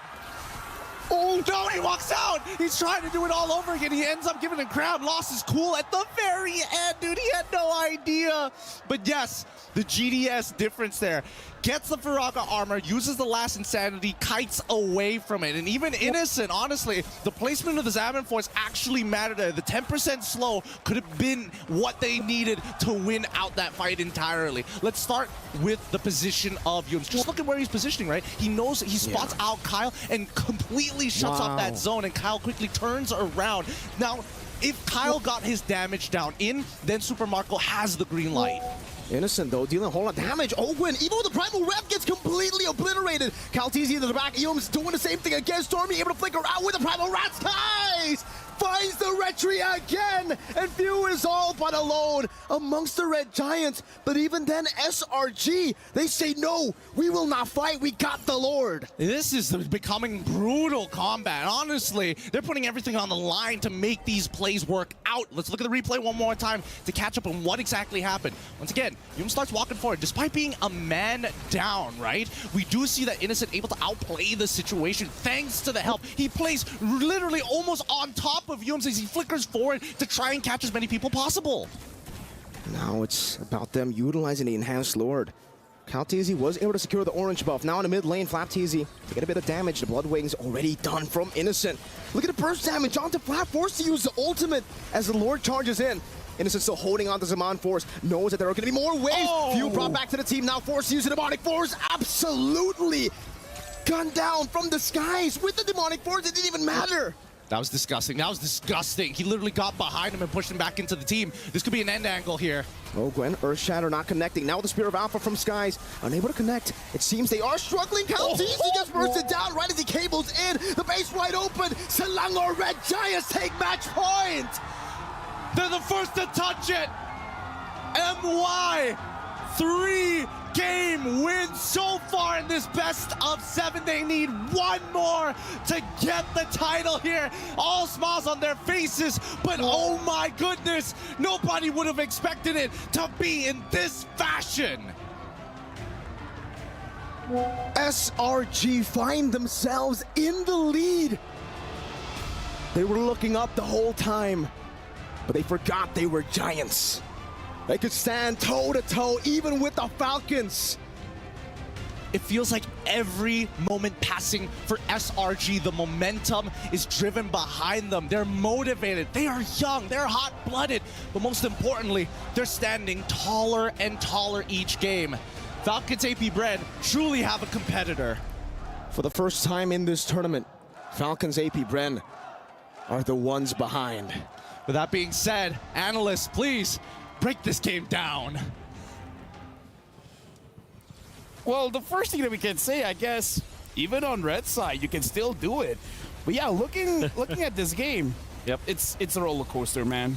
That to me was the game changer. 10 minutes in, Yums with a sliver of HP, just survives long enough to pop the implosion and eventually punish the entirety of Falcon's AP Bren. Again, another stumble for Falcon's AP Bren. It'll be a good team fight as Few will be able to pop the ultimate and then kind of sacrifice for his team Super Marco to clean up, as well as Kaltizi. But then it will be disaster after disaster. This should not have happened because Falcon's AP Bren are already leading by so much. But then, because of what Yums did and what Innocent will be able to do in the next Lord fight, that is how SRG is able to come back. It's the brutal honesty that SRG are playing with that makes this game inevitable for them. I've been watching all of these engagements, going through different angles, whether it be out in the open, near SRG turrets, in these small corridors, and I don't know, Few at this point, 15 minutes in, should be able to disperse him, but something about the way SRG just position themselves and punish Few as he lands every time makes it almost a useless ult. Honestly, like every single time SRG wins a team fight, my head is like, how? Exactly. Like, where's the extra damage coming from? I mean, like, sure, we see the setup, maybe Falcon AP Bren walks into it, but still, it's like, how? Like, you know what, in terms of stats, you know what I really want to see? Ooh. The damage dealt. I really want to see who dealt the damage coming in from SRG. And conversely, for FCAP, it was only Oracle as a defensive item here for Few. That's why he got bursted down so easily. He went for glowing wand. He wanted to deal the damage, despite the fact that there's already a lot of damage from FCAP. And the clock only really stacks up the longer the fight goes. But I think the call for SRG was just rain down holy fire on Phoveus, on Few, and that's why he only ever lasted like 3 seconds tops. Ooh, interesting choice. And even the choice for the Thams coming out from Flap TZ, I did say that the Thams will be picked up. It's one of my predictions in the last weeks, and I thought that it will be because it was a tank hero with in the absence of like a Barret, of usually your tank heroes like Edith, maybe in the EXP lane. You need someone to tank for you, but instead the choice was to go for this war cry on the Thams, which, you know, evidently it worked in the early stages. Not gonna lie, we were about to nerd out about that, but in the end it proved to be the bane of FCOP. One thing to like nerd out is that you were talking about there was one team fight that really wanted for SRG. Honestly, the extra damage came from Edith. It is the Valentina's. Yeah, exactly. So I feel like that's also a big game changer where everyone is clumped up together. And then Stormy was able to deal a lot of damage, and Innocent got to his power spike, and then the Harif was banned for a reason. Yeah, it was that fight that made me think, hey, that's a lot of turret hit they were taking. It wasn't turret hits. It was Stormy. It was Stormy, yeah. Stormy, yeah. And this time, Stormy the Prodigy, man. Yep.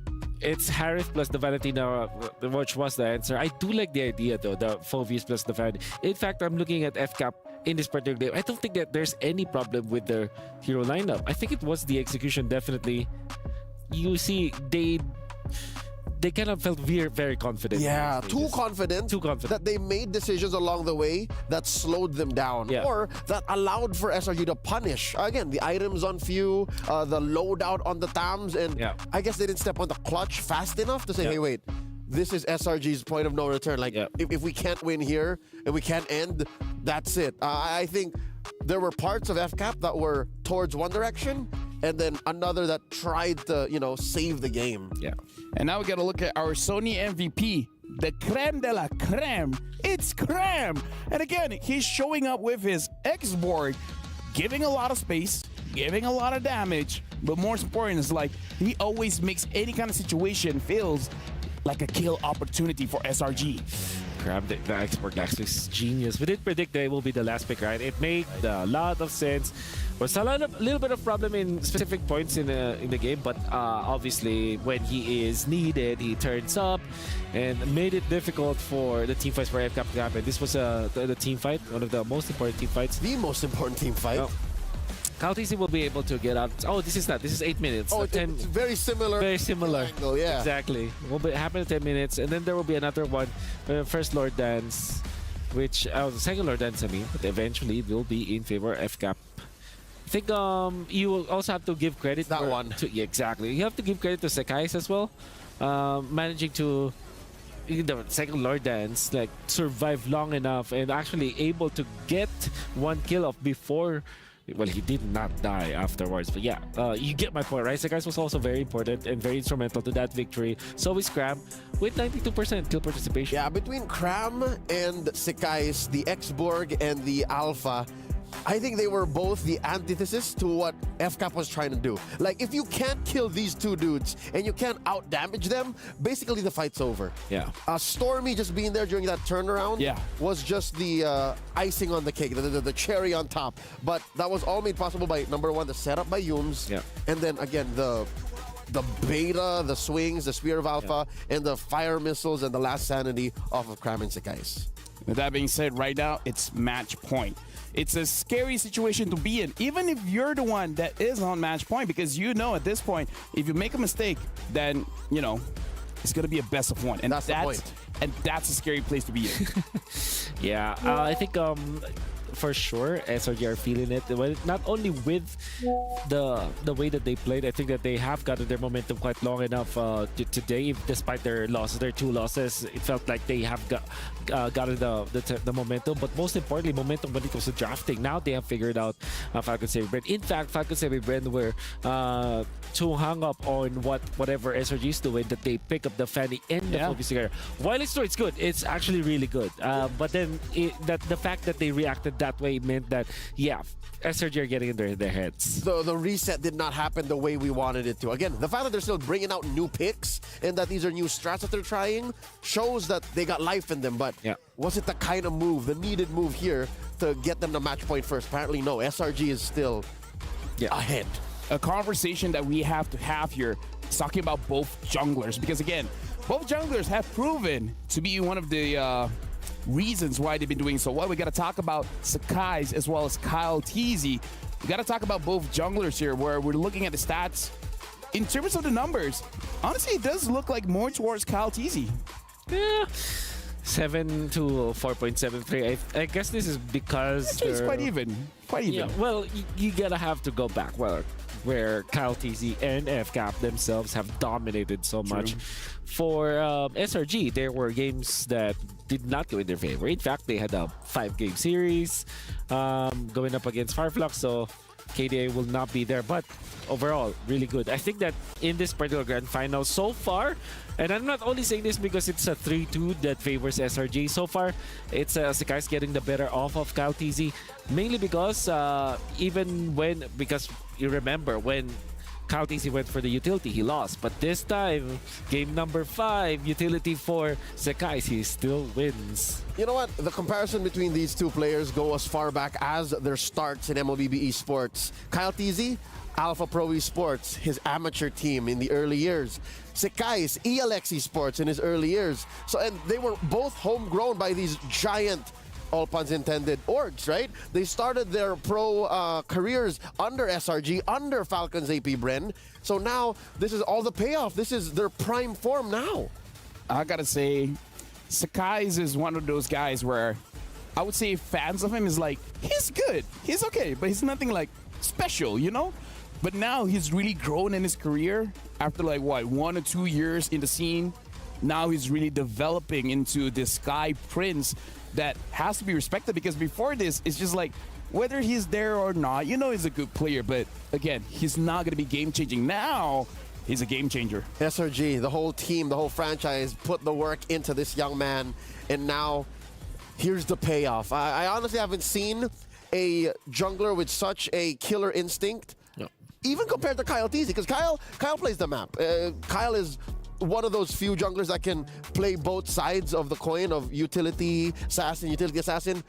But when you see Sekais on an assassin, it just laser focus. It just plays right. It's laser focused. It's scalpel precise, and it's just as brutal as a machete. You know what I mean? Like, it's just a katana even. I think that also, if you're looking at SRG and specifically how they are utilizing Sekais and how Sekais actually plays, it kind of makes me think that they are playing so many games with different kinds of heroes. And it's actually backed up by the fact that Coach Arcadia and the entirety of SRG reveals that they are playing so much, actually, even after the scrims, right? So they are playing a lot of ranked games together as a team. I think that they have extended scrims as well. So they're really just focusing on so much reps on their side, because if you're going to be comparing both both the Fanny usages of Kaltis as well as Sekai's. Sekai's is more favored, and it kind of felt like Kaltis is more on the rusty side of things. If you look back at Sekai's play, I think he only missed 2 cables. Sorry to cut you off there, but again, this is an intense match.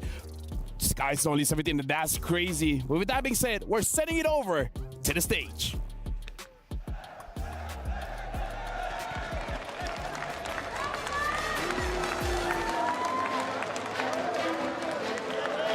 Tension is hanging in the air. Heart-stopping climax. This is the clash of true titans. They're not just here to compete. They're here to dominate. They're here to become legendary. The score is currently 3-2. And now, Selangor Red Giants are 1 win away from being crowned the MSC 2024 champions. Can Falcons AP Bren take us all the way to 7 games? Now we want to hear from the audience. Let's hear it from the fans of Falcons AP Bren. Okay. I see you guys. I see the Filipino crowd. I see the Falcons fans. But now I want to ask, what about the Selangor Red Giants? Are you not entertained? The Amazon Arena is ready. Let's start game number 6. It is time to go over to our panelists. Boys and girls, it's your time to shine. Game 6 awaits.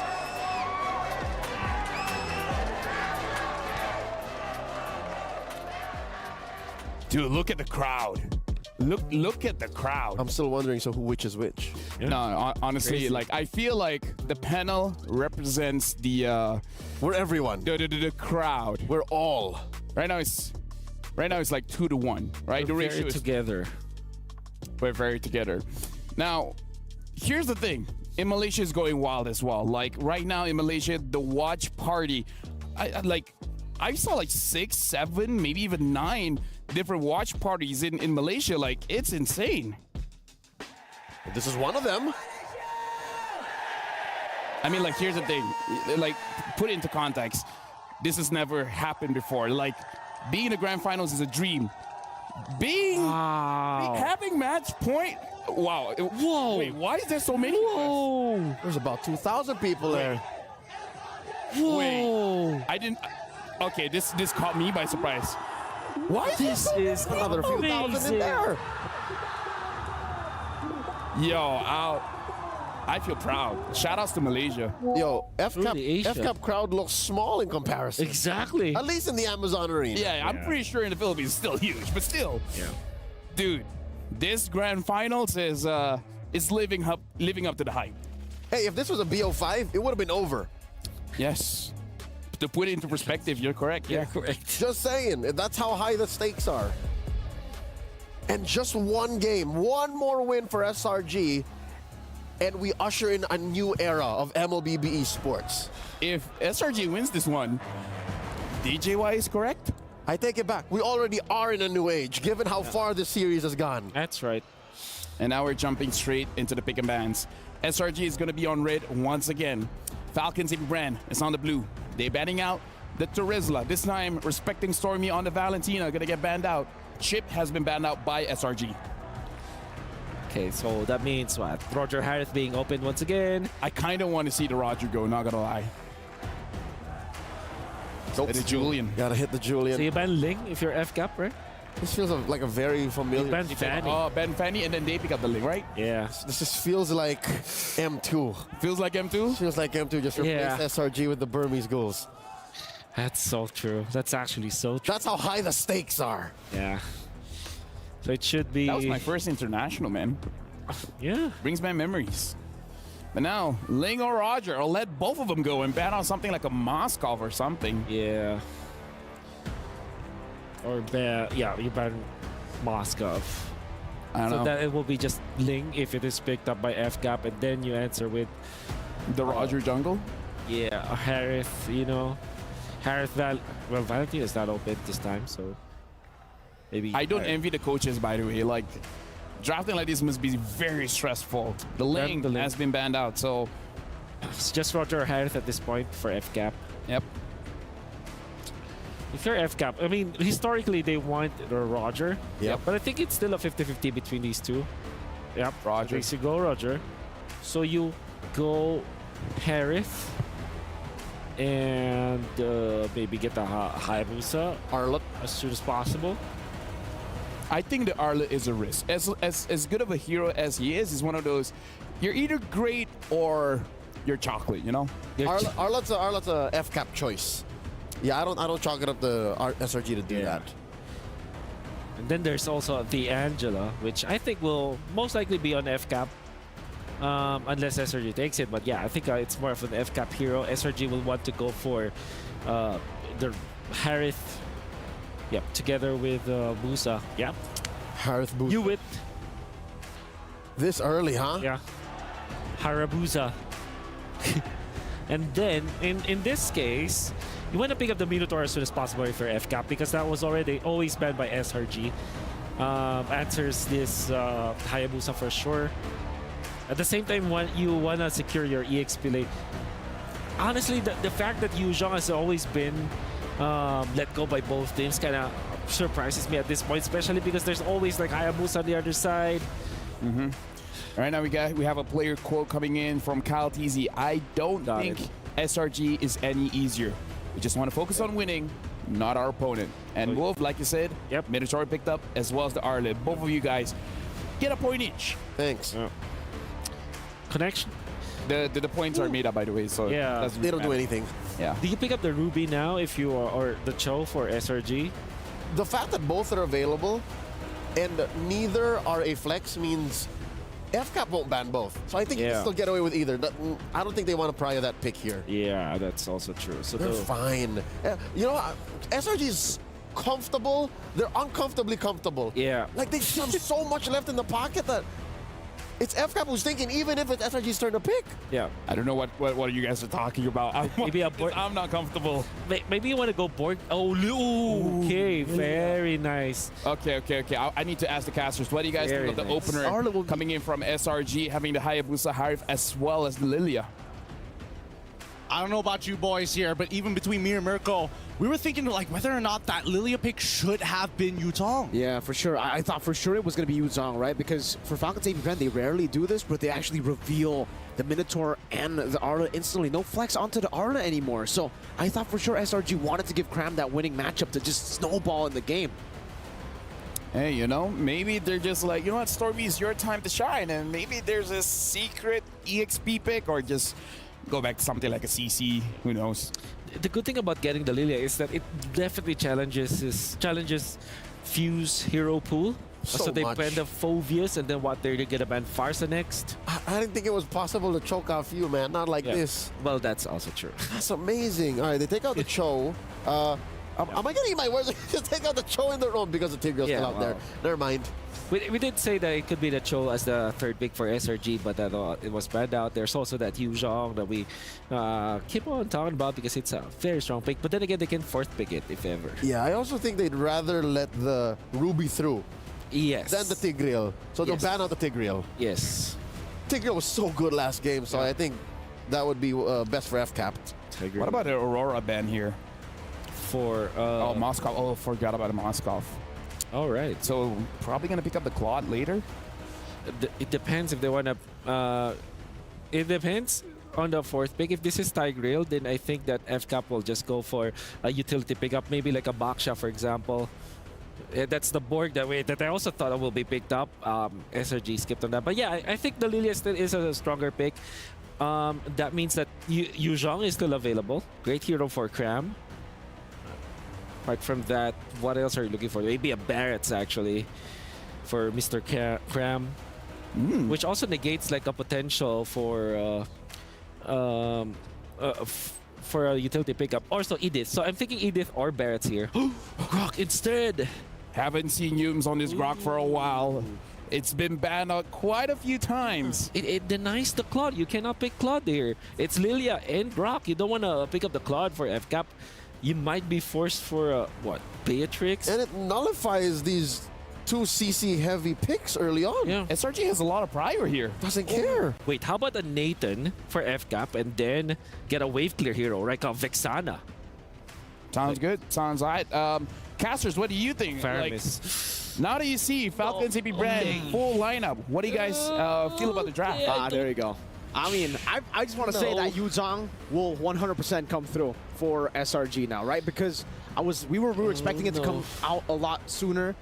I don't know if they don't go Yu Zhang, because like Yu Zhang just fits perfectly here, and they already have the Grok, they got Lilia, they got full mid Prio, so even the Ferris will get punished. How about Lapu? I don't know. I'm even thinking about FCAP at this point. The way that they're going to be playing their comp is heavily around just like team fighting strong, right? So like good luck to both of these teams at the end of the day. I like the Lapu shout out. Yeah, I don't like the Ferris. I'm feeling that maybe FCAP are taking the focus on winning and away from their opponent to their detriment. Because there's so much that SRG is presenting that FCAP here just picked up the Faramis and the Nolan.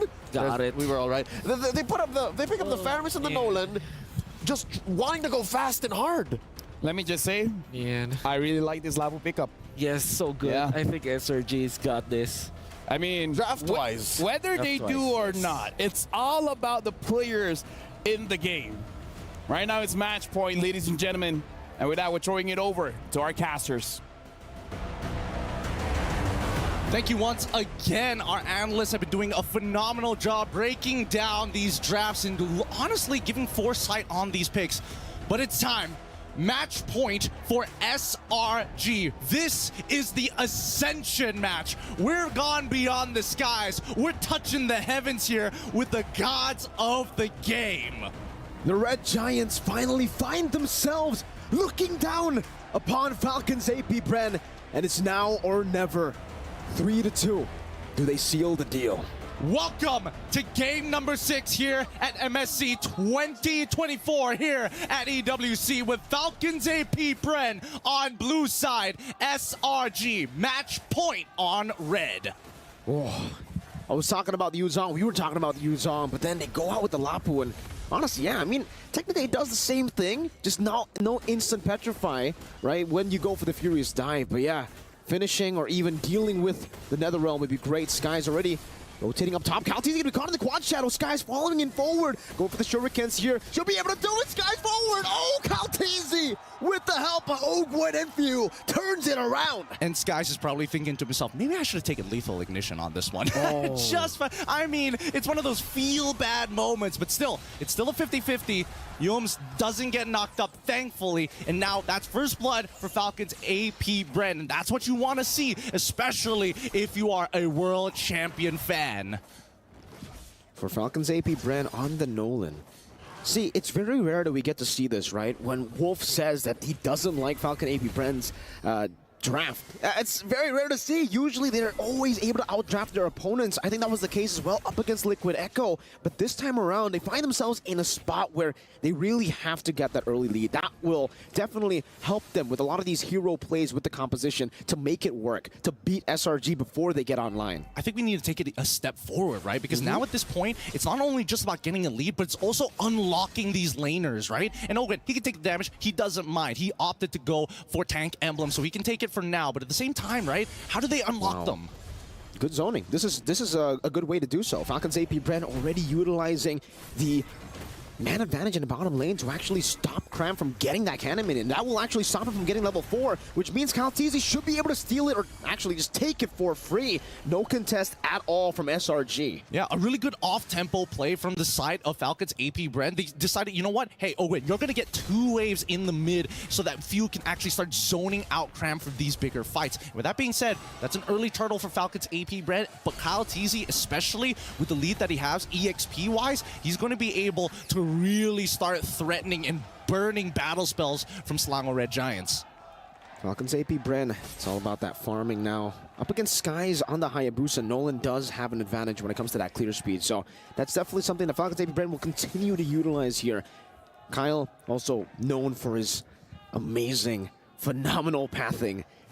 Now, a level ahead, he should be able to find another lead here because this is what I was talking about for the Yu Zhang at least, right? For Cram on the Lapu, you're going to be great, especially in the mid game, but in the early game, if you got that Yu Zhang, you would be able to force to just win out this lane.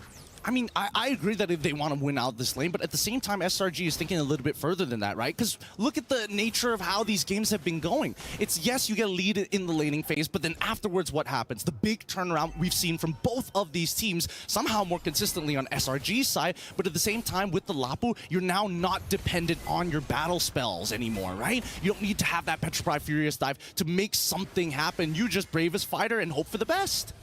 Warrior Boots' first item from Cram here is actually going for... I wonder what he's actually going for there. If he just wants to stay on that item. It's a Thunderbelt though, rushed in from FlapTZ. Kyle TZ already pushing Cram, putting the pressure down on him in the bottom lane. He's already down quite a bit from, you know, all those early ganks from Few. Now he's going to be down even more. He's going to lose an entire wave, I think, with the cut. Yeah, that's a little... Ooh. I mean, that's a little unfortunate. I think that Cram is going to first item War Axe instead of going for the traditional Hunter Strike at this point, or mainly because I think when he jumps in, Ogwyn is going to stop everybody else from continuing the dive, you know, really capitalizing on it. And with that peel being said, with the extra spell vamp that you get from that War Axe, it might just buy him the precious few seconds. Ooh! Youm's wild charge. All alone, though, now going to be taken down by Super Marco. Great read. And for Falcons AP Bren, it was just about speed. SRG weren't ready for that speed. Exactly. Like, I'm surprised that they even wanted to contest for it in the first place. I would have think that, you know, they would have opted to just back away. You know what? Take the turtle, whatever. Maybe we can find a lane lead somewhere. Like and fall straight into the flicker as well. Minius Fury onto Innocent. 1v3 taken down under the turret. No trades for SRG. Oh boy. Good stuff coming out from Falcons AP Bren. Keep in mind, the Netherrealm is still up from Few. This was a guaranteed dive to happen. Oh, whoa. Final Slash breeding out the black shoes already. Stormy kind of in a bit of trouble now, you know? He's not even able to walk up fully because he doesn't know where's Ogwyn. Now he does, and now he rotates back towards the mid lane, wants to give that wave over towards the Harith. Youms is just holding it down. Look at this read here coming in from Few. He's going to be able to get the Shadow Stampede off, but regardless, right, Falcons AP Bren are very aware that Skies has good opportunities to actually find the side. Oh! Final Slash flicker into the Fracture, straight into the Vengeance! Well played, Falcons AP Bren. The combination to assassinate Skies. Beautiful, beautiful stuff here. World champions for a reason, am I right?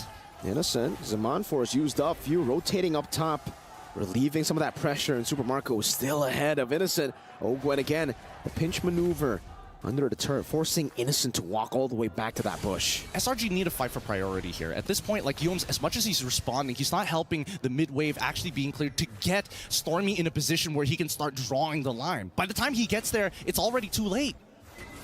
So far, so good for Falcons AP Bren. Kyle TZ comfortably ahead, one level this time around as we wait for the next neutral objective.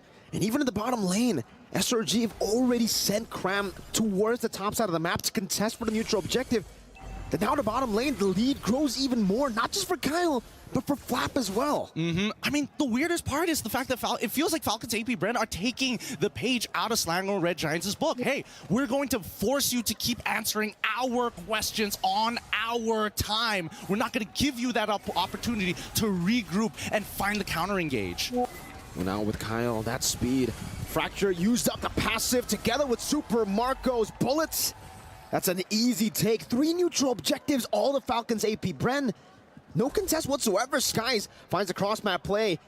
But we'll have to see if he can escape from this one. Shadow kill used up onto FlapTZ. FlapTZ waiting in the midst of it all right now. The stun should be able to take him down, and just like that, he didn't even use the Vengeance. Stone cold Flap. Oh man, Sky's unable to buy enough time. I'm pretty sure he probably didn't exactly get the best quad Shadow in the world earlier. But at this point, any single advantage is great for Falcons AP Bren if they want to bring it back and force a tiebreaker between the two teams. At this point in time, SRG, if they're the only way that they're going to find a big tempo play is they've create an advantage with the wild charge, right? So far, Youms has not been able to get there at the right place at the right time because of the way that Falcons AP Bren are kind of splitting them up. Final Slash right into the knockup. Super Marco's running like in form. You can hear him. Youms able to escape for now. No flicker on Cram. Skies tries to go for the quad Shadow, just revealing them. Kyle TZ's 2 levels ahead. Threatening now with the Stormy baiting on the black shoes. Oh my goodness, that damage. It's not looking good. It's not looking good. Let's look at the gold difference here, because right now Super Marco is currently 1,200 gold ahead, and that's not what you want to see. But even so, even Kyle TZ continuing to be, I mean, he's so far ahead already. He is so far ahead, and I think the items display it very well. He doesn't even need the Sky Piercer, right? He thinks, okay, I'm gonna go for Blade of Heptases and then Hunter Strike, and then I'll go for the Sky Piercer. I already have enough damage early game, fool. And with that being said, right, situational items are going to start coming into play, and I think it's important that they get it as soon as possible, because right now that's a 3-item Roger, and not exactly the best position to be if you're low. Slowly, Flapteezy be barriered in and all in, but Flapteezy able to find a final slash. Flickers out Ogwin now with a capitalization. Power of Nature into the wild charge. 3 members knocked up as Cram gets the bravest fighter stun. Now the Nether Realm comes down to Super Marco, deals with the back line. Shadow kill forced out. Now with the Lycan form, Sky's very low. Yum flicker, and now Sky's going back with the quad shadow. Meanwhile, Stormy forced to use the black shoes, and Skies cannot go for the assassination. Will be forced back again. It's 1-for-0. Flap going in, connecting onto Yums, but will not be able to find the hit. Innocent with his Amon Force turns things around, finds a trade back, and Cram is back up. Nice reaction time coming in from Yums. That Power of Nature saved his life from Flapteezy trying to go for that final slash. But at the end of the day, Falcons AP Bren, despite trading Flapteezy over to Innocent, doesn't matter. They got the neutral objective, and that's the most important part. Again, now with the Lord. A big one at that, Skies. Jumps in, shadow kill. Netherrealm not up just yet. View can't escape. It's Stormy who finds it straight into the fadeaway with the black shoes. Into the turret, they find a pick. And I think this Lord, Falcons AP Bren, will still be able to utilize it. The passive was on full stacks from Few. He's back up already. Let's look at the damage dealt so far, because right now, we're seeing that Few. Again, these fights have been really, really compact, and the closer SRG sticks together, the more the Ghost Burster is going to do even more damage. And man, you can just see how badly Flapteezy wants to catch somebody, just overextending, even by a single pixel. They'll find everything. But similar to the previous game, right, we did see that, you know, on Fanny, you want to be able to kind of split push on the side of the lane. For Hayabusa, exact same thing, right? You want to kind of alleviate the pressure. Oh, Super Marco with the chase down. Now Sky's going back and forth. Scratch down. Super Marco wins the 1v1. He panicked. The quad shadow, he sent it into the wall. That wasn't ideal, but hopefully they can protect mid and tier 1. They will still be able to do so up top. Innocent sent to deal with the Lord, but he's all alone. He's used his Amon Force. Oh, Gwen. Look at this menace, Flapteezy walking forward with the Vengeance, able to find it onto Yums. Didn't get the stun. Kyle TZ in the mid lane, zoning Cram away, and they are able to zone them away, at least from the tier 1 in the mid lane, getting that tier 2 up top as well. Kyle forced back, Stormy, and now Yums, great maneuvers by him with the conceal.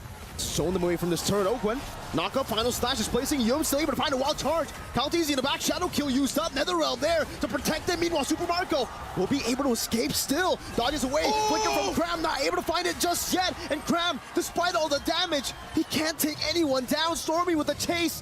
But then the motivation roar just gets them back up. Oh, that's a War Axe diff right there. Survive. Oh, Stormy gets hit. Final slash, Stormy trying to run away, doesn't have the black shoes. Meanwhile, Crab gets bursted down. Kyle TZ gets rid of Stormy. That's a 2-for-nothing trade. Falcons AP Bren has been in the driver's seat this entire game, but the lead finally extended from 5K to 6K. Again, it's starting to even out here, and worst yet, this could mean inhibitors. The next 30 seconds is going to be important. Oh, final slash. Again, with the Vengeance, this time Innocent able to escape those Skies back and forth with the quad shadow. Now into Flapteezy again, very low. Innocent able to space out Yums with the Power of Nature, able to escape like it. Oh! Super Marco! Again and again, finding the play. Base short number 1 in the mid lane. Boom! The Filipino cannon finds another. Oh no, oh no. It's starting to fall apart for SRG. Falcons AP Bren, the chain deaths are happening. Minions Fury crowned with the bravest fighter, unable to find more. Super Marco continuing it, able to flicker out to safety. Innocent back and forth, now in another realm. Final slash not connecting, Innocent cannot survive. Once again, they do it. They are showing you why they are the best in this game. Every single time you count them out, they just show you it's not even close. Match point for both of these teams. We couldn't have asked for anything better here, Mirko. Falcons AP Bren flying back to eye level against the Red Giants. Back and forth, and this time round, we get to witness Game 7. It's been so long. It's been so long. Man, it's been a while since you and me have been on the desk, and we even get the benefit of casting all 7 games. Today could not be any better. Falcons AP Bren, they always find a way. You look at them, you think they're beatable. They bleed, and then they stomp you just after that. 12 minutes. The fastest game in the series so far. Yep, the strongest mental we've seen. Analysts, it's your turn. Break it down for us. We started the day with a best of 7, and now we're jumping to a best of 1. And again, tempo, the speed. Dude, Falcons, AB Bren, they want to push this one, and now it's anyone's game. This is what we asked for, game number 7. But I gotta say, like, to all the fans out there, it is true that during the draft we reacted really badly about that Faramis as well as that Nolan pick. We were skeptics. We're very skeptic. Next time, let's not do that anymore. Yeah, maybe it is necessary so that they can win. It's part of the show. Part of the show. Oh my goodness. Man, but nevertheless, I think the thing is, what we actually forgot is how good the macro is for Falcons AP Bren, because they attack this in a macro level. Which makes this all the more a beautiful game, match, and series. Yeah. Because all throughout, it was SRG who brought us first to match point. We were playing SRG's game, we were following their tempo, we were playing to their tune. And that's why the draft here made all the more sense for Falcons AP Bren, is because they broke the game down to a point where team fights aren't what we're used to. They're not the fights we knew from games 4, 3, and 2. There is also this silent protocol amongst teams, especially for MOBAs, when you're drafting in a grand finals, where it doesn't matter if you get the perfect hero for that draft, just a hero-centric, but if it's not a meta-game hero, it will not work. For example, the Lapu-Lapu, maybe you will rank it lower in your tier list, but it makes total sense, right? It's great versus the Roger, decent versus the Nolan, stellar against the Faramis, but if you think about it, the attributes as well as the items that eventually this Lapu-Lapu will pick up, it's not that strong in the meta game. So even when Crown will play the perfect hero, it doesn't mean that they will win with that kind of hero in a grand final. Greater than the sum of their parts. Exactly. That's what makes this draft by FCAP such a magnum opus. Yeah. I honestly was afraid, not just in the draft, which was very obvious, we were vocal about that, but also a lot of the moments in game where Super Marco, where Kyle Teasy, where even Few were threading the needle, like, you should have died, you should have gotten punished at this point. And again, the way that they all put it together, the calls that they made might have broken SRG's tempo well enough to end this at 12. Didn't give him time to adjust? Yes. That is definitely what they took away from SRG this time. SRG, I think that it's fair to assume that after watching them in the group stages and the knockouts, they're a late game team. They're a comeback kind of team. But in this game number 6, finally we see Falcons AP Bren just really, show their fangs, really have a tight grip and never letting go of the tempo, which meant that SRG couldn't find the right timing to open up. Even when you saw that Sekai tried to go for that bottom lane push, he was solo. He was actually taken out by Super Marco, who played the Roger against Hayabusa so well. He stood in the middle so that he has got like what, equal distance to travel. He would have killed him either way. Exactly. Not to mention Innocent, right? Innocent was actually doing his job. He was doing his role to get to a point wherein if fights lasted a while longer, even under another realm, he would be able to dance between the Zaman Force and win the fights eventually. But FCAP was denying that. So he had to revert down to pushing the off lanes, which made the whole situation harder for SRG because you can't face a team that's 4K, 5K ahead of you with just 4 men. Yeah. So it was it was a double jeopardy for SRG. Let me transition the topic here by saying Falcons AP Bren, they're in a comfortable position where they've been in the best of 7 numerous times. Exactly. Selangor Red Giants, even in MPLMY, it didn't go all 7 games. Yeah.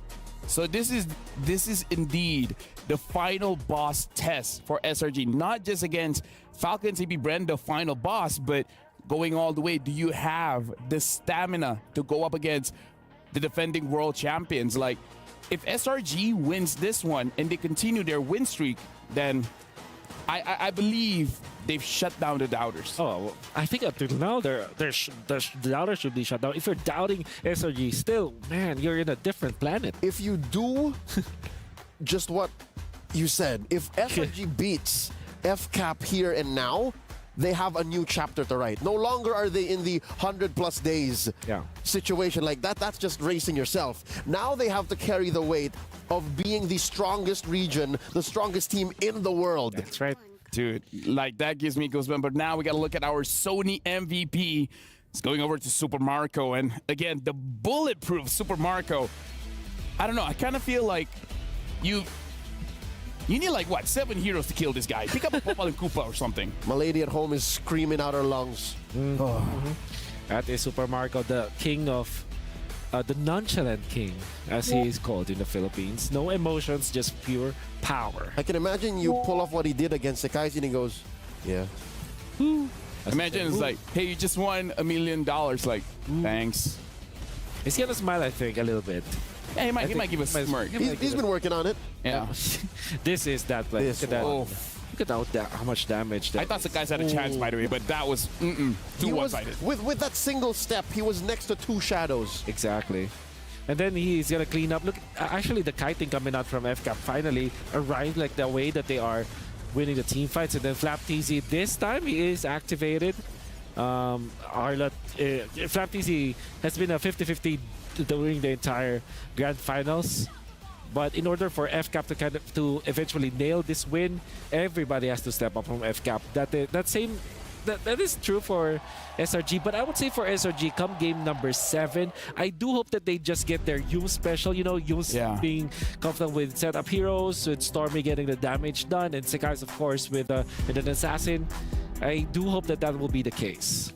And here I was thinking the Grok was that Yum's hero we were looking for. You said it has been a while. Of course, and the thing is, we have a lot more to talk about, but going to Game 7, we have to go to a break first. We'll see you guys right after this.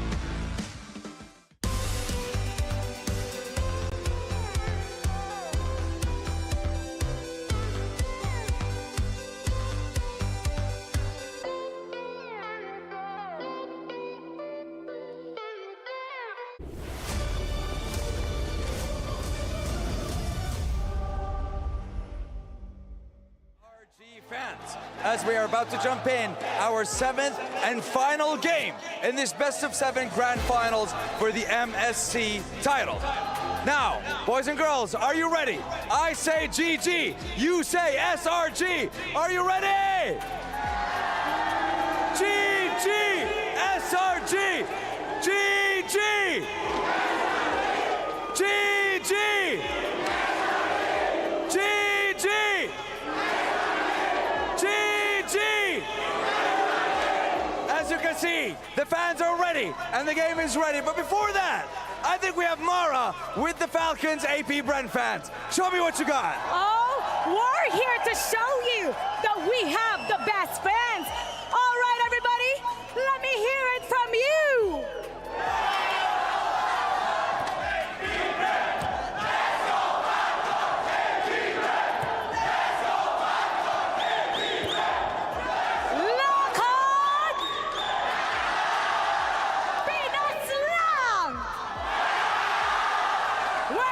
Show you Game 7. Analysts, take it away.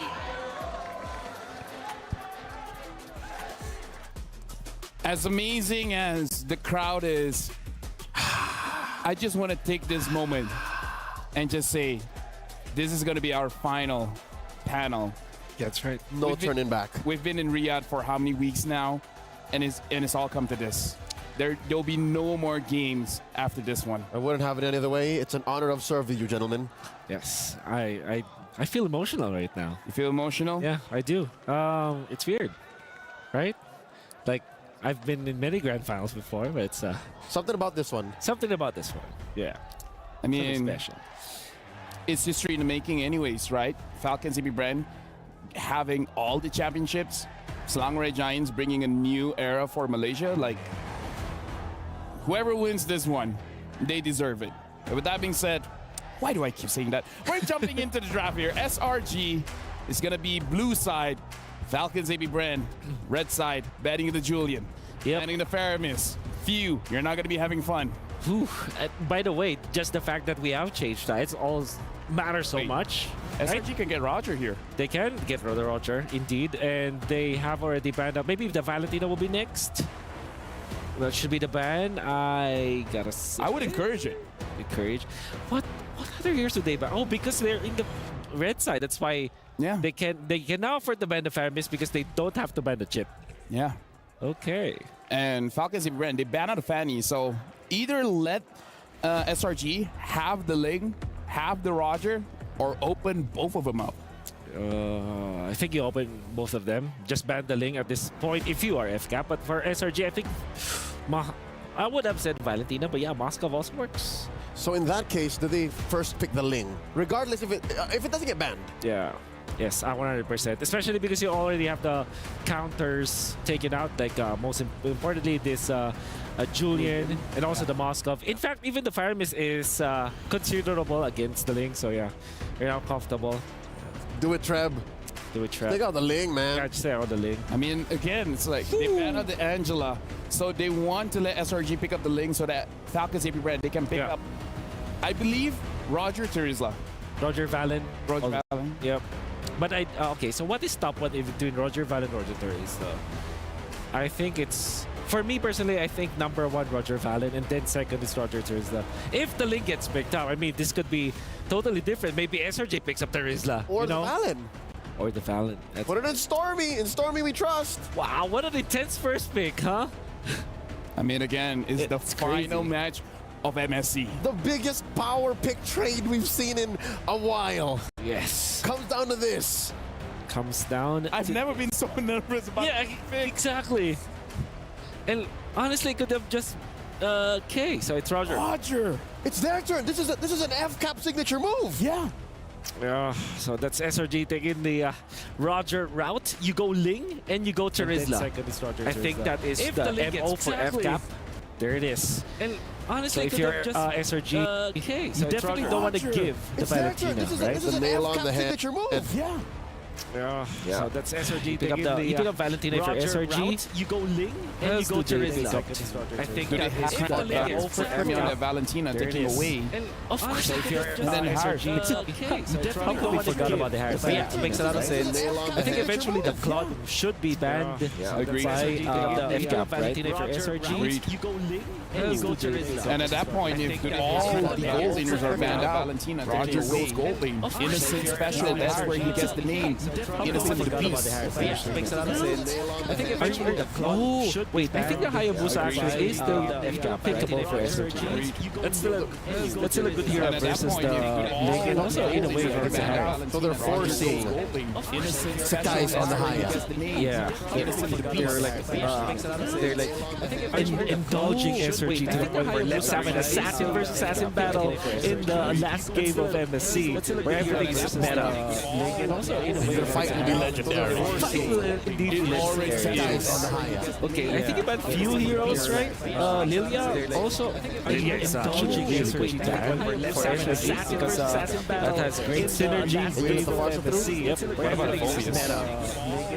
Maybe you can let Village go. Alright, interesting. I think about few especially because Lilia, especially because they have the Valentina, we can steal the Edith. Yeah, that has great synergy. I think you can still ban Hayabusa here if you have gaps. Look at the dichotomy. Look at how polar different Coach Duck and Coach Trebar. You can see Coach Trebar and Coach Duck is just holding it in. They have the Valentina, we can steal the Edith. Mr. Robert is just prodding. I think you can still ban Hayabusa here. They are indeed forcing the Hayabusa. Export being banned. I think that's actually an amazing ban here coming up from FCAP. Knowing that it will be the last year to really make it difficult for the tourism to kind of work. What else are the options? Cram is good on the CC, but I don't know about CC in this right now. CC versus Ling has worked before. I'm not entirely sure if that's good versus FCAP. Eric, it will be the last talk about CC. Make it is Arlo or Open a thing? Yeah, it is. Absolutely. That might be a better alternative to the Edith, right? Because the Edith just stings with a Valentina. If you're up against the Valentina, do you want to go like Kadita or actually the Farsa is still open. Yeah, Farsa is great. Unless they want to go all in for the damage reach, they go Kagura, that's the Arlen. Well done. And you also take it away from the potential of, you know, Crab picking it up. So that's one of the few Crab heroes left. Farsa is still open. Are you going to be left with CC? I think CC, they might not have a choice for the Jean. They go Kagura. Oh, you're right. Well, finally, please. And you also use from the potential of, you know, Crab picking it up.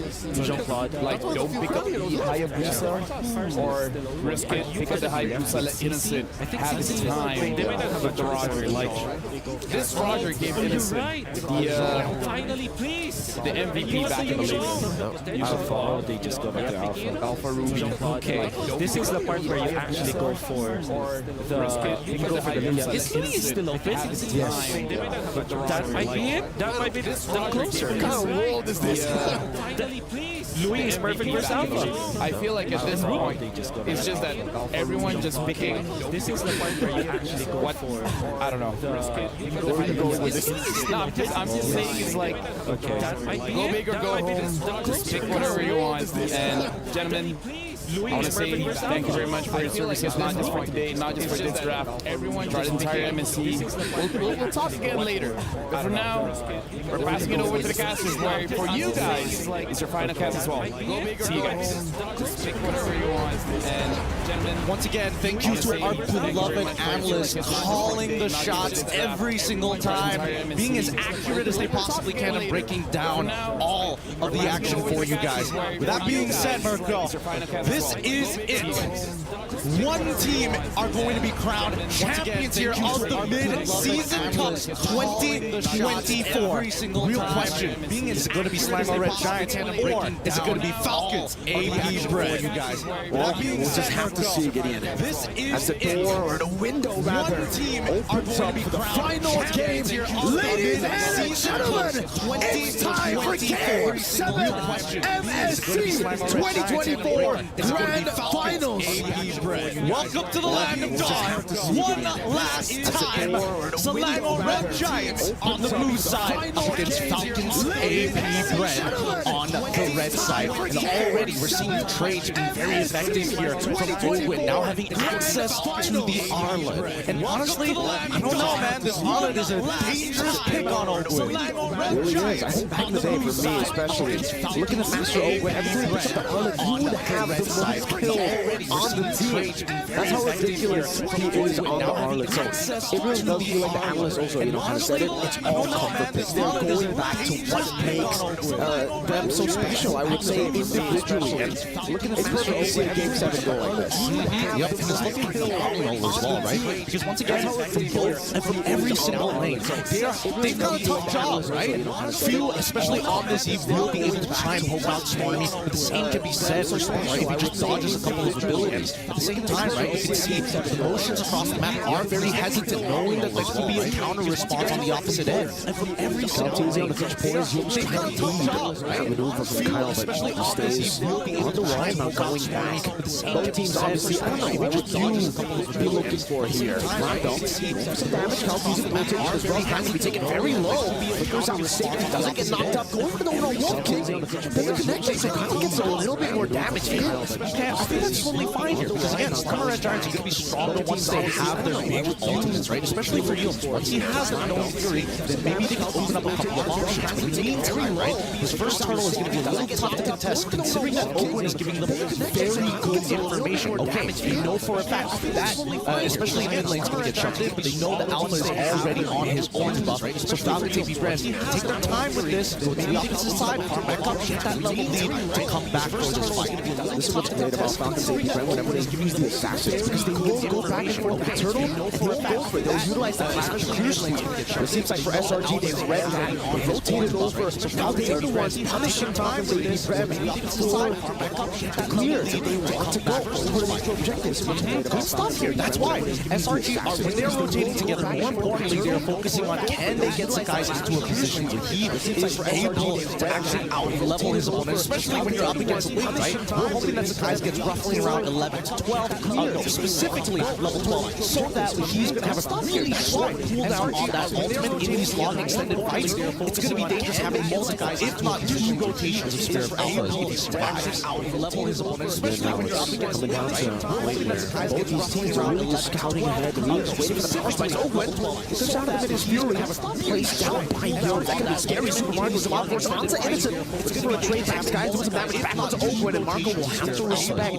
Innocent's damage on the Roger. Him on a signature pick, by the way. Yeah, I'm curious to see what Innocent is going to be building, right? Because previously in these types of matches, especially against the Harrod, we've seen here at MSC, he likes to go first item Thunderbelt. First guy, he goes for the traditional build. I mean, the fact of the matter, he likes to go quantum charge as well. He likes the extra kiting capability. I'm curious to see what Innocent is first. Okay, so he's going to be fighting for these types of matches. Not just mobility, but fighting for priority. Roger's not great at clearing waves. First Wind Talker, he can at least go toe-to-toe. The fact of the matter, Get that he likes additional to go damage come down. he likes the extra I kiting would say, capability. an initial strike. The gust of wind. Gust of wind.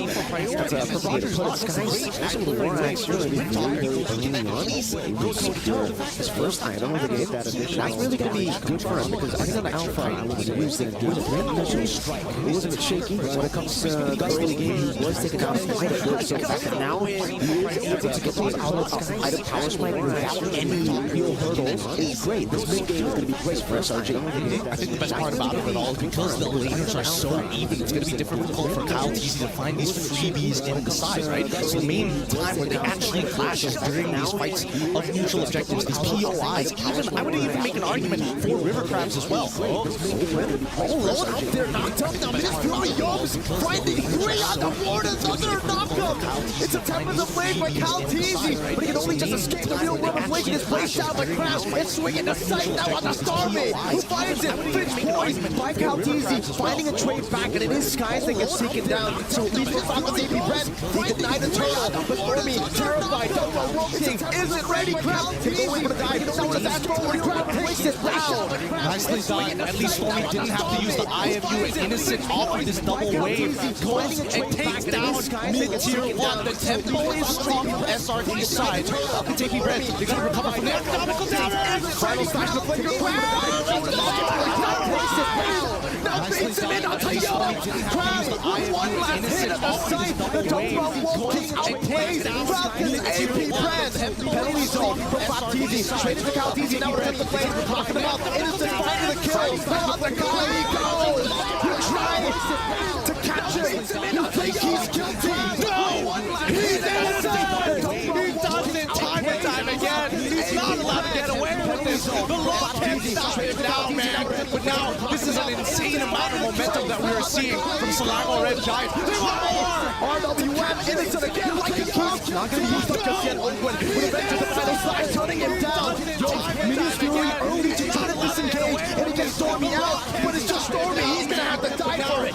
Oh man, might have been an overheat coming in for Innocent. Talk about Caster's Curse here. As we pull it back, let's look at the items. What have they built so far? Looks like the Endless Battle is almost complete by Innocent's side, but Starneem's side then also going to be a Feather of Heaven almost complete for the side of Super Marco. Oh man, might have been an overheat coming in for Innocent. Even though he passed out on the initial objectives, he's still able to find him. Seriously, this composition was really built for those hero moments. He got fighting these big plays that can happen. Also, going to be a penalty zone is an unfortunate win, obviously the final slash, and they can all, if they are able to get the combo, it's getting ridiculous. He could have done it on Wolf King, no follow-up though. SRG, not in a position to completely all in.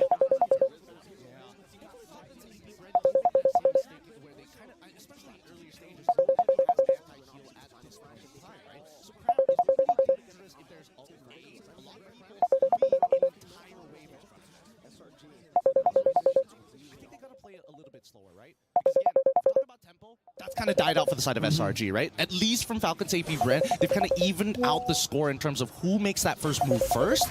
And until we see Super Marco get the Holy Crystal, I think that Falcons AP Bren understand that it's pretty difficult to fight cleanly. It is. It's going to be very, very hard, considering SRG, how mobile they are. That we're talking about for the Cryo, it now works even more for SRG, because technically they can attack from different angles, and Falcons AP Bren, they really have to rely on that front to back to be organized, to be coordinated. If SRG displaces them, it's going to be tough, and they know right now they're in no position to actually force out a clean fight. That's why they're giving away these neutral objectives. They can over SRG, because SRG to be even stronger here. Come the 8th minute, come the 10th minute. Well, I don't know. The Turtle, a lot of people are like, oh yeah, Turtle's such an important neutral objective, but we gotta calm down, because again, Turtle really just benefits, like, slightly benefits the team, but honestly just benefits one person who has that Turtle buff, right? We've seen time and time again that Falcons AP Bren can push back, and it really boils down to that very first war to see the big economical swing that benefits the entirety of the team. Neutral objective, we gotta calm down, because again, Turtle really just benefits, like, final slash is pretty team, but honestly just benefits one person who has that Turtle buff, right? We've seen time and time again that Falcons AP Bren can Let's talk about win cons here, because technically they came to view Ice King Wand utility as well to slow down the mobility that SRG have been utilizing with the early game at this point to actually get the advantage. Yeah, and that's going to be very effective for those who kind of like to stick on you a lot. People like Cramp, people like even guys to a certain degree. Even if he doesn't decide to go for a brute force rest play, raw slow from the kid on top of Ice Queen's Wand from Feud, it's going to make it really, really difficult for him to stand tall. At the same time, it does open up opportunities for those Falcons like to actually go for the counter hit, right? But that's on the assumption that SRG may go for first move. Rest place. Raw slow from the kid on top of Ice Queen's Wand from Feud, it's going to make it really, really difficult for him. I think for the most part, this fight has been so ferocious in MSC 2024.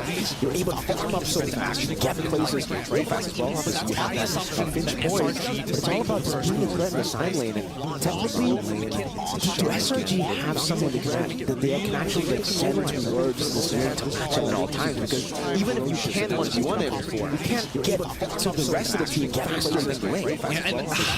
There's also the secondary problem, right? Because Idling is able to split push very effectively, then it boils down to how much wave clear do you have? And wait a minute, if Falcons AP Bren hit the board, do they have enough wave clear to protect from high ground? That's just not the case for SRG's side. So this very first Lord might just be a make it or break it for them. especially considering, you got Harris here. They need to finally win team fights. They need to be able to force these big team fights. They're committing on the Lord. Retribution on point for Skies. SRG take it away, and Falcons AP Bren. They can see it. I think they don't mind. They know that they have the high ground defense. Worst comes to worst, tier 2 start falling. As long as they maintain at least all of their inhibitors, they can actually push back. They're not at like a wave disadvantage for the upcoming Lord push. Sorry, not Lord push, but the upcoming Lord spawn. At the same time, it begs the question, what's going on through Falcons AP Bren's head? Do they not want a 50-50? Are they more worried about using his prime positioning? I don't know about going on to Yums. In the final minutes, you're under 2 credits, and I'm offended. And out of the outcome, Stormy deals some damage. Innocent in the back line, going to be Kai able to flicker out from the temple of my crab. Again, finding Fuse. They're going for another Stormy. With a flicker forward, Oldway going to be taken down. Super Marco. But not anymore. Oh my goodness, this was on the Lord push as well. This was such a risky maneuver. Falcons AP Bren, they needed to trade up here. This could be an inhibitor pretty quickly. We'll see. The Lord still knocking on the tier 2s. Falcons AP Bren, they could diverge. They couldn't diverge. A big Lord in the bottom lane. Holy defense used up, but the Lord is still full HP. Oh my god, no way. Now, I'm offended on the flap circle with a hammer stolen. Real manipulation for him. He's on the Caldee's damage. The crowd deals with him. It's a killing spree as Caldee's picks up the blade. Now in the midst of it all, caught again. The throwing one takes him down. Stormy finds the kill. It's another 2 for 1. This is not like this. Not like this. It was supposed to be an epic battle. It was supposed to be legendary. But now Slanghorn, Red Giant have an insane economic lead onto Falcons AP Bren. 6,000 goals on match point with an inhibitor missing on the bottom screen for Falcons AP Bren. I believe that Falcons can do it. They can bounce back, but we need to see a good final slash from Oakwood. He really needs to make it happen. We're going to have to see an epic final slash. We're going to have to see a magical one with all the words in the dictionary. That means miracle or something of the sort. I believe that that's what Falcons AP Bren have to do. When did you last see Falcons AP Bren having to rely on something like that? It's been too long. It's been too long, but you can definitely tell that the pressure is getting there. It's building up. The momentum is here. Slanghorn Red Giants now hit their next item power spike. 41. By the time this Lord spawns, it's going to be 42. Let's have a look at the items real quick. Oracle on top of the fact that Yums is about to purchase that dominance ice, making sure that, hey, you can't get away with anything anymore. Same goes for Super Marco. Again, he's bolting. His positioning has been honestly pitch perfect until his front line tumbles. 42. Let's have a look at the items real quick. Oracle on top of the fact that Yums is about to purchase that dominance ice, making sure that, hey, not really long range. Can't get away with anything anymore. When you're in a fight, you are literally in it. You are in the midst of battle. And again, Oldway gets caught in the final slash, but it's not his. It's Stormy's. He stole it away from him. Stormy is doing everything he possibly can to make SRG cross the finish line to create history. I'm gonna hold my breath here. I don't want to jump too far ahead of myself, but that is going to be a luminous Lord for the side of SRG. 13 to 5. Everything he possibly can to make SRG cross the finish line to create the grand final of MSC 2024. I don't want to jump too far ahead of myself. The server knows what's called Easy Sky! Finds Spear of Alpha. Pushes Calteezy back again, but take a look at the chase down now. They only used the pinch point. They tried to beat out the Temple of the Blades, but they didn't get a grand final. That's fine. Good patience coming in from Calteezy. Slanghorn Red Giants, though, they're going to have to crack open. This might be the one opportunity to actually set this up for a base crack. We'll see. They can't overextend here. I'm offended again on Calteezy now. With the Spear of Alpha, able to bring him back all the way. Yums in the midst of finding the motivation more to stay alive for so long. Few deals some damage to those guys. Gold win. Oh, crazy! Helping Oldwin there, finding the final stack of the sun as well on the sky. And again, it's Calteezy who jumps over to Innocent. Grab by the Vitali. He flies all the way. Stormy trying to survive. Crabs in the base. Few doing it as well. Pego with a kill. No, he's going to try. Now Stormy's getting away. Someone forcing to drop down. Super Marco going for there. Now finding Crab in the base. Still looking for the play. Super Marco running away. Crab chasing him. He does still have the dash. He gets out of the Isle of Fending, hiding him away. Few helping in with the Ice Queen wand, ever slightly just going in forward. Giving this AP Bren to survive. I don't know. Graham had an opportunity to keep smacking the base just a little bit more, but if you look at his build tells you everything you need to know. He knows he doesn't have enough damage. He knows that the minion is a little too low to make it work. But on top of it all, he's just making sure he can live. Don't lose your resources just yet. Still has active immortality. We'll wait. They're going to re-engage later. His build tells you everything you need to know. He knows he doesn't have enough damage. Two base turrets down. Is a little too low to take it, Bren. If there's a time for them to make the miracle play, it's now. But man, his resources just yet. Still has active immortality. It's 16-8 right now. In terms of damage taken, Williams and as well as Crab at the top of the chart. But finally, that Falcon's AP Bren are scaling.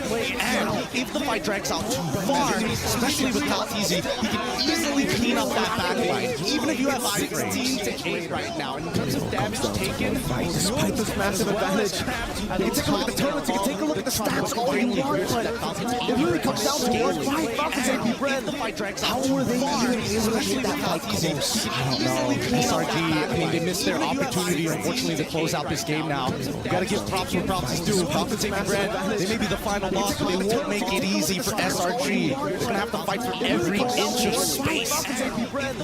How were they able to get that fight Falcon's AP Bren? Despite his base shapes, luckily for Falcon's AP Bren, it sides with that. Despite that advantage for Selangor Red Giants, and the following that base turret, for Falcon's AP Bren, they can constantly send the wing up top, but they have to try and make a decision as well, because now SRG are forcing to make these base turrets. SRG needs to take their time. They can honestly reset this, right? Just wait for the wave to start crashing closer towards the enemy crystal, and then maybe consider your options at this point, right? They're holding it hostage once again. Look at this, and even Falcon's AP Bren, they know it. They're like, now we gotta send somebody up there. It's risky though for SRG. They can honestly reset this, right? Send the heralds up top, Marco. As they spotted up, now with the sun on the ground. He's here about the Batiste, but he'll fall into the run deflation. Jones still in the midst of it all, getting the knock of view. Trying his best to flicker backwards. Guy chases him down and gets the kill. Meanwhile, Super Marco dashing back and forth, trying to survive, trying to save the game. But Kyle, now he falls. He's just Master Ogren, and he will lose his immortality. Another life, another chance, but that's a Stormy. They've done it! For the first time ever, Malaysia is on top! It's over! They have failed as individuals again and again. Put together, mortals, giants are invincible! It's over! They have failed as individuals again and again. The Giants, the Sea Titans, unbeatable, they said, invincible, they said. SRG are truly special. This is an unimaginable moment for the region of MY. What a beautiful game that we got to witness here today. The full 7 games and a new champion here for the